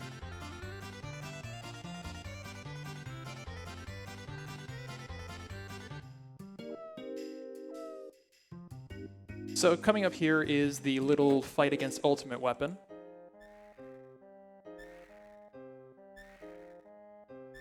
This fight, despite the fact that it appears quite dangerous and it's up against a super boss, is not really losable. Unless you're messing up. Yeah, I mean, just heal constantly and you'll be fine, because you just have to survive a couple of turns and then it flies away on its own.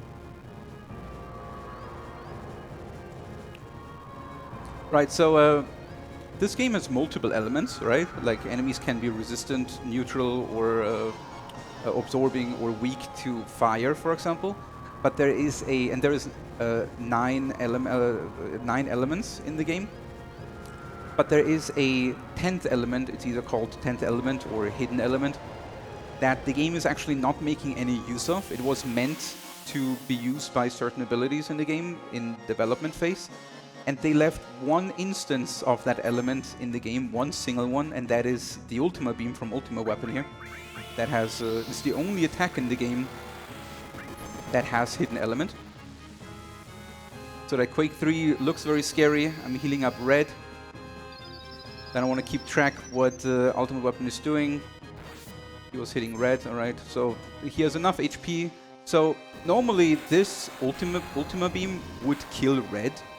Like it would absolutely one-shot him, no chance. But it deals hidden element damage, and I have a HP plus combined with an elemental materia in my armor slot. And as it happens, hidden element is not only part of the Ultima Beam from Ultimate Weapon, but also part of all the material that actually don't have an element attached to them. Like HP pluses don't have an element, so they have hidden element.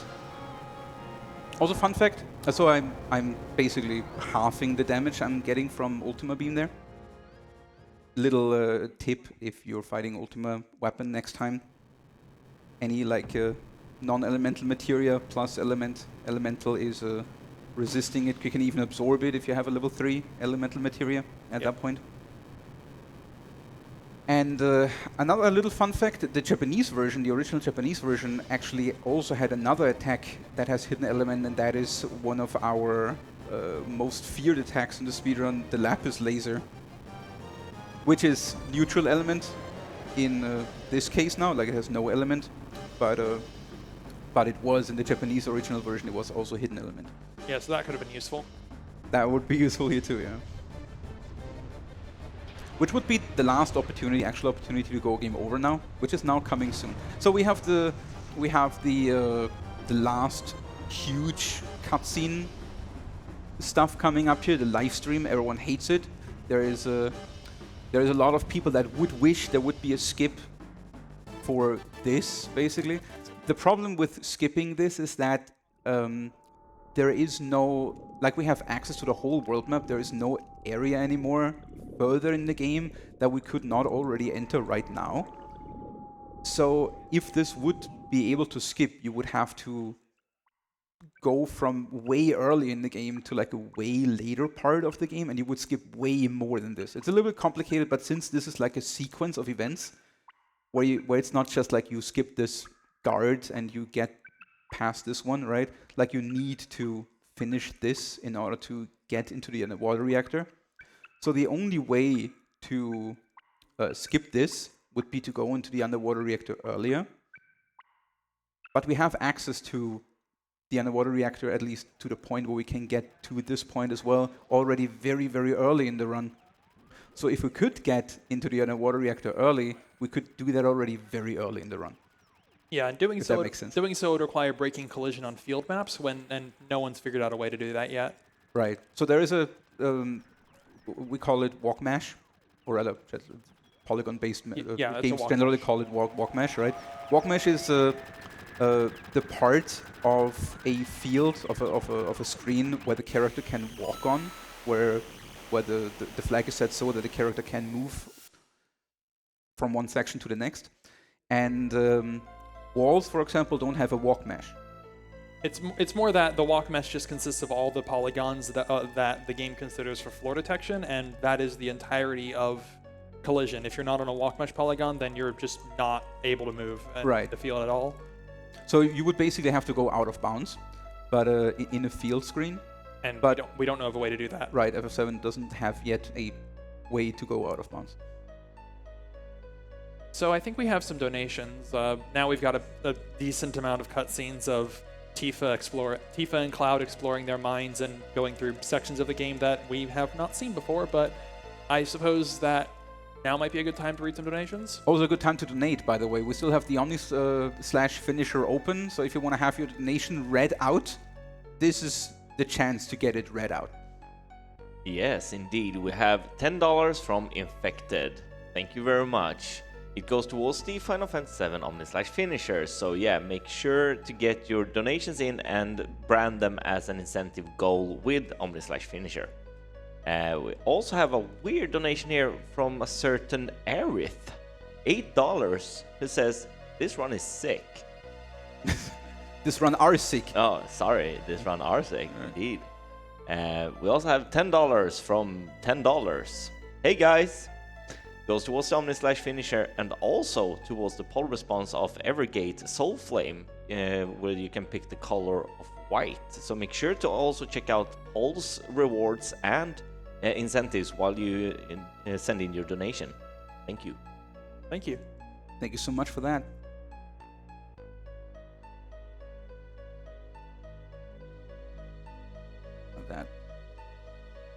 So story-wise, we're in the live stream right now, together with Cloud and Tifa. Cloud is completely broken because he thinks he's nothing else than a Sephiroth clone, which with the name Sephiroth comes closer than ever before, I guess. Yeah. And Tifa right now helps him finding his true self again. And so in this long cutscene, we're going through different parts of Cloud's past and mind to make him understand that he was like, for example, this section here. This is about Tifa's and Cloud's past, because right now Cloud thinks, and that is why he's so broken and puddingish, he thinks that he's not even a real person. He thinks that he was just created by Hojo with cells from Sephiroth and Jenova, basically like a clone. But Tifa helps him now understand that he was existing as a kid, like she knows him. He is not a clone. She did grow up with her. He's a real person. And slowly like that, they're puzzling Cloud's past together and make him understand what actually could have happened. Funny enough, they don't even figure out what happened. It's basically this whole cutscene is only building up to the fact that Cloud understands that he's not a clone, that he's actually a real person, which restores his mind again, but he still doesn't know why he is so connected to Sephiroth and Jenova in whatever way, and why he has that tattoo, right? And why he should have a tattoo, but he doesn't have one. And Hojo would consider him a Sephiroth clone in the first place. That one you can also figure out in the game, kind of, if you go on CD3 into the Shinra mansion, into the hidden segment of the laboratory, and see the revelation cutscene with Zack and see what really happened after the incident in Nibelheim. But for now, it's enough for Cloud to know he's a real person. Yeah. He's a real boy. Geppetto, I'm a real boy.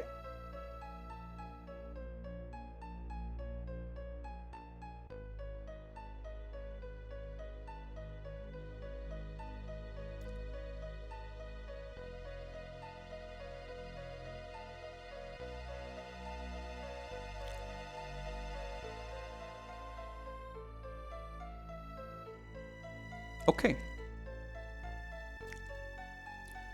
So after this, we get control back with Cloud.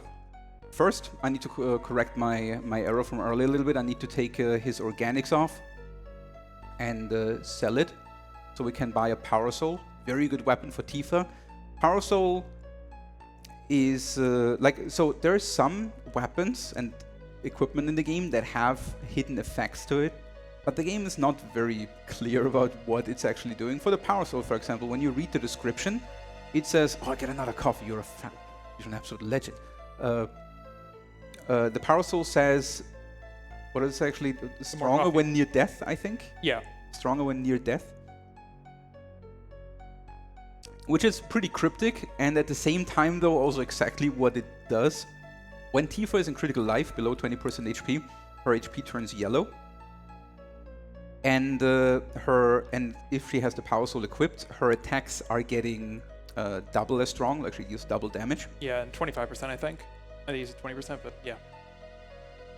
Pretty hell, it's 20%, right? It's 25%. Oh, 25%. I lived a lie. Right. And another hidden thing about the Power Soul is that the attacks, that Tifa's damage is actually quadrupled, 4 times damage, if she's under the death sentence status ailment, which is the ailment that starts at 60 and then ticks down slowly, and at 0 you see the Reaper and the character dies, right? Considered a bad ailment, but with the Power Soul, she's dealing 4 times damage, and that's also why the cursoring is so good for her and is like synergizing insanely well with Tifa. Not only does the cursoring give you more magic, more dexterity, more strength, but it also puts the character technically as a downside into the death sentence mode for this massive stat increase. But that's exactly what Tifa wants with the Power Soul. She gets not only stronger and faster, but she's also getting the death sentence that in no slots, for example, in another route, we would actually have to do ourselves until we get it by learning the enemy skills death sentence and put her into it. But with the cursoring, she's permanently on the death sentence, and that's where her pure, unbroken potential is shining, and she's dealing massive damage. that is ramping up actually to 8 times damage because it multiplies with the double damage from the critical health. And on top of that 8 times damage, we're using Death Blow paired with Edit Cut. That means if Death Blow hits, it always crits. It has a only 33% chance to hit of her base hit chance. But if it hits, it is always a crit. And paired with the Edit Cut is every instance where we try to Death Blow, she will also do a normal attack after. Means her Edit Cut materia, her normal attack, will deal 8 times damage, and if the Death Blow hits, it will deal 16 times damage to one enemy. Means in one turn, she deals 24 times damage her base damage.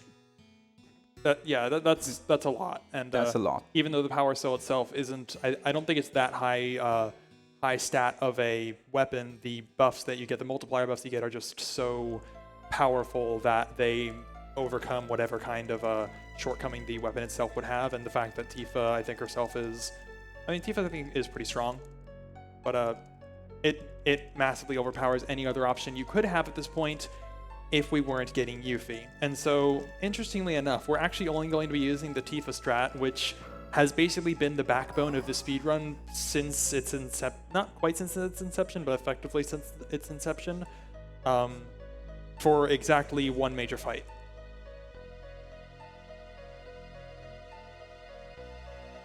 Or maybe 2, but I don't know if we're using it on Rocket Town Rude. For Tifa, you mean? Yeah, I don't know if we're using Tifa for that fight or not. For Root, yes. Okay. Yes, for Root we still use Tifa. I switched into Yuffie after that. Okay.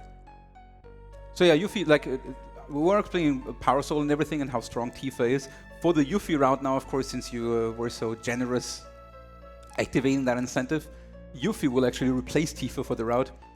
So her time to shine is not very long. And Yuffie has her own ways to be extremely powerful. Her ultimate weapon, Conformer, it's the, I want to say, second easiest ultimate weapon to get in the game after the Venus Gospel, which is basically just talk to an NPC and grab it. The Conformer is also just in the chest, a little bit hidden if you don't know where it is in the Gelnica.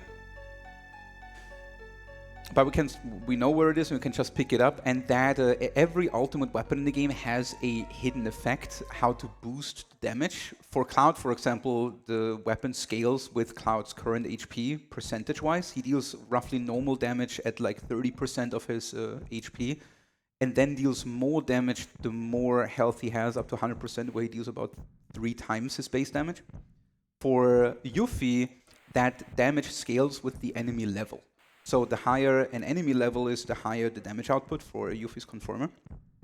And especially these late game fights, like Diamond Weapon and the later game fights, they have a very high level, so she deals very, very good damage. On top of that, we cannot use that on Tifa because the Power Soul doesn't have any linked materia, but Diamond Weapon, for example, specifically is weak to lightning. The Power Soul doesn't have any linked materia slots, so we cannot put Elemental plus Lightning on it, but the Conformer has. So we can boost Yuffie's damage even more by abusing Diamond Weapon's weakness to lightning. Ultimately, she's not really as strong as Tifa is, Yuffie. She's slightly weaker, but she makes up for it by her consistent hits, because Death Blow is not guaranteed to hit. It's only a 33% chance of her base hit chance. At this point, Tifa is a decently high level, so that base hit chance is boosted by her dexterity stat. And she has a good dexterity stat at this point, especially with the curse ring. So her hit chance is roughly at that point later 40%, later with like Diamond Weapon even closer to like 50, a little bit over 50% after Diamond Weapon. Yuffie doesn't need Death Blow though. With like right next to the Confirmer, there is also the very nice material Double Cut, which does 2 attacks in one turn, and if you level it up, even 4 attacks in one turn. And Yuffie can make use of that, which guaranteed hits. And Yuffie makes up with better DPS, basically. Like Tifa can burst better if the Death Blow hits, but Yuffie is more consistent. Yeah, and so to Death Blow, I think Death Blow misses is one of the reasons, why Yuffie had been considered for a while, but the time it would take to get her in other routes of the game where it wouldn't be as prohibitive to do so would be what never really was worth it. Yeah, there was a somewhat competitive Ren prominent Yuffie route when was that after Kamskip? When Kamskip was found, I think, or so. Yeah, because of long range, right? Oh, Because yeah. to like circumvent the long range problem. So there is another very cool materia in the game. It's called the long range materia. And also a thing, we don't have it here right now. It's in the Mithril mines that we never enter. What it's doing is simply there's a front row and a back row. Each character can be in a battle. At the front row, characters deal 100% their damage on melee attacks. On the back row, they only deal half of their melee attacks, but they also take half of melee attacks, like damage. And long range makes it so that a character deals 100% of their base damage in the back row as well, while still mitigating half of the damage they take physically from enemies. Yeah, and we're going to have to deal with that in fights like Carry Armor, for example, where we're going to have to put Tifa in the front row and have her have all the disadvantages that would have because we don't have long range. Right, in the speedrun, generally our HP is kind of like the problem with Tifa is that for her damage potential she has to be in critical health. And that means she's very low, right? She's only 1, maybe 2 hits away from dying in a lot of fights. And having her in the back row helps keeping her alive massively. So when Kamskip was found and the potential, like normally in all the other rounds before Kamskip, you have to go through Mithril Mine anyway. So picking up long range barely cost any time. It was basically free, and the time save of like more consistent fights in the end game was making up for the time lost. Now when Kamskip was found and we could skip the whole Mithril Mine altogether, it was saving roughly a minute to not pick up long range, but it made the end game with Tifa in critical life that has to be now in front row for her full damage much more dangerous, because Carry Armor, for example, can one shot her and that kind of stuff. There is also a huge problem with Safer Sephiroth at the end of the game, where Safer Sephiroth is a scripted fight. He will always do the same attacks in the same turns, and his fourth turn is flying up, and at that point he's considered floating, and you cannot hit them anymore unless your attack is long-ranged, considered long-ranged. And that is also one of the cool things about the long-range materia. Not only do you deal full damage from the back row, but all your attacks you're doing are considered long-ranged. And so Tifa can still hit Sephiroth, like Safer Sephiroth at the end, even though he's floating up. Which is normally, if you play the fight right, you shouldn't even get to the point where Sephiroth is flying up. But his second attack in the fight is Shadow Flare. And if Tifa is getting targeted and hit by Shadow Flare and she dies, you will lose a turn to that, which gives Sephiroth enough time to fly up, and without long-range materia, Tifa cannot hit him anymore, and you have to wait until he comes back down. At that point, he will already cast Supernova, though, which costs like over 2 minutes. And for any kind of good PB or even world record attempt, that is basically run dead. So that was one thing to consider without long range. And that's why for a while, and that's the gist of it, why Yuffie route was actually considered for a while after Kamskip, because Yuffie's conformer is always long range by default. So she doesn't need it. Which, coincidentally, we can make use now. All that I just explained is also a problem in any person in the base route of this, right? But now with the Yuffie incentive, grabbing Yuffie and using of the endgame, we're circumventing all these potential run-ending factors with Tifa. Technically, it's not even like for the marathon run. If Tifa dies to Shadow Flare, if you know what you're doing, you can back it up. It will just cost a lot of time watching Supernova and everything. But you can still kill him if you're precise with your Phoenix Down uses and when to revive Tifa again and everything. Yeah, but now it's just not going to be a problem for the run. Right. Now we have Yuffie, and she can be in the back row anyway. The only thing I have to make sure is that Yuffie is not the one with the highest HP at Safer Sephiroth. Yeah. So that the third attack Safer Sephiroth is going for, his melee attack, is always going on the character with the highest current HP, just like Motorball's first 2 attacks. Just that Safer Sephiroth physical attack can or will paralyze the target. And if Yuffie is getting paralyzed, that would be pretty bad too. It would not be run ending, but it would lose time. Yeah. So, the live stream cutscene is over, and we can go to action. Okay, guys, this is what you donated for. Thank you, everyone, for the Yuffie incentive. We're starting the whole sequence now. For now, we're just doing as if nothing happens. We have our blue chocobo already. We're going down the underwater reactor. And then we will suddenly change our route. For now, I think sell organics as well.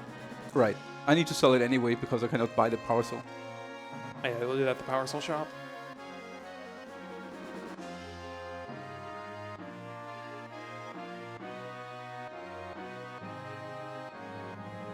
All right. So, we're flying to Junon.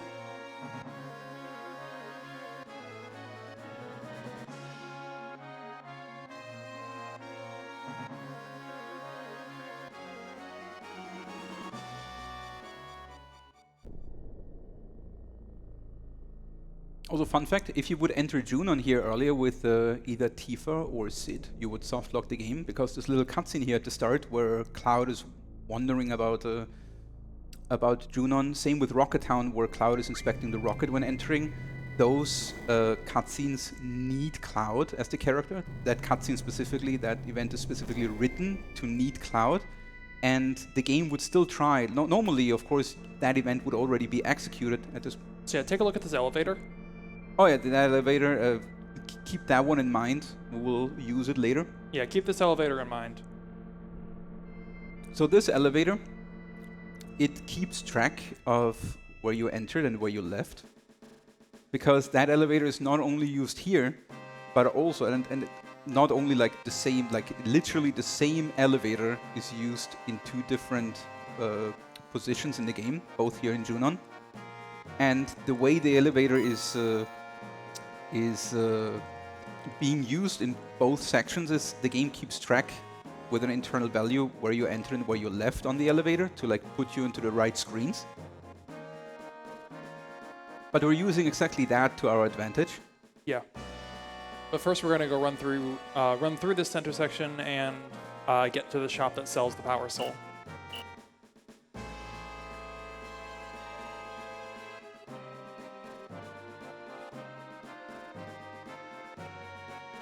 Right, I also give Cloud now the Force Stealer. I can already... Where's my Fire Armlet? You have it. You get the Fire Armlet, you get Ribbon, you get Circlet, you get Curse Ring, and I don't have the Power Soul yet.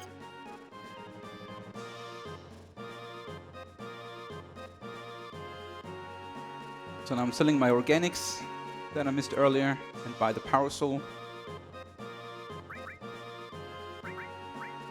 Oh.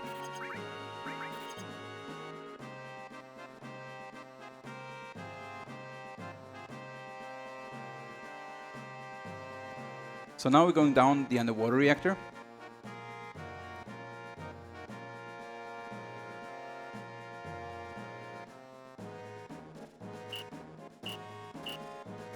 But only halfway. There's 2 elevators in the underwater reactor, one specifically just for the underwater reactor. It's only like the next elevator we're entering now. Let me just do a quick menu here.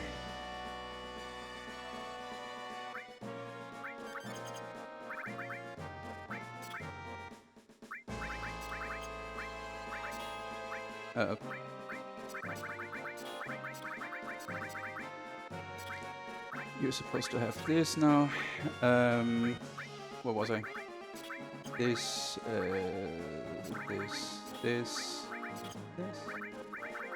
Alright.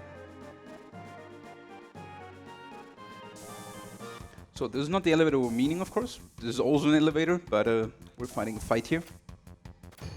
On these fights, we hope we have some good ATB, especially on Red or Tifa.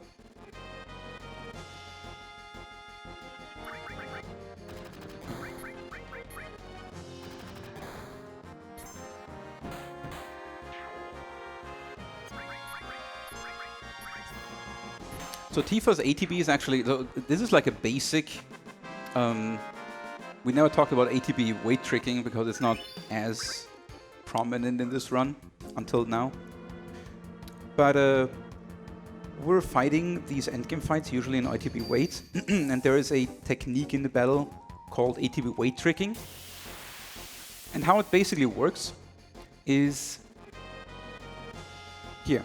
We let these guys attack, both of them, and I input an attack with Tifa. So now they attacked, and now I know that both of these guys' ATBs is empty because I'm holding my ATB right now. And now by defending with these guys, and okay, great, Tifa got a limit. So yeah, but basically, Tifa's ATB would have been faster than that guy's ATB. So by waiting until Tifa's ATB is empty, and knowing that that guy's ATB is also empty, and Tifa being faster, she would have gotten 2 attacks in. And yes, Tifa's limit does do less than her normal attacks if she has Death Sentence. Because limits are unaffected from damage multipliers, like the Power Soul. It's just a back attack, good. I know the backup for that. Like, I know that this hasn't pincers or anything.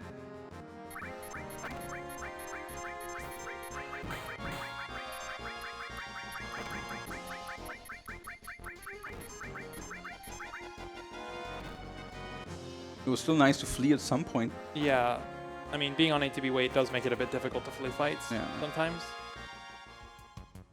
This is basically the fight where I need to 1, 2, 3, 4, 5, 6, 7, 8, 9. So I'm entering this elevator now, which is the elevator we saw earlier. Yeah, and now I'll leave it. Yeah, you saw it looked exactly the same. That's because it is the exact same field map. Exactly. And now I entered that elevator and I left it immediately. And this is the first step after the Chocobo to get Yuffie back. Now the game has in mind that I entered the elevator from the underwater reactor part here. And for some reason it doesn't keep track of the fact that I left it also there.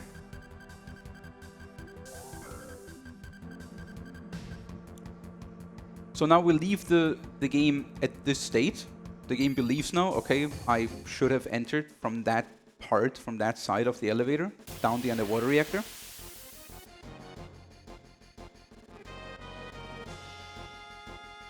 Yeah, in order to keep track of which elevator is being used, it needs to keep track of where you're coming in from. And so we told it we're coming in. We basically told it we're coming in from the underwater reactor instead of from the outside of Junon, and we can also escape by using this. Right. Normally helicopter. Right. Yeah, we can use the helicopter in order to escape Junon without using the same elevator. Right. Normally, the normal way out of Junon would be to go back throughout the first elevator down to the Junon slums. But if you would use that elevator right now, the game would update the values and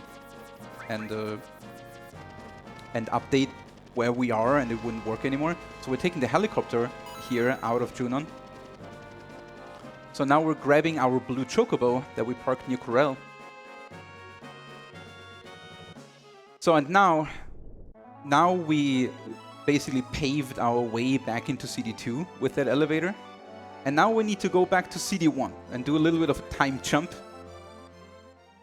And since we skipped a lot of stuff, a lot of field maps still have their cutscenes active that you normally are supposed to watch. So yeah, we put a blue Chocobo there. Remember that we did so, basically. Right, so I placed my blue Chocobo just below Costa del Sol. And it is very important that you keep track of the Chocobo where it is, because it will not be there for very long anymore. Yeah. And now I need to switch over to Barrett, because we need to watch the cutscene that normally happens before you enter the gold saucer. I'm switching red over to Barrett, because Barrett needs to be in that cutscene, just like the game would softlock when I enter Rocket Town or Junon without Cloud, because Cloud needs to be part of this event at the start of the fields. At the gondola cutscene, Barrett needs to be there. Normally he's getting put there automatically by the cutscene in Corel before that. But since that cutscene doesn't happen, Barrett is not automatically on that field. So we need to put him ourselves there by having him in the party.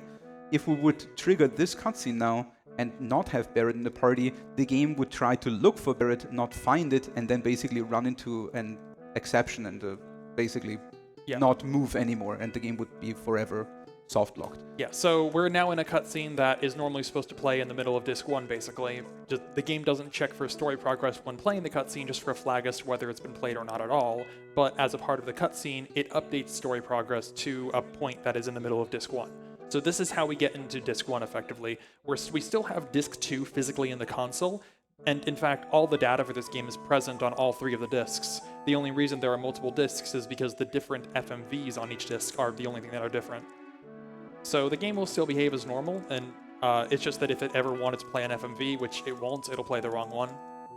Right, so in order for the game to tell where in the story you are, it has a RAM value we call the game moment. And certain events and cutscenes do set the game moment, and it's important to distinguish it doesn't update the game moment. It's not like a progressive value, technically. I mean, normally if you play through the game, normally it would be, but the game is actually setting it depending on what you're doing. That's why it is so easy for us to jump back and forth in the game, because as long as we're hitting a cutscene or an event that is setting the game moment, the game is updating everything in terms of progress about the game to that moment of the game moment. And right now, this cutscene is setting game moment. It's actually not set up that often. Like, for example, at the start of CD2, Jenova Life at the end of CD1 is setting game moment, and the next time game moment is set is then only in the reunion cutscene, and in between that it's not set at all. Which actually happens to be part of a reason why getting past Jenova Life using a similar glitch to what we did for Disc 1 skip is probably never going to be possible. I mean, I'm not going to say never, but at least not with what we know now. We have no idea how we do so. Right, so we watched this cutscene, and now we updated our game moment, and now the game believes, or what means believes, we are back in CD1 now, effectively. Yeah. We could progress the game as normal. We're basically after Corel, we could go up to Gold Saucer, and now my high wind is invisible. I'm in CD1 now, and in CD1 the high wind doesn't exist yet. So it's just not drawn. It's just not drawn. It's probably to save space or something. And we're landing our invisible high wind right next to Junon and re-enter Junon. So now remember our elevator that we set? Now we're entering the elevator from below here. And the game remembers that on the top of the elevator should be the underwater reactor, but it doesn't think that on the top of the reactor, because we're entering from the bottom, should be the rest of Junon.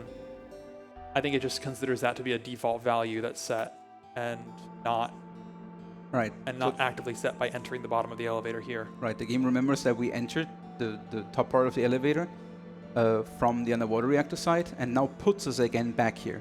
So even though the music of Junon is playing right now, we are back in the underwater reactor. Right here suddenly, and I re-enter and set the value again for us. Yeah, so we need to use that to get back into Junon, mostly because... mostly just because we need to get back into Junon, and that glitch happens to be activated right now. But we're going to use that to... Actually, no, this also lets us just get through... This lets us also just get through anything that would get in our way in Junon. But mostly, we're going to be using that a second time later. So now here, by the way, this now is Junon of CD1. Yes. And I just... also a very lucky coincidence is that when you leave that screen, it puts us after the non-existing walk mesh into that screen, right? Yeah. Because at CD1, that connection between that soldier, that guard, and the actual part of the underwater reactor doesn't exist. There is no walk mesh there. Yeah, that's why you can't get to the underwater reactor early. Right. So now we're on the way to actually activate that flag that we can recruit Yuffie. And the first instance of the flag being activated, the Mithril Mines, we cannot reach anymore, like the cutscene is not replaying anymore, because our game moment is actually too high for that. But the next instance of Yuffie activating is after Jenova Birth. And since we're back now in CD1, technically our game moment is too high for Jenova Birth either. And that is also like this cutscene will still play out normally, but the game sees that our game moment is too high and doesn't put us at the start of the cargo ship, at the happy section where everyone is disguised, but it actually puts us at the already solved cargo ship. It's just empty maps of like how it would be after you already beat Jenova Birth. You're not supposed to be here as far as the game is concerned at this point anymore, because we're already at Corel. But yeah, as far as the cargo ship map is concerned, it's at the end of its sequence, so it just sets up as if that were the case. Right, but the actual fight against Jenova Birth is not part of the game moment, but is an individual field event that we never executed, so we can still do it right now. Yep. And we just enter the Jenova Birth fight here. And after the Jenova Birth fight, Yuffie is getting activated. Yeah, because one of the times in the game where the game doesn't want you to find Yuffie is between starting Junon and ending this sequence, because, I mean, your party's all split up and in different sections, and so adding Yuffie into the party there could do weird things to the story, so they didn't want to deal with that, so... Ooh. Nice sound. So Jenova Birth is a Disc 1 boss and is not that hard for us anymore. She's trying her best, but her damage is not really up to date as much anymore. Unfortunately, Tifa didn't hit that.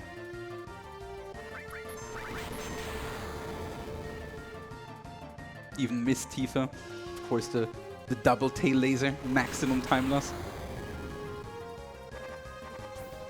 Peng, peng. Dead. Alright. That was Jenova Birth. Nice optional super boss here on Yuffie route.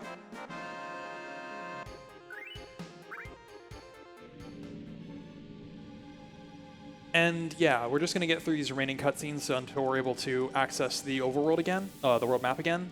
I think we have, do you think we have time for donations for? Yeah, a couple of you. Right, we have. Yeah, I have a few we can do. We have $10 from Crucial65. Why doesn't Tifa take Cloud through the northeast medial exit to avoid the live stream? Is she stupid? And that goes towards the Omnislash finisher. Then we have $25 from Vermilion Lux with no incentive, and that might be a thing that they don't want Omnislash, but we do want Omnislash. Please put your donations towards the incentive of Omnislash finisher.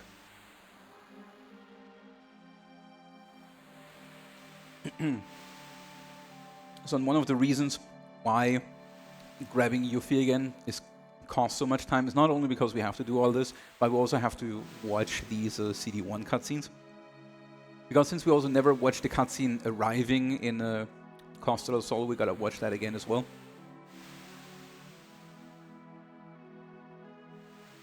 And after these events now, Yuffie is activated and we can actually recruit her. There is just one problem.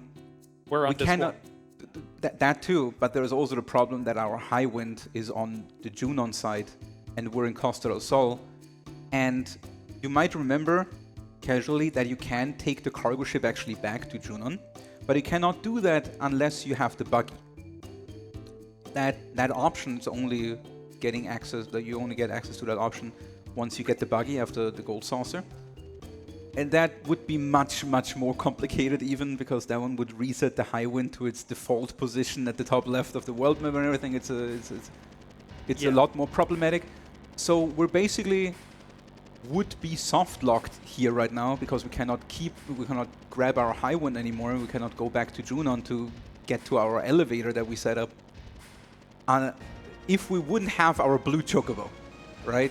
Luckily there is a connection at the south end of the world map that is all connected by shallow water, and the blue chocobo can walk over shallow water.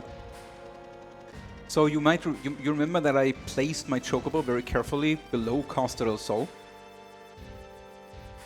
and neither the high wind nor colored chocobos are supposed to exist in CD1, so neither of them is rendered. Yeah, we're going to have to go find that. We did park it in a specific location to make sure that would be easy, though.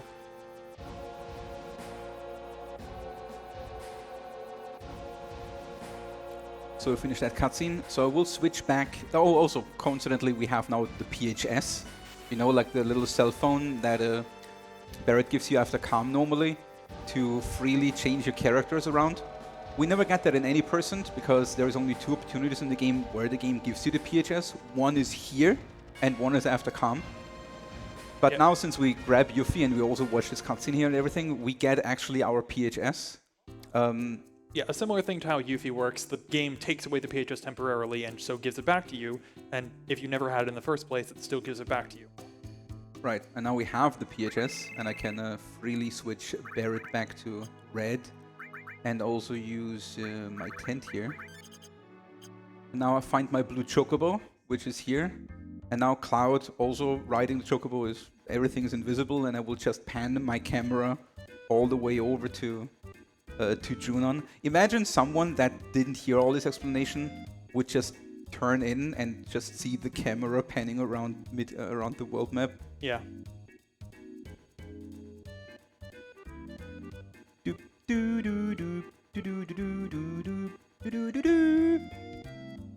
Also, a nice thing is the game moment is very powerful and also shapes the world map depending on where in the game you are. Normally, right here would be the ultimate weapon crater in CD2, where ultimate weapon is landing and would block our progression with the Chocobo. But since the game moment is also updating the world map to an earlier state, we can actually pass with our Chocobo over there.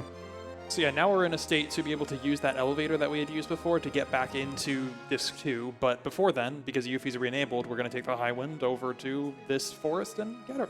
Right, and this forest has a 255 out of 256 chance to have Yuffie as your encounter. So this is the perfect... Since we enabled the flag now, she should be here. And there she is. And there we have her. All that just for this moment. And I believe Yuffie also had an incentive name. Let's see. There we go. The reward is Best Girl with capital G. All right, thank you. And that Best girl. Thank you for Odd 366 who sent that in. Yes, thank you for your donations to the Alzheimer Fund.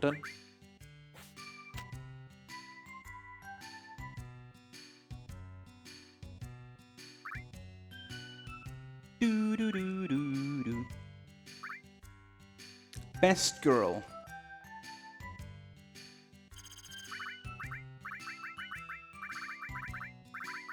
Capital G. Indeed. Perfect. Now we're grabbing our best girl. And now all we have left is we're still stuck in CD1. So we need to go back to CD2 and actually continue where we left off, right? We could continue the game normally and play basically... I'm not sure if it would softlock anywhere because an event was already triggered. Yeah. But for a while, technically, we could continue the game going through the Temple of the Ancients and everything as normal. But we kind of don't want to do that. We kind of have an incentive to meet, or we kind of have an estimate to meet. I don't think we have 5 or so hours to get through the rest of the game like normal. All right. So what we do instead, we reset up our elevator earlier. And we're entering again from here. The game again thinks that I entered the elevator from the underwater reactor section and puts us again into the underwater section version of the elevator. And this time I don't even have to use it because right now the game already thinks we're in the underwater reactor. So all I have to do is I activate the elevator again. And even though it still plays Junon music, the game is a little bit confused.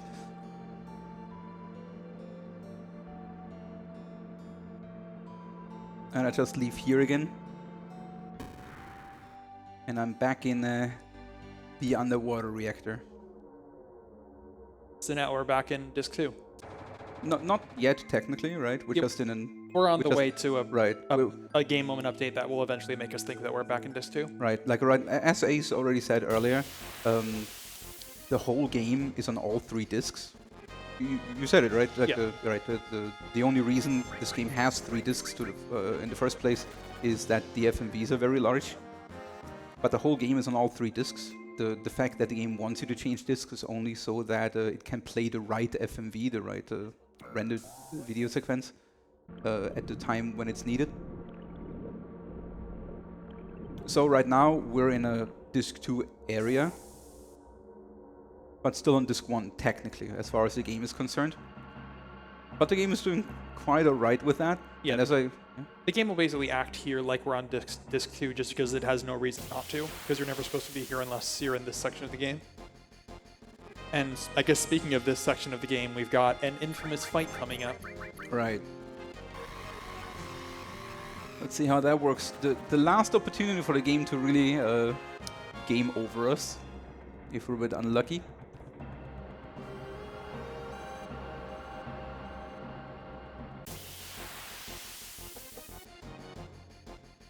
That's why we'll also do a safety save here now.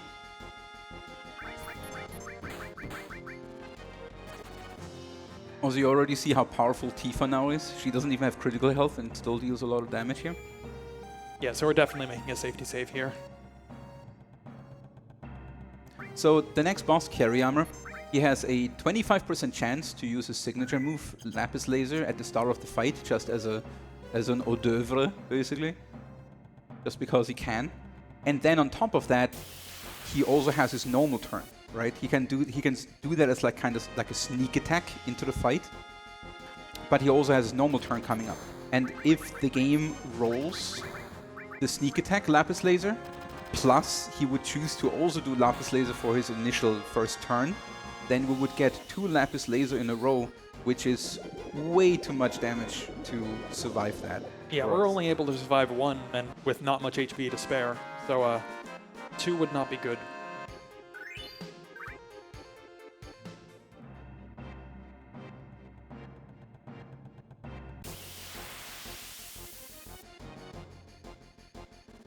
So let's see how that works. These guys are a little bit annoying. One will definitely attack, right? So I can show you that. I can show you the advanced ADB tricking now that I meant earlier. Ah, he got that turned into Sag. Never mind, I cannot. I mean, I can show you on a nice cloud. Oh, not so nice cloud. Oh. That's okay. Oh, I'm on ATV active. That's why. Oh yeah, that's a problem. Yeah, I should probably change that.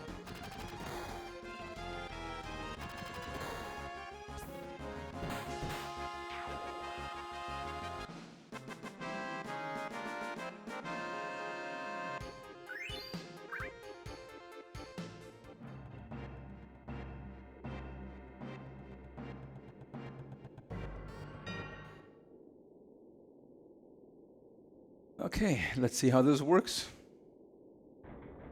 Good luck. That fight execution-wise is not really a big problem for a seasoned runner like me. But he can troll you. Especially when Tifa is not hitting. If Tifa is hitting well her death blows, there is really not much that can happen to you other than a initial Lapis Laser, like a double Lapis. Yeah. I got a heal up too. Just making sure.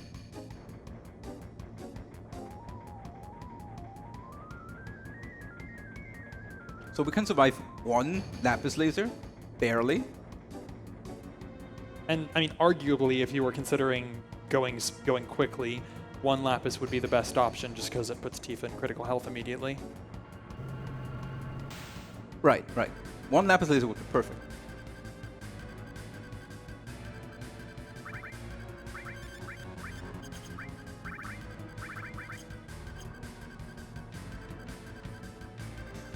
All right. Let's see how it goes.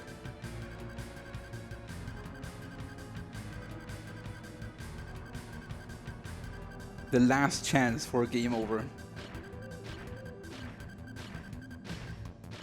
The perfect opening here would be 1 Lapis, Big Guard, X Potion. Let's see what we're getting.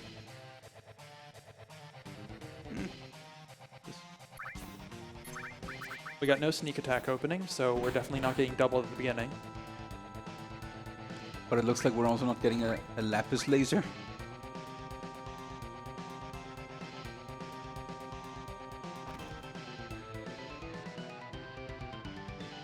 There's a Big Guard. At that point, the fight is almost won. There's not that much anymore that can go wrong.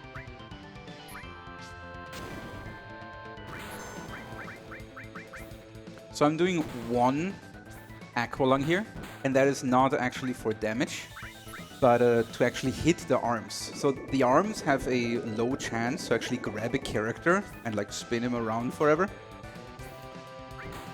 And that chance is actually reduced if you do a small amount of damage to the arms. Right. Technically, the lower the arm's HP, the higher is the chance to get grabbed. But for whatever reason, the chance at the arm's max HP is slightly higher. You should be dead here. Yeah. GG's. Nice. Good fight. Good fight. Any carrier army you can walk away from is a good one. Absolutely. Looks like we're getting a deathless run. Unbelievable. Yeah. And we might actually also finish on their estimate, technically. I think we're on a good track for that. Yeah. I wouldn't have believed it.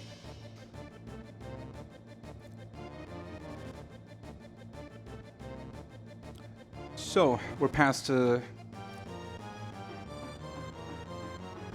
do we have 4 extra minutes? Guys, staff, anyone? Sure?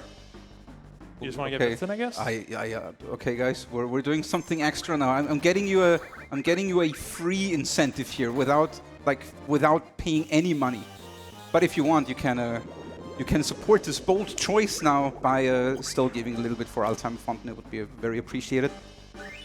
But regardless, I'm showing you something really cool that was supposed to be an incentive, but due to estimate problems, was then not chosen as one, or could not be chosen as one. So yeah, this is what I wanted to show you earlier. Now that both ATBs are empty, I can make use of Tifa's fast ATB because she has a lot of dexterity to actually be faster than that guy and get 2 attacks in before the other guy is actually getting his turn. Yeah, looking at the timer, I think we have about enough time. I think so too. I think we can do this and still finish under estimate actually. I think so. We'll see. And since I ruined Steproot anyway earlier at some point, it doesn't really matter anymore. Yeah, just heal and be safe for fights.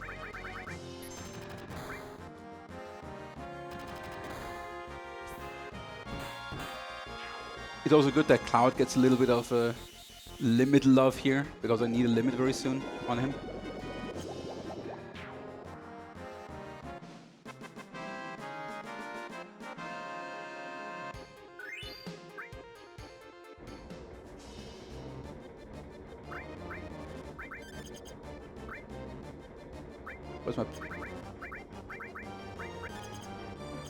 Where's my potions?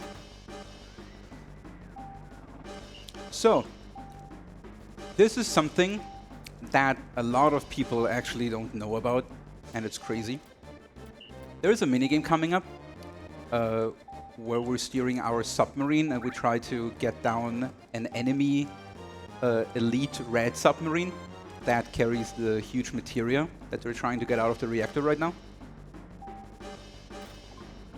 There is 2 ways you can play this minigame. You can either win or you can lose. It's a very, very easy minigame, and not a lot of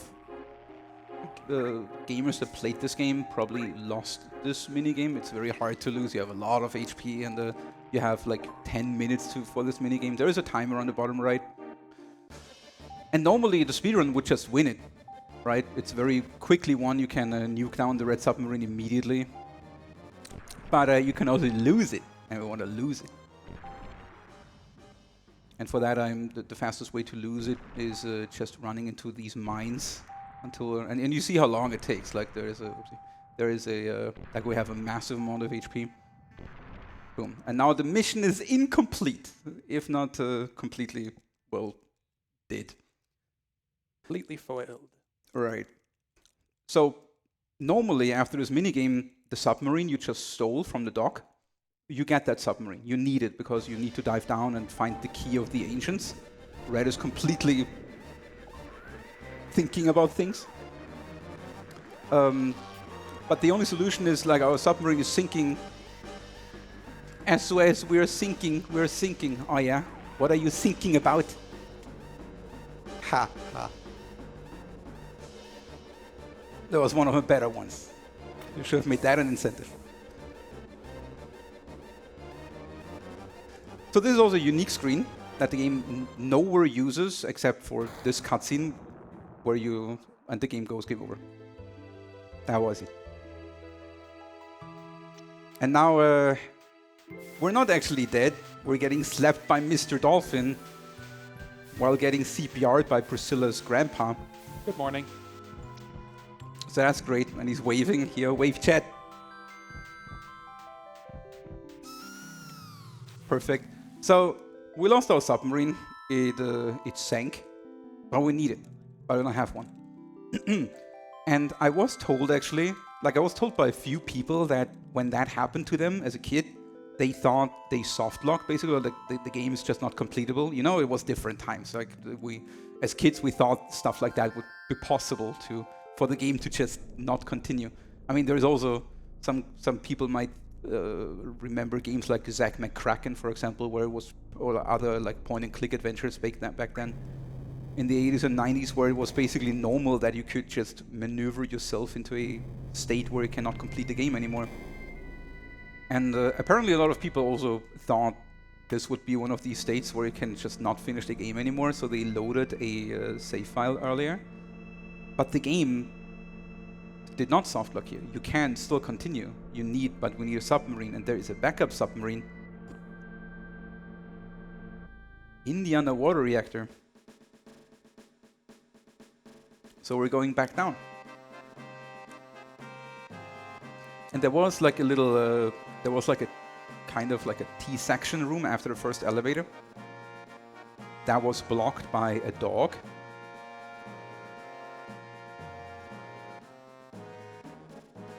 And Cloud would never do anything to dogs, of course. He's an absolute dog person, I think. But now we're desperate. We need a submarine.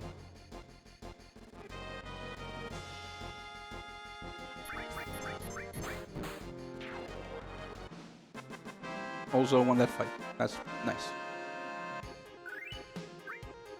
Some extra money. So we're going back down here. Shoutouts to that girl. She's also serving terrorists. That's pretty good.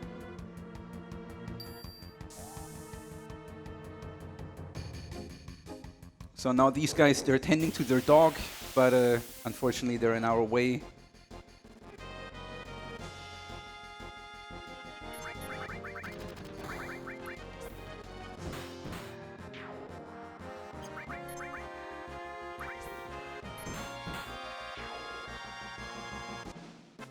But now there is still the dog. We need to get past the dog. We talk to the dog and Cloud is like, damn Shinra dogs. Out of my way. And now we're hunting the dog. And we dog-nab the dog. Shinra dog, I dog-nab you. Red doesn't like it. Now we board this submarine. And we take them all hostage, including the dog. Now we go to the bridge, and I'm telling them, I'm your prisoner.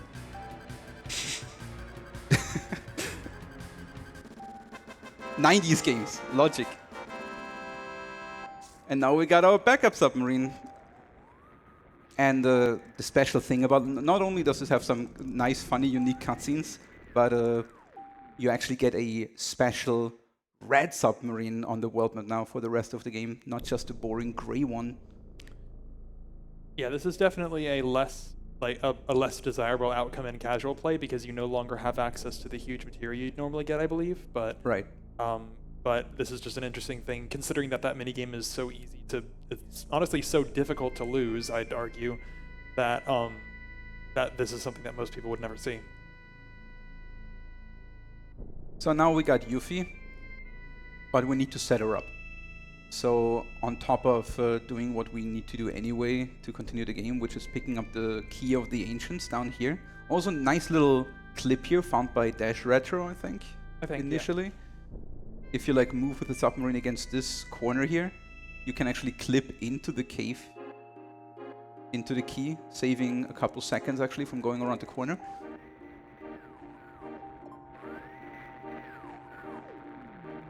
Yeah, this is the red submarine, and this is what we would have normally done as an incentive, but we removed that for the Yuffie for the Yuffie incentive in case we weren't quite as far ahead as we are right now. So yeah, donate for the. I believe we still have one incentive available, the Omni Slash on right. Sephiroth. So we still need to get that met, and we're giving you even more time to do so, and showing you off even more of the game. How far away are we from that? From the Omni Slash? Let's see. We are $200 away from meeting that. Oh, that's not too far. Yeah. Can I do an donation? One second. Zeal, here is your reminder to go ATB active. It was rotating in my head the whole time right now. But thank you. And maybe make it save before, because we don't know where. Yeah, maybe we should. Maybe we should. So, we're entering the Galnica now. This is like an optional, very late game area in the game. Yeah, these encounters are pretty legitimately dangerous for our party. They're very dangerous, yeah. They're difficult to run away from, and the enemies do a lot of damage. So with ADB active, there's almost no chance that I would die here, but you know, better safe than sorry. So these are, if not the hardest enemies in the game. They're definitely up there. Yeah. Nice. Yep. That was one spell. I guess one thing is we could tell we had queued up running away, because when you keep flashing the menu and switching between party members, if it disappears, then you know you've run away. So we're picking up the conformer here.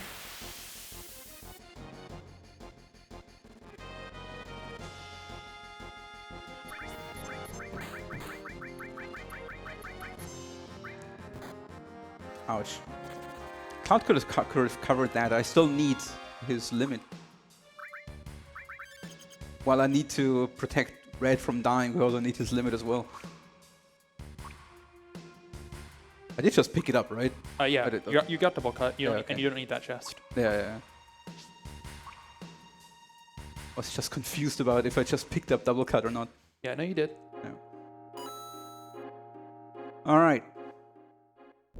So now we got the conformer and we got double cut. That means Yuffie is technically ready to be set up. We don't need her now. It is more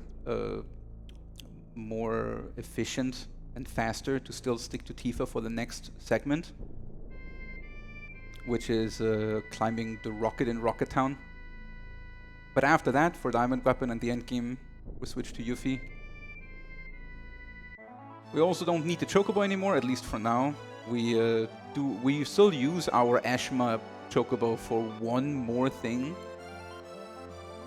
before Diamond Weapon, but for now he can chill there. I guess we have a couple of donations available. Do you think this is a decent time for that?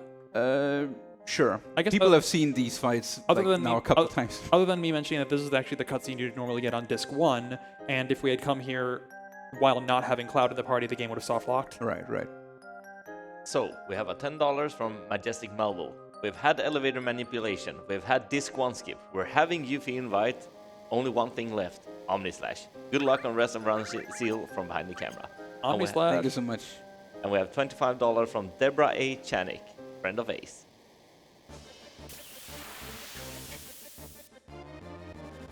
Thank you. Thank you for your donation to the Alzheimer's Foundation. No, what? What? I'm very good. Like, this is also a part of the game where I always track my MP a little bit. I have a backup ether, and my MP is looking quite fine for now.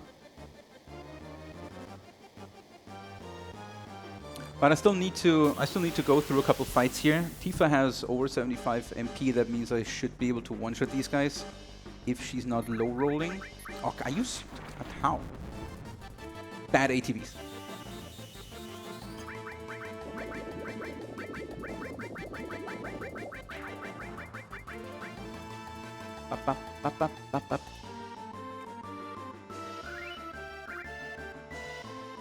Shoutouts to Nobuo Uematsu for a banger soundtrack. Yes, definitely.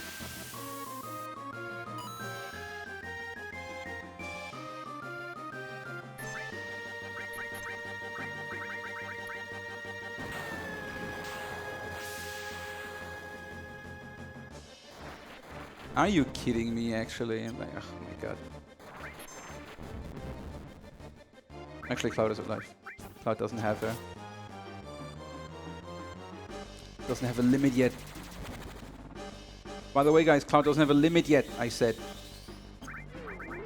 Yeah, we're gonna want to have 2 limits on us, ideally, for the next fight, for the next boss fight after this whole sequence. Yeah. So the thing is, at certain positions in the game, at certain events in the game, certain characters want to join the party, and in this case, Sid want to join. He's not very efficient, but we cannot really do anything about it. But we still need our Tifa girl. Oopsie.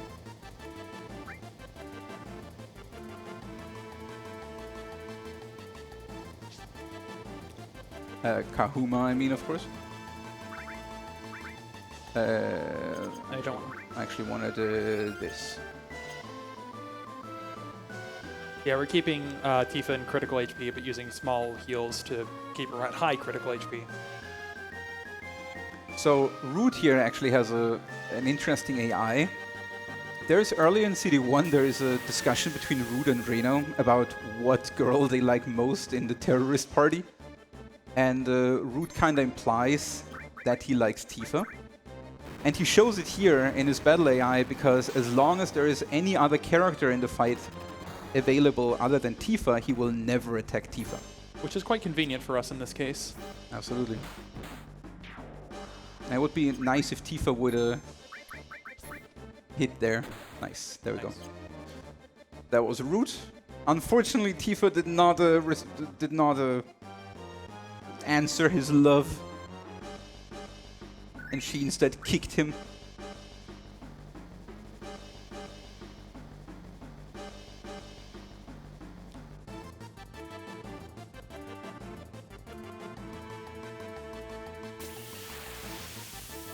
And that is the last fight for Tifa. Some good ATB there, one-shotting that guy, and that was all that we need for Tifa. From now on, it's Yuffie. We have one more cutscene here, boarding the rocket and everything, and the end game will then be done with Yuffie. I'm not sure. Like the Yuffie route has a little bit of different menus. I'm not sure how precise I was in noting them down. I barely looked at my notes, but it should be correct-ish.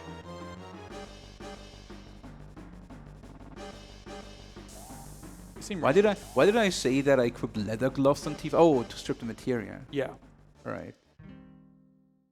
Yeah, that sounds about right. All right. Sounds good. We're all set. You know what also sounds good? Hmm? Donation reading? Yeah, sure. Go for it. Awesome. We have $25 from Korpi. Let's finish the run in style. Good luck in showcasing the rest of this amazing run. And of course, it goes towards the Omnislash finisher. Thank you. Amazing. We can't be that far away anymore, right? We're getting closer. We are at, let's see, $175 away from it. Nice. Let's go. Yeah, we only have approximately 52 minutes and 15 seconds to finish that. So that's not that much time. In the meantime, while you're looking for your credit card, we entertain you a little bit with some Yuffie boss fights on the way down.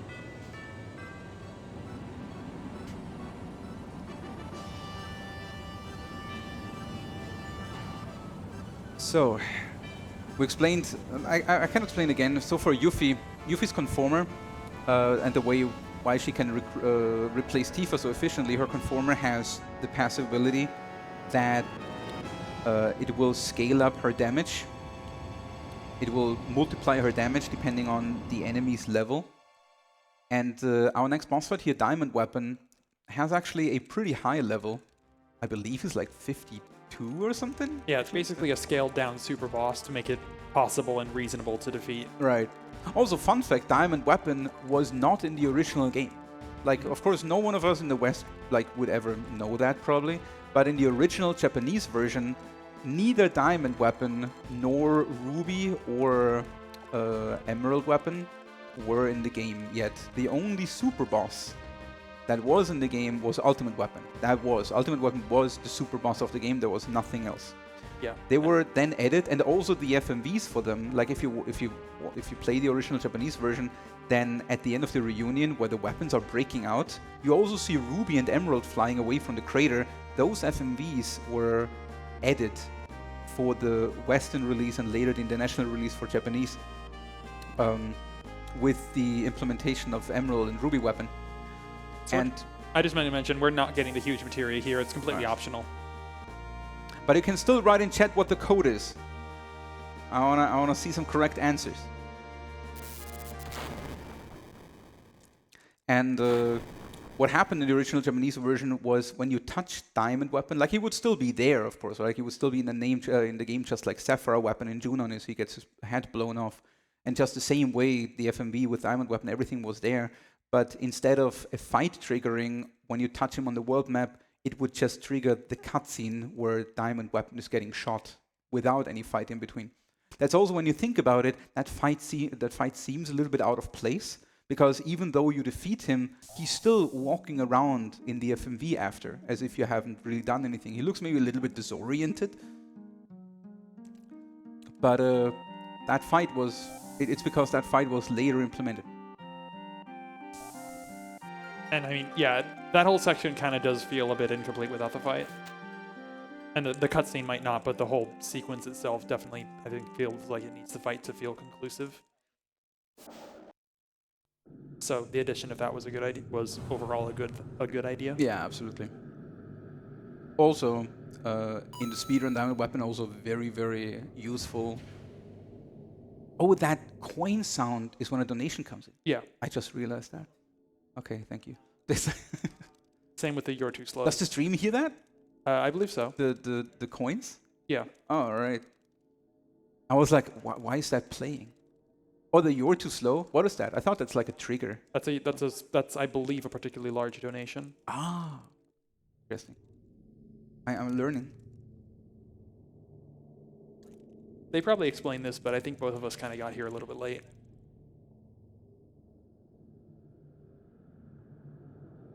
Anyway, there's not that much going on here. I don't know if you're busy, but do you have time to read a donation?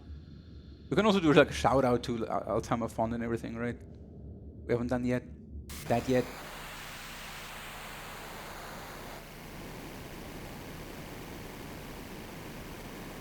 Yep, we do have one donation from Bloomis, which is $25 with no message and to no incentive. So if you are leaving a donation, guys, please make sure you put it towards the incentives, because we are still trying to hit that Omni/finisher.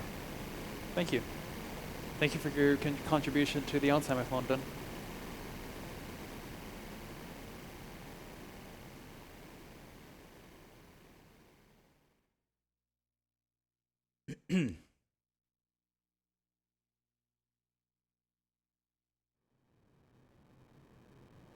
So we grabbed Conformer, we grabbed Yuffie. The Conformer has linked materia slots. That means I can use my elemental materia and my lightning materia in conjunction to deal double damage to Diamond Weapon with Yuffie. Also, what I was explaining earlier with the long range, that problem is now solved because Yuffie's Conformer is automatically long range. So we can put her in the back row. Another really nice thing about Yuffie, and why she's just like a lot safer of an option for the end game, is that Yuffie doesn't need to be in critical health to deal the maximum amount of damage, just like Tifa needs it. So she can be at full HP.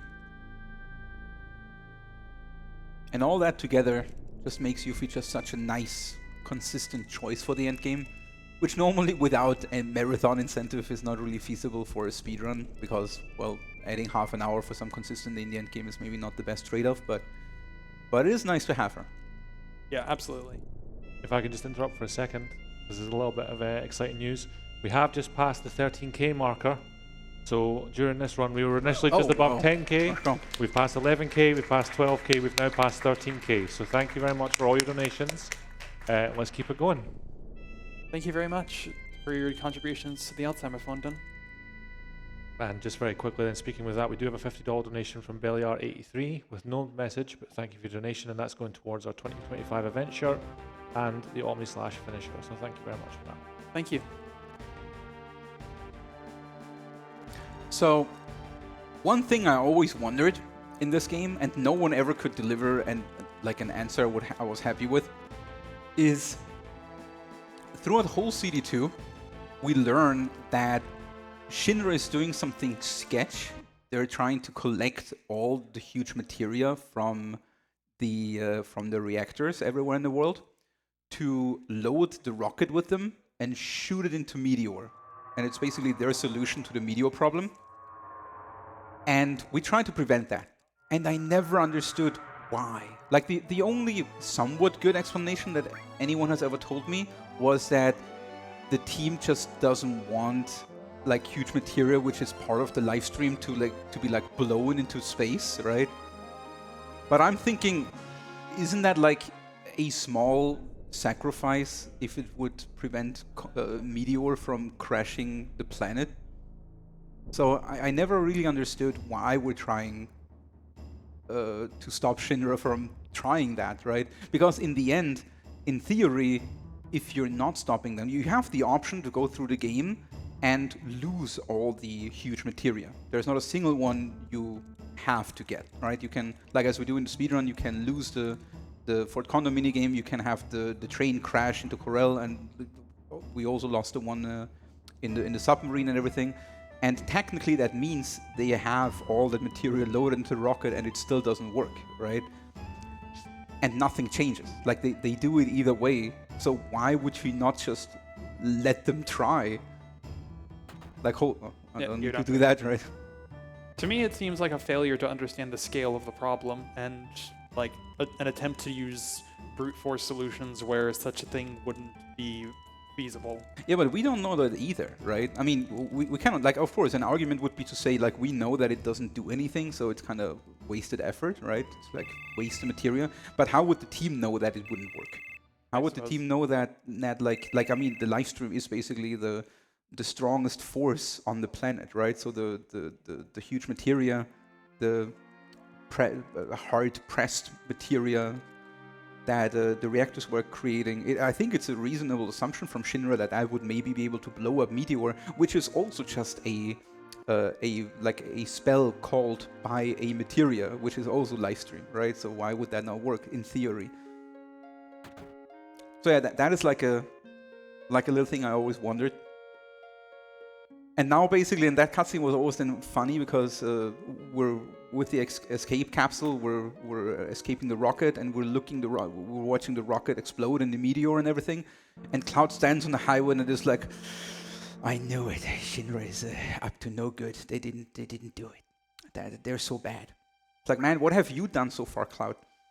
Other than trying the only idea that someone had to stop that idea. Just saying.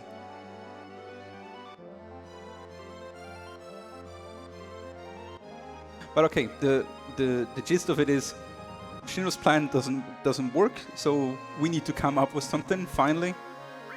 So we went down to Bugenhagen. He's the planet expert. And we're talking to Bugenhagen, and Bugenhagen is basically like, no idea. But he says, hey, maybe it has something to do with Aerith dying and everything. So we're going back to the city of the ancients, where there is an ancient recording device that were of course recording the whole death sequence. And it's kind of funny, I don't have Aerith right now with me, but technically I could have taken her with me here. Then she can watch herself die here in this cutscene. Fun. Very fun.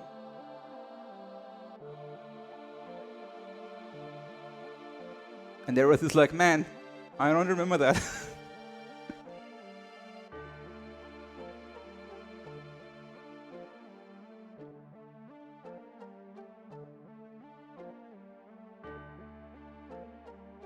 And this is also the cutscene where you need the key of the ancients, why you need the submarine in the first place. You can play until this point in the game without the key, but then Bugenhagen is like, I think something is missing here. Come back if you found it.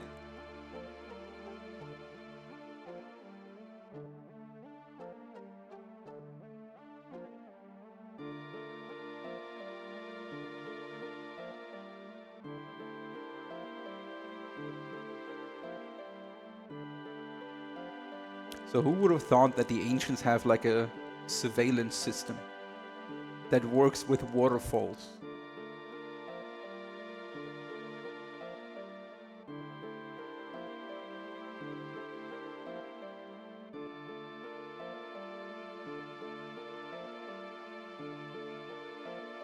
What can we talk about still? What is there still? There's still a little bit of a run going. We explain everything that's coming up. I mean, we're not doing a certain trick here because of some collateral of having done the Yuffie route, but I guess like Oh yeah, we can talk about it technically. So I don't know. I guess we could talk about. yeah, sure. So normally on this in this like section, this area on these screens, RNG is moving. Not on all the screens in the game RNG is moving, but on this screen it's moving a lot technically. And there is a section at the very end of the game where you're jumping. If you played the game, you might remember where you're jumping down individual rocks down to the last boss rush. And every single of these rocks, every single jump can have an encounter. And these encounters are all governed by the list and stone values of the game. And they cost a lot of time. And depending, like on some combinations of list and stone values, have no encounters there. And we of course try as a speedrunner, for the speedrun we try to manipulate to enter that section on one of the list and stone values that would not have any encounters on it. And we do that in two ways. So the last time in the run for us to change any stone value is Bone Village. That's why way back in the run, before I fought Jenova Life, I was waiting for a certain in-game time before I started digging in Bone Village for the buntline to sell. And I did that not only because I want to sell the buntline because I need some money, but also because the digging minigame is seeded, or is seeding stone value with the in-game time you started on. And so we want to, in this run, basically, we want to normally enter or start the minigame at in-game times 0, 16, 36 or 48, Yeah, I think 32. it was. 32. 32 or 48, right? And that would give us the stone value 49, I think. Yeah. Yeah. And that stone value is then not changing anymore for the rest of the game, except for the Chocobo manipulation for Yuffie, we had to do a hard reset on the console, which also resets stone. Yeah, So I did the manipulation, for Bone Village earlier in case we're not meeting the Yuffie incentive, so that I could do this manipulation. But in the end, we didn't need it, and now I can't do it anymore because we needed to do the hard reset for the Chocobo breeding. Yeah, we would have effectively continued the manipulation by then controlling the list value using a certain weirdly programmed field in Cosmo Canyon to let us jump to a specific value, and then carrying that manipulation throughout the end of the game. But instead, we're going to be doing a different manipulation to not eliminate but reduce the number of encounters we get. Right. There is a backup manipulation. There is also we're doing a skip, also a pretty large skip that almost saves 20 minutes, technically 15, 16 minutes. The return to normally. After Diamond Weapon, the barrier is open and you can go down to the northern reactor, northern crater in theory. But Reeves from Midgar is calling our heroes to help out in Midgar. And Cloud and the guys decide to help out the chaos in Midgar because Hojo is taking over the sister ray and everything. And instead of going down the northern crater, we're going back to Midgar, and that part we can completely skip. You remember the explanation maybe in Junon, where developers forgot sometimes to lock down your character? There is another instance of that, and it's actually just one frame there, right? I think. We'll talk about it when we get to it. Yeah, right. Right now we've got Diamond Weapon. Also, you want to get a little further from the city before entering the ship? No, it's fine.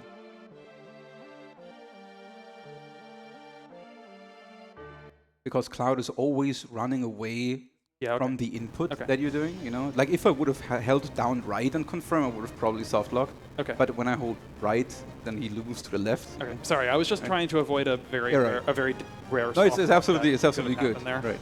Because there is a soft lock, so when you touch the high wind there, Cloud is moving a few steps away from the high wind to trigger this cutscene. And if these few steps he takes away is actually triggering the loading zone for the city, the loading zone is overriding this event, and you land in the city. And when you then touch the high wind the next time, the game already realized it already has initiated this cutscene before, so it will not play it again. At the same time, the cutscene though never happened, so you can fly around with your high wind, and the game will be soft locked. Yeah. You cannot trigger this event anymore then. Yeah, game's stuck. You can't continue. So just trying to avoid that Right. because it looked like the high one was just a little bit close to it. So I was just making sure. The same one. No, it was absolutely too close. If it would have held down right, it would have walked back in. The same thing can happen again if you want to do a safety save before Diamond Weapon, and you are basically opening your menu and do a save right before Diamond Weapon hits you. If you load that save file then, like let's say you die to Diamond Weapon and you do it again, and you load that save file, Diamond Weapon will hit you before the field properly loads, and the game will consider him fought and will delete him from the field. But then Cloud is basically properly loading in, and the field is loading and everything, and Diamond Weapon is not there anymore. Yeah. So I guess one other thing is I think you're going to be doing a bit of a skip here. Yes, I will shout outs also for Kuma TV for doing this little skip. There is a version of the skip that saves more time. But we're doing the safe version. That is doing basically the same. It's just not saving that much time. We're doing the. So yeah, normally we have to wait for Diamond Weapon to walk all the way to at least the beach area to Midgar. But we've seen earlier in the run that we kind of have the ability to walk on or in water. So let's just do that. I still need to replace City too. I do that too, real quick. Yeah, I think I would save before as well. Yeah. Why not? Also says, actually, I'll do that later.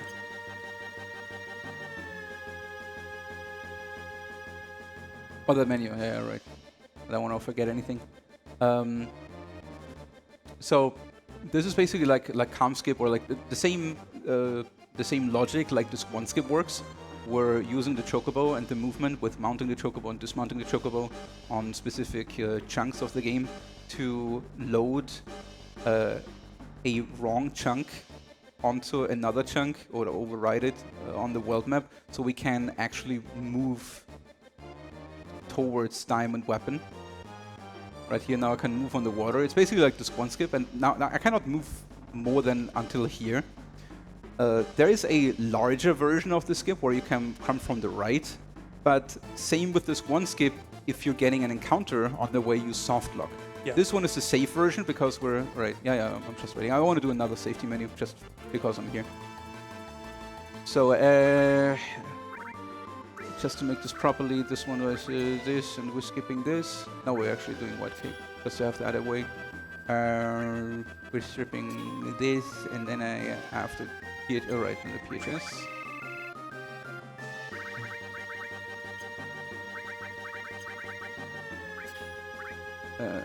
Giga's Curse. Cloud is getting now his Destruct and enemy skills. Yuffie is getting Elemental Lightning. And the double cut. Lightning, Red is getting these HP pluses that I want to level up. Yuffie is getting that Preemptive just for some more speed, and the double cut, so Yuffie to wait.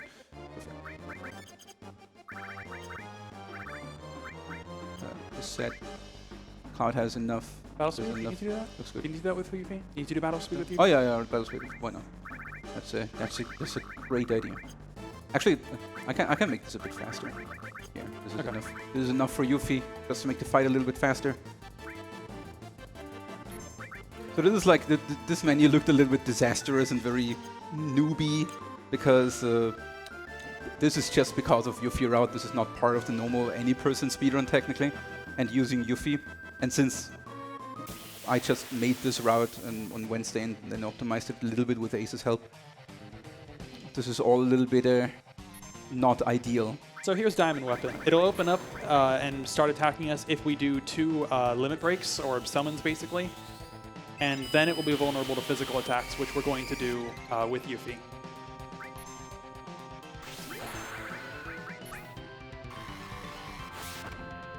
So 2 limit breaks, open him. I can do Reds and Clouds limit again right after each other because of limit priority. And now witness Yuffie's damage with double cut.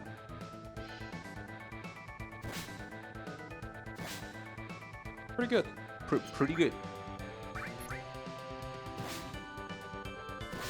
Diamond Weapon has 30,000 HP, so that's about 1/6 of it per attack. 1/5 or so. And we have room for about 6 attacks. So with Tifa, that fight can actually cost you a lot of time. If Tifa would just not hit anything, if she would miss all of her attacks, you could not kill him. She needs to hit at least 2 attacks with a little bit of extra damage left at the end. Ideally, she hits 3. And that's In this case, Yuffie is always hitting. So she's a little bit slower on average than Tifa. But at least she's getting the thing done consistently. Yep. There's Diamond Weapon. What? That was Diamond Weapon. That was Diamond Weapon. So we're almost done here. Unbelievable. Yep, we've got Hojo and then the final dungeon of the game, basically. So there is also a little bit of an optimization for the Yuffie route is the HP plus distribution on my characters. This route doesn't have that many HP pluses. On a normal no slots route, back then we bought 6 HP pluses. This one has only enough money to buy 4. For Tifa, that's usually fine because she needs to be in critical health anyway, so she doesn't need that much HP in the first place. For Yuffie, though, she needs to survive, ideally, a Shadow Flare, because she will not have the Missteal on, which gives you a 60% magic dodge chance. She doesn't need the Missteal, so she will instead have the Gigas Armlet to deal more damage. That also means, though, that if she gets targeted by Shadow Flare, she will most certainly get hit by it, and she wants to survive that. So I need some leveled up HP pluses for her. Unfortunately, the level Yuffie is joining a party depends on Cloud's level. It's always, if Cloud is level 21, she joins at 24. If Cloud's level is 31, she joins at 34. And I'm not sure if there's a higher one than that. This might be her highest one. The thing is, though, at the point when we recruited Yuffie now, Cloud was only like level 28 or something, and so she still joins at level 24, which is quite low for that point. That's also the reason why she's actually a little bit weak at this point. Her level is just not really all that good, which will be corrected after Jenova Synthesis, because here Diamond Weapon, Hojo, and Jenova Synthesis give a lot of experience, and she will catch up and then deal suddenly a lot of damage. But her HP is still quite low, and she needs some HP pluses to actually she needs at least like 2800 HP to survive Shadow Flare, or 2700. It does a lot of damage. Yeah. And it's technically not a huge problem if she would die. If you know what you're doing, you can revive her and like reset it up and everything. But it would still be nicer and smoother if she doesn't even die in the first place. And that's also why I equipped the HP pluses now on red, so that it gets AP from Diamond Weapon and Hojo. So that it levels up to level 2, so Yuffie can have enough HP for that. I cannot put it on Yuffie right now, because she has the Gigas Armlet and the Conformer on, and the Conformer, just like all ultimate weapons, don't have any materia growth on it. And the Gigas Armlet as a trade-off for it giving you 30 strength when equipped also doesn't have any materia growth. So right now, none of the materia that Yuffie would ever equip would get any AP or level up. Yeah, so if you saw Yuffie's health being very low in that fight, that's going to hopefully change soon. Right, she only had like 900 HP. I mean, she should have caught up a little bit on, like, I think she has like 1100 or 1200 HP now for Hojo. She's still quite low, and I need to keep track of her HP a little bit.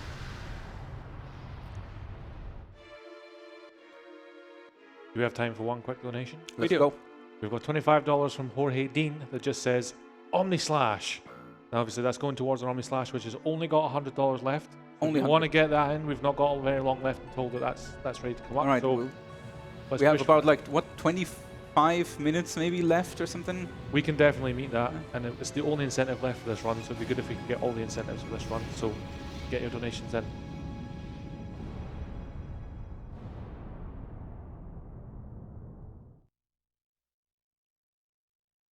So a little correction menu for Hojo.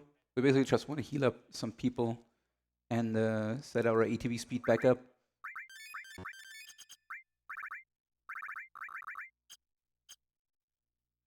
Very important is that Cloud still has enough MP for a big guard at this point, because my MP is quite low. Also, now we're doing the last skip, technically not the last skip in the game, but the last big skip in the game comes up now. Yeah, before Disc 1 skip was found, there were effectively 4 major skips that define what like the major skips are in this game, and this is the last of them. Essentially, on one of these screens up ahead, it's not the case so much that the developers just completely forgot to freeze Cloud, but they did so in a manner, they remembered to do so, but they did so in a manner that gives him about a frame of movement, and that's all we need to hit a cutscene trigger that derails the cutscene into something completely different. They basically messed a little bit up by placing Cloud just 1 frame away from Hojo and this cutscene trigger. So normally... And yeah, by holding just run, down, and right, you can do probably one of the easier ways to save about 10 to 15 minutes in a run. Shortly after Reeve gets on the phone the second time, you'll see that happen. Like right now, when Reeve is turning around, I'm holding run, down, and right. And normally he calls Hojo to talk with him about what he's doing. But I'm using this 1 frame of movement to hit Hojo. You see that Yuffie and Red walked out of Cloud while Cloud is still invisible because he's there, but the game doesn't want you to see him because normally this is a cutscene screen. But now that we touched the trigger with Hojo, the game believes that we're actually here at the end of the return to Midgar sequence. So it puts us into the fight with Hojo. It puts us actually into the cutscene with Hojo and the fight. And since the game is considering that like one whole event, with like the fight triggering and then the end of CD2 and CD3 star and everything, we can basically just skip the whole return to Midgar. Unfortunately, we don't have any music anymore.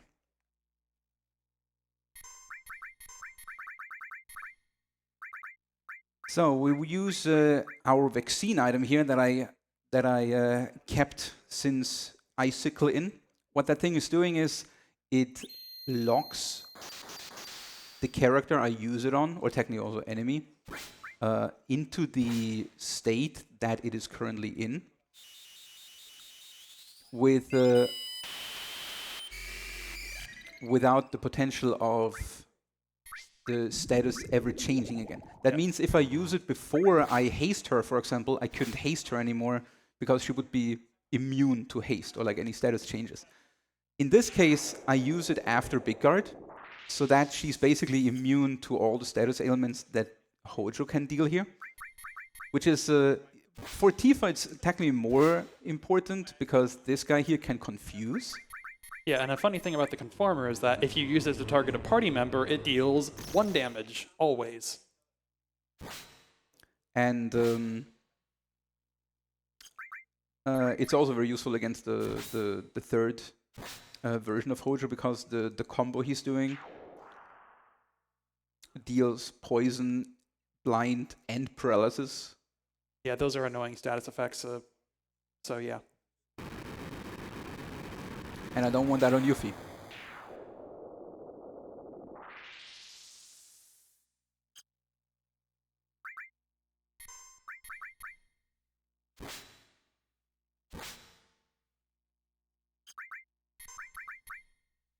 All right.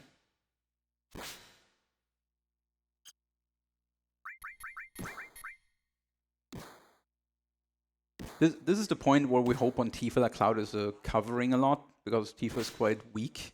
She would only have around 500 HP at this point. Okay, you should die here. Yep. Smooth fight with Yuffie. Ba, ba, ba, ba, ba, ba, ba, ba, ba. I hope you like the victory fanfare because you will hear it for a little bit now. The thing is, the game is quite confused with music right now because of the skip.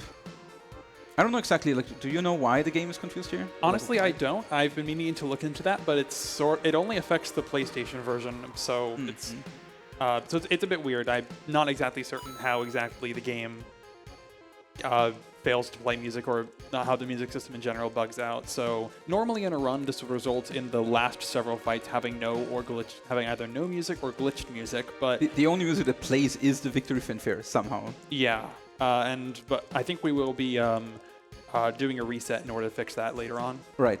So like we're at the end of CD2 now. We're jumping into CD3 after this cutscene here. Yeah. What did you?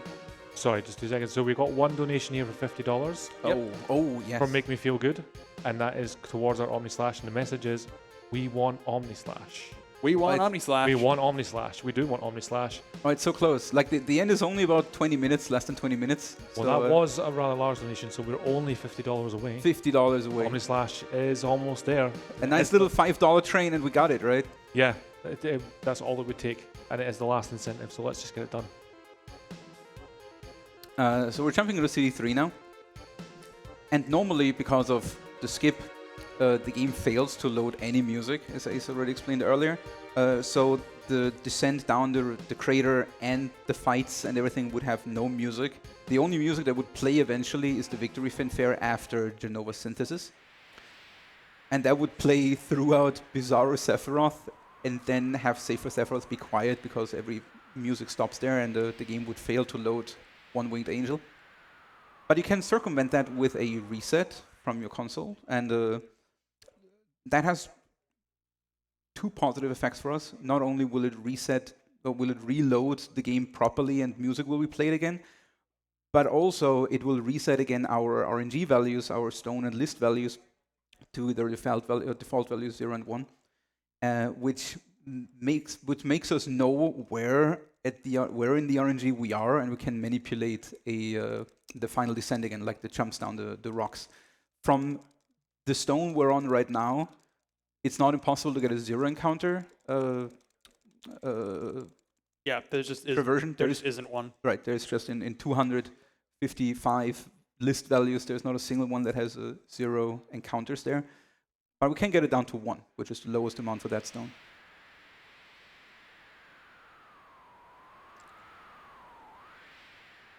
And the way it works is throughout the crater on the way down, there are several screens that call RNG. It's usually the fumes, the live stream fumes in the background, like the mist that is emerging from the crater, that is doing that. So all the screens that have these like movable fogs, green fogs, they usually do it, or green lights or anything. And on one of the screens, we are waiting basically 9 seconds to advance list far enough that we're hitting that little 2 list window where we would get 1 encounter. And I hope it works. We only tested it 1 time on Friday real quick to like remind us how it works, because normally in a normal run you would manipulate a 0 encounter A 0 counter route. And it's not like it's a big deal if it doesn't work. I mean, if it doesn't work, we get 2 encounters, which isn't too bad either. Yeah, you just get a couple more encounters in the end, which is not a big deal. So it's nice if we get the final descent manipulation. We were going for a 0 encounter manipulation without requiring a reset or anything like that, but the Yuffie incentive kind of derailed that just because we wanted to show that off, and some of the requirements for that meant that we couldn't complete that. Zheal, Yes. I've got some good news. Oh, no. We have a $50 donation from Script Ticket. It's going to our Omni Slash, which means Omni Slash has now been met just as we go into Northern Crater. Message says, or another 50. Go smash Sephiroth for a Zheal. Congrats on such a great run. You guys are all insane. Thank you very much for doing that. And with that, we had all incentives met for this run, right? All incentives for this run were met. I love you guys.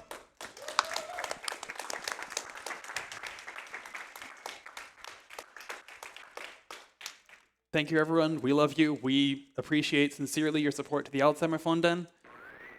Thank you so much. I'm meshing extra hard for you guys. It doesn't matter, but for you. It absolutely does matter. I was actually thinking if I would play this with a turbo controller or not. I was actually bringing both with me. Shoutouts for Dash Retro to make a nice turbo controller for this game that actually measures at 30 hertz per second, which is great. But I don't really like the D-pad on that one, and I thought it's more authentic and nice if I use my normal PlayStation controller for this nice PlayStation speedrun. Hope it didn't look too silly to see me mash all the time.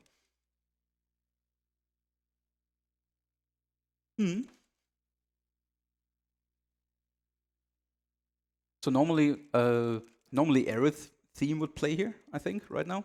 I think. But because we did the skip, no music, but we're correcting that now in just a second. You can read your donation, yes, please do. We have a $10 donation from Obaladi Bobo. Oh, the legend. It says, I'm so happy that you play Final Fantasy VII and not Suikoden because it's just a way better game. Now, that's not my opinion. That's Suikoden? That's what it said. I mean, he has a point. It is Suikoden 2 is a better game than this, but hey, I mean...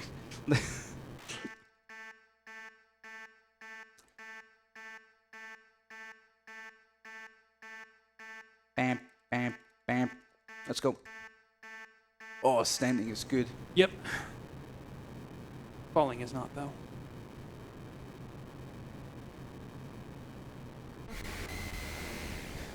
So, one safety safe. Or safety safe, like a save I gotta do to reset my console.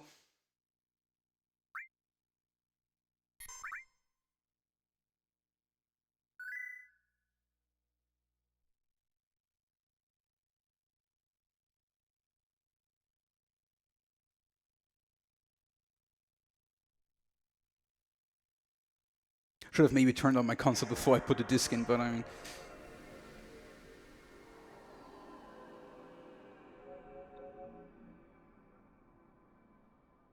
Let's go. For the finale.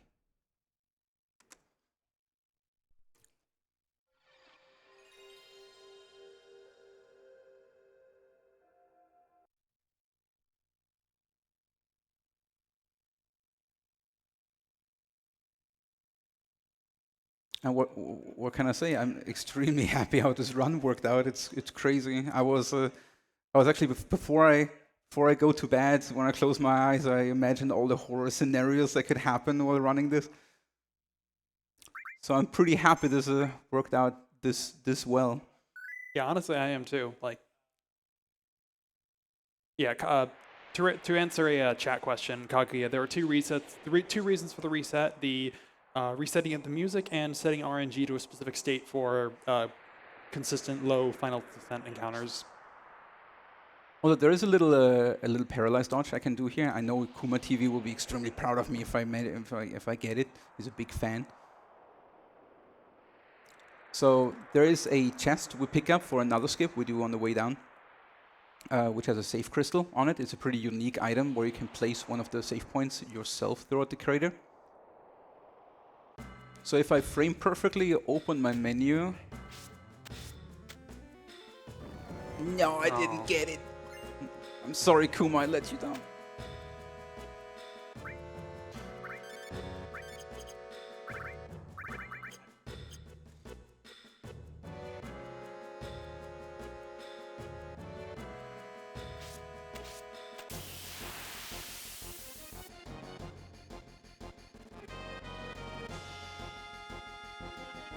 I might actually... Wait, no, normally I would take 3 steps here. I will still take these 3 steps just to have the same RNG. 1, 2, 3, just in case that makes a difference. Yeah, it's just a timing thing rather than a step thing, I think, yeah. At this point.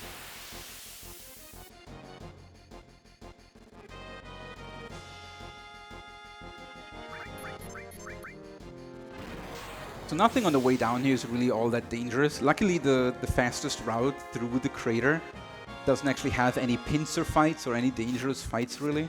I think the crater itself, this particular route through the crater just doesn't have those on the encounter table at all. there is everyone who played the game knows that the crater is actually pretty big, and there is also some other optional areas that you can go to, and there are some dangerous pincers there. But we're never hitting any one of these.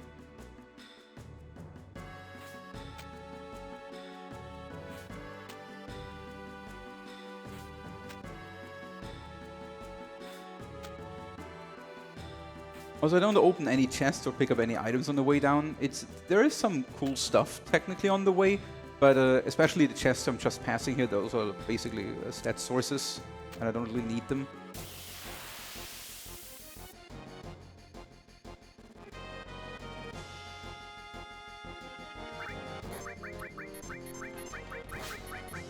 Go Yuffie. Got him.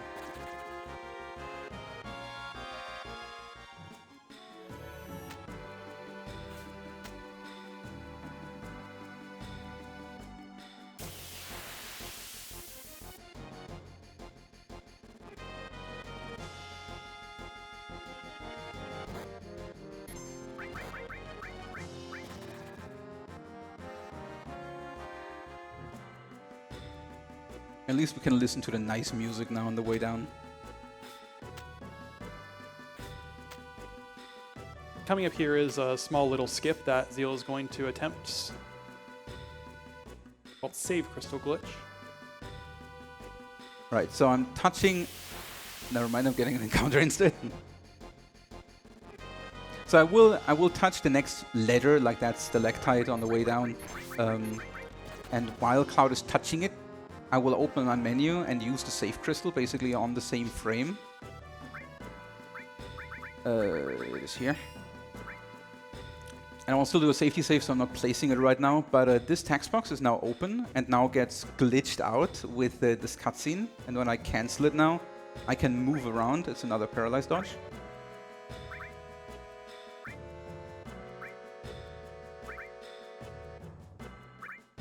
And now, after I send all my party members to their destination, I have my main party go left and all the other ones go right, just so to avoid an extra PHS on this screen here.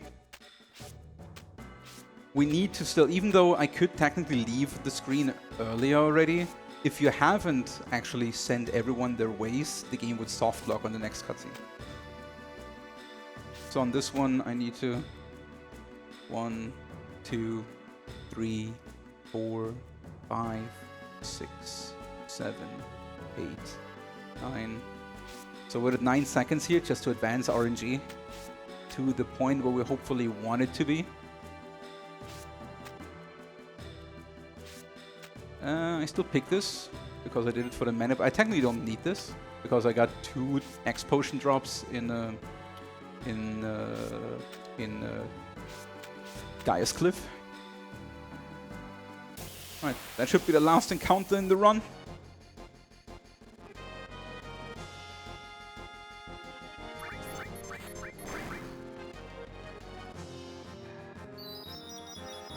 Oh, and also, yeah, the incentive for Aerith for the final party was met as well. Just want to confirm that. Absolutely, yeah, absolutely was. So that's also what we're doing now. We're taking Aerith with me Kind of ending. for the final fight. Yep, thank you all for making this possible. You guys are legends. Insane. So I'm triggering this cutscene, then I'm placing down my save crystal just for another safety save here at the end, just in case something happens. Technically, everything should be fine at this point, but you never know. We haven't safety saved in. I mean, technically, we did at the start of CD3, but I prefer to have a save down here than up there. doesn't hurt.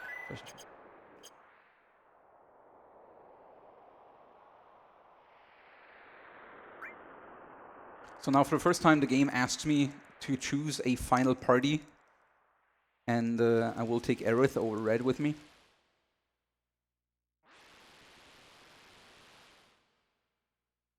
And remember, Aerith is normally very dead at this point, and she would never be able to be here. But not this time. She gets her revenge. Yeah, so she's not in any of the cutscenes or anything. So Which actually saves a little bit of time. yeah, it would save time in In a real-time run, we have to do a little bit of equipping on Aerith, and I think that cancels out the time Yeah, saves. it would not effectively save time, but it actually saves time in a tool-assisted setting. So if dude, the way you said that at the point when I jumped, like I thought it sounded like a fight was triggering. Okay, if we get the manip, it'll be the one encounter will be a dragon zombie on either steps 10 or 11. So this is 7, I believe. I think we got it. It looks good. Yep. So that was a 62 manip. So we're good. Yeah, that should be a dragon zombie. If you kill that one for the first time, he will use Pandora's Box. Very good enemy skills. Only used one time in the game because it has a special flag that when it was used one time, the enemy will not use it anymore in that same save file.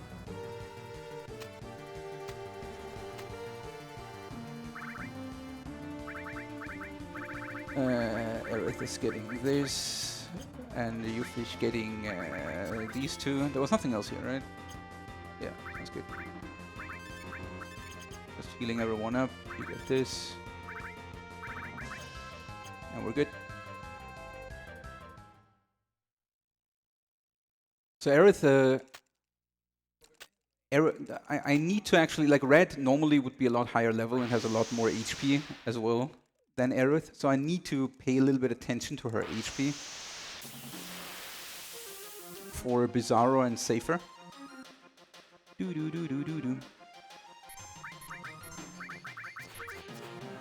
Nice. And this is also where Yuffie's damage starts to really shine, because she got all the experience now from Diamond Weapon and Hojo. And it will be even better on the next fight, because Jenova Synthesis here is actually giving the most XP in the whole game.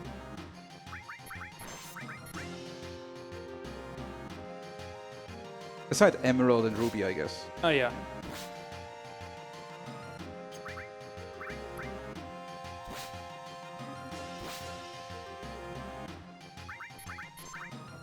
Oops. Should be dead here either way. Oh, maybe one more.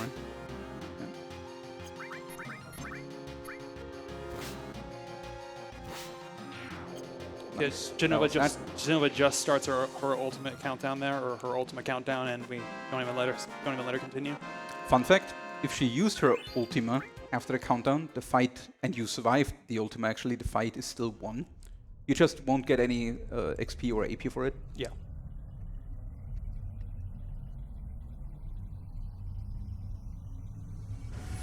But just in case you're too weak to defeat her in time, you can also out-sustain her. Which the Mistil would be useful too. At this point, for the normal route, we would use Tifa. And the cool thing about Tifa at this point would that we would have a Mistil, which is an armlet, that has pretty good defense and magic defense technically, even though magic defense in the PlayStation version is bugged and it doesn't do anything, but it would have it. But the special thing about the Mistil is that it has 50% evasion and 60% magic evasion, which has two very, very nice effects going for Tifa. And at first, for whatever reason, the hit formula in the game is taking evasion into account. So at this point, Tifa would have enough dexterity to hit like at around 54% with her death blow. And with plus 50% evasion, she hits at like 100% her death blows, which is amazing. So at this point in the run, she would always hit either way. And we use Aerith and we use Yuffie. We use Aerith. One last fill, and we're looking good. You also saw, maybe you were paying attention to Yuffie's health in the last fight. She had like 2,200, and now she has suddenly 3,000 because she got a lot of levels from the Jenova Synthesis fight that all scales then up with the level 2 HP pluses. So she suddenly has a lot of HP now. The only one that is a little bit on the weaker side is Aerith. And I suppose we should just give a general explanation. We basically skipped the triggers that prevent Aerith, that allow, or that get Aerith out of the party when doing the disc 1 skip at the very beginning of the run. Right. At the end of the Temple of the Ancients, normally, after Demon's Gate, Aerith would leave the party for good, and then she dies later, right? Yeah. But since we never entered the temple even, she never leaves. So yeah, here's Bizarro. This fight can be done in 2 or 3 parties, but only if you're a high enough level or some other conditions are met. We are low enough that we do the 1-party fight and just clown on him. Just as you mentioned, have we got time for one quick donation? Sure. It's just $10 from Phil Brooklyn, who's just says FF7 Revenge of Aerith. And that's going towards a Dragon Quest XI glitch showcase. Thank you very much for that.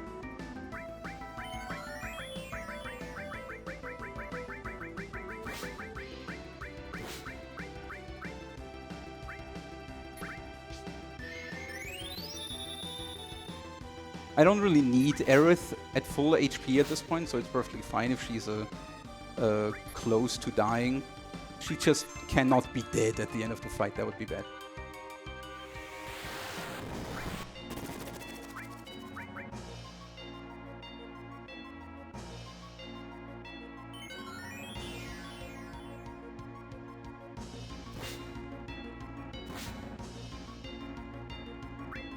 Yeah, make sure Cloud's healed for Winter. He dies here now. Yeah, and Cloud being healed here is important for... Right.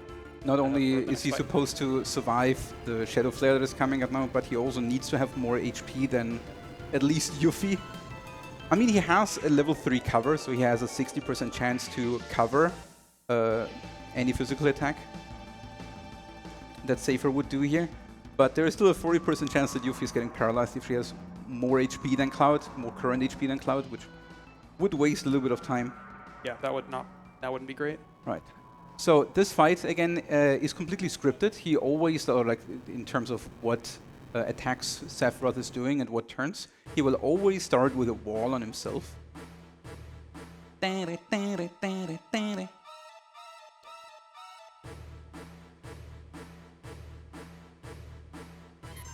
we're using that first turn to set up our damage. This is the only thing that Aerith has to do here on the last fight. She's using one big guard.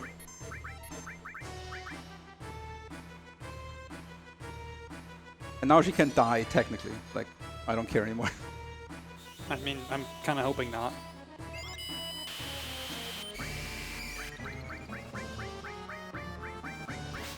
And I'm using D-Barrier to get rid of his barrier.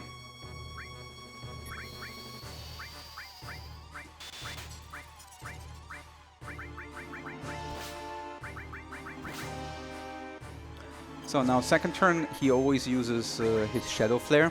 That one is random on any character. All my characters except Ares have enough HP to survive it. Alright, so it's is Yuffie. She's good.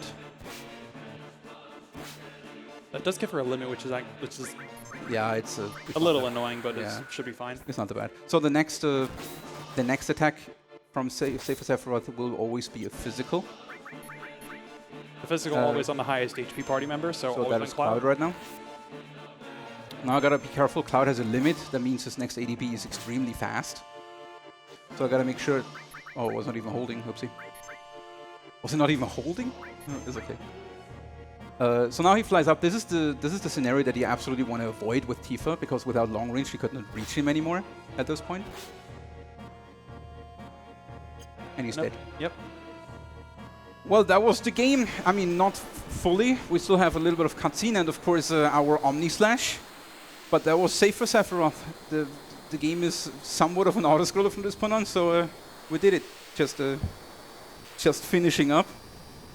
And there is a lot of weight dropping from my shoulders right now.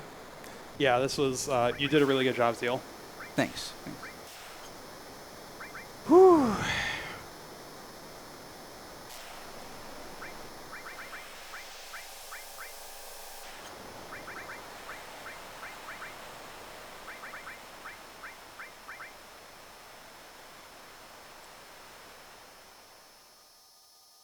Also, fun fact, this long death animation can actually be skipped with the Vincent Muck glitch that is used in 100% and the old bosses routes.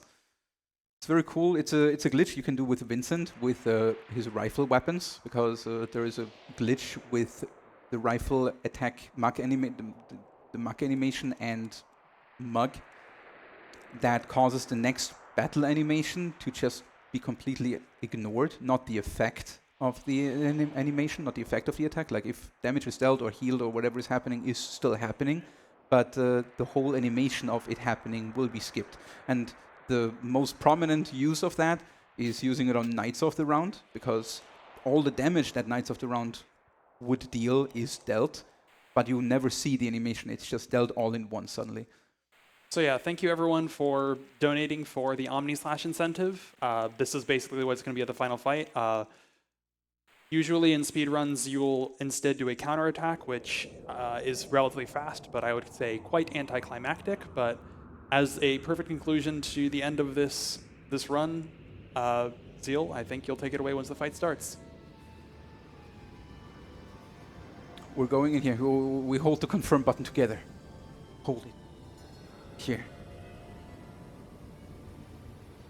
I mean, we don't need to do it yet. No, there's still cutscene going on, but it's a very intimate moment right now.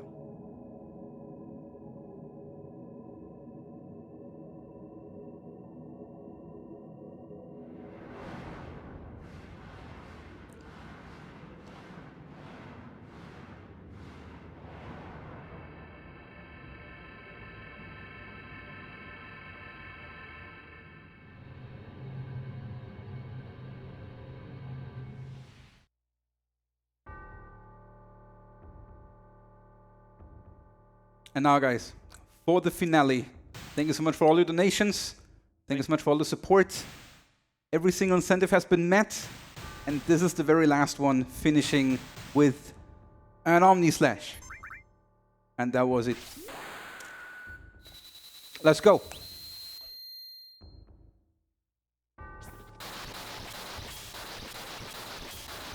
And time's coming up in just a few seconds. And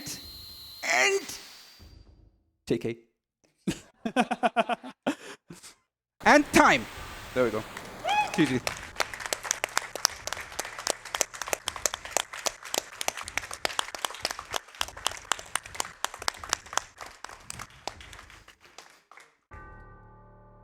Yeah, what can I say? Thank you so much for everyone watching. Thank you so much for ESA for inviting me. It was an honor to perform this nice route for you. Thank you so much for Sapphire to also make this route even possible and for commentating with me. It was an insane honor as well. Thank you so much, Ace, for that. Thank you. Honestly, hope it was fun for you too. I mean, to me, it's been an honor to have all this tech shown at a showcase like this. And we got to skip first try. Yeah, it's incredible. You put an insane. This guy. When the PlayStation, like when he found the skip, when he made the skip and everything, he was like crunching almost a week just to make the PlayStation version have the skip. Because initially it was only possible on the PC version and technically the international Japanese version as well, because it can do a glitch that the PC version can also do. But the common speedrun version is the English NTSC version that couldn't do it because it would get encounters and it would softlock and everything, so it would need one massive web manipulation that was not sure for a while if we could even do it, because not even Ace was sure if it was possible, because there is a long distance and it was not sure if it's not maybe too long. And so he was crunching for like a week straight, where he was constantly like switching between like Discord and working on that skip for like a week or something. Until he released everything. He a true professional, this guy. So like a big applause for Ace for this insane skip and bringing the game to heights that it has never seen before. Thank you, Ace. Thank you. I'm so glad to be able to accept that. I mean, thank you to Zheal for doing the run. He's been doing this run since long before this skip was, like the skips that were shown in this run were found since like 2018 or so, 2019, I believe. 2018, yeah, sounds about right. Yeah, you've been doing this you've been honestly in the community actually longer than I have at this point. So, yeah, you've been like very good at the game this whole time. It's pretty incredible. It's really incredible how consistent you've been at this game. Thank you. It was an honor to play this game for all these nice people. So what is coming up now is the 1,000-year door, right? We're actually over time already, so they won't probably kick us off here. So thank you so much, everyone, for watching. Yeah, thank you, everyone. Donate to the Ultima Fund, and thank you so much for your support in meeting the incentives to in this run and all of your support to the Ultima Fund. And I'll see you guys next time. Have a good one, guys. Bye.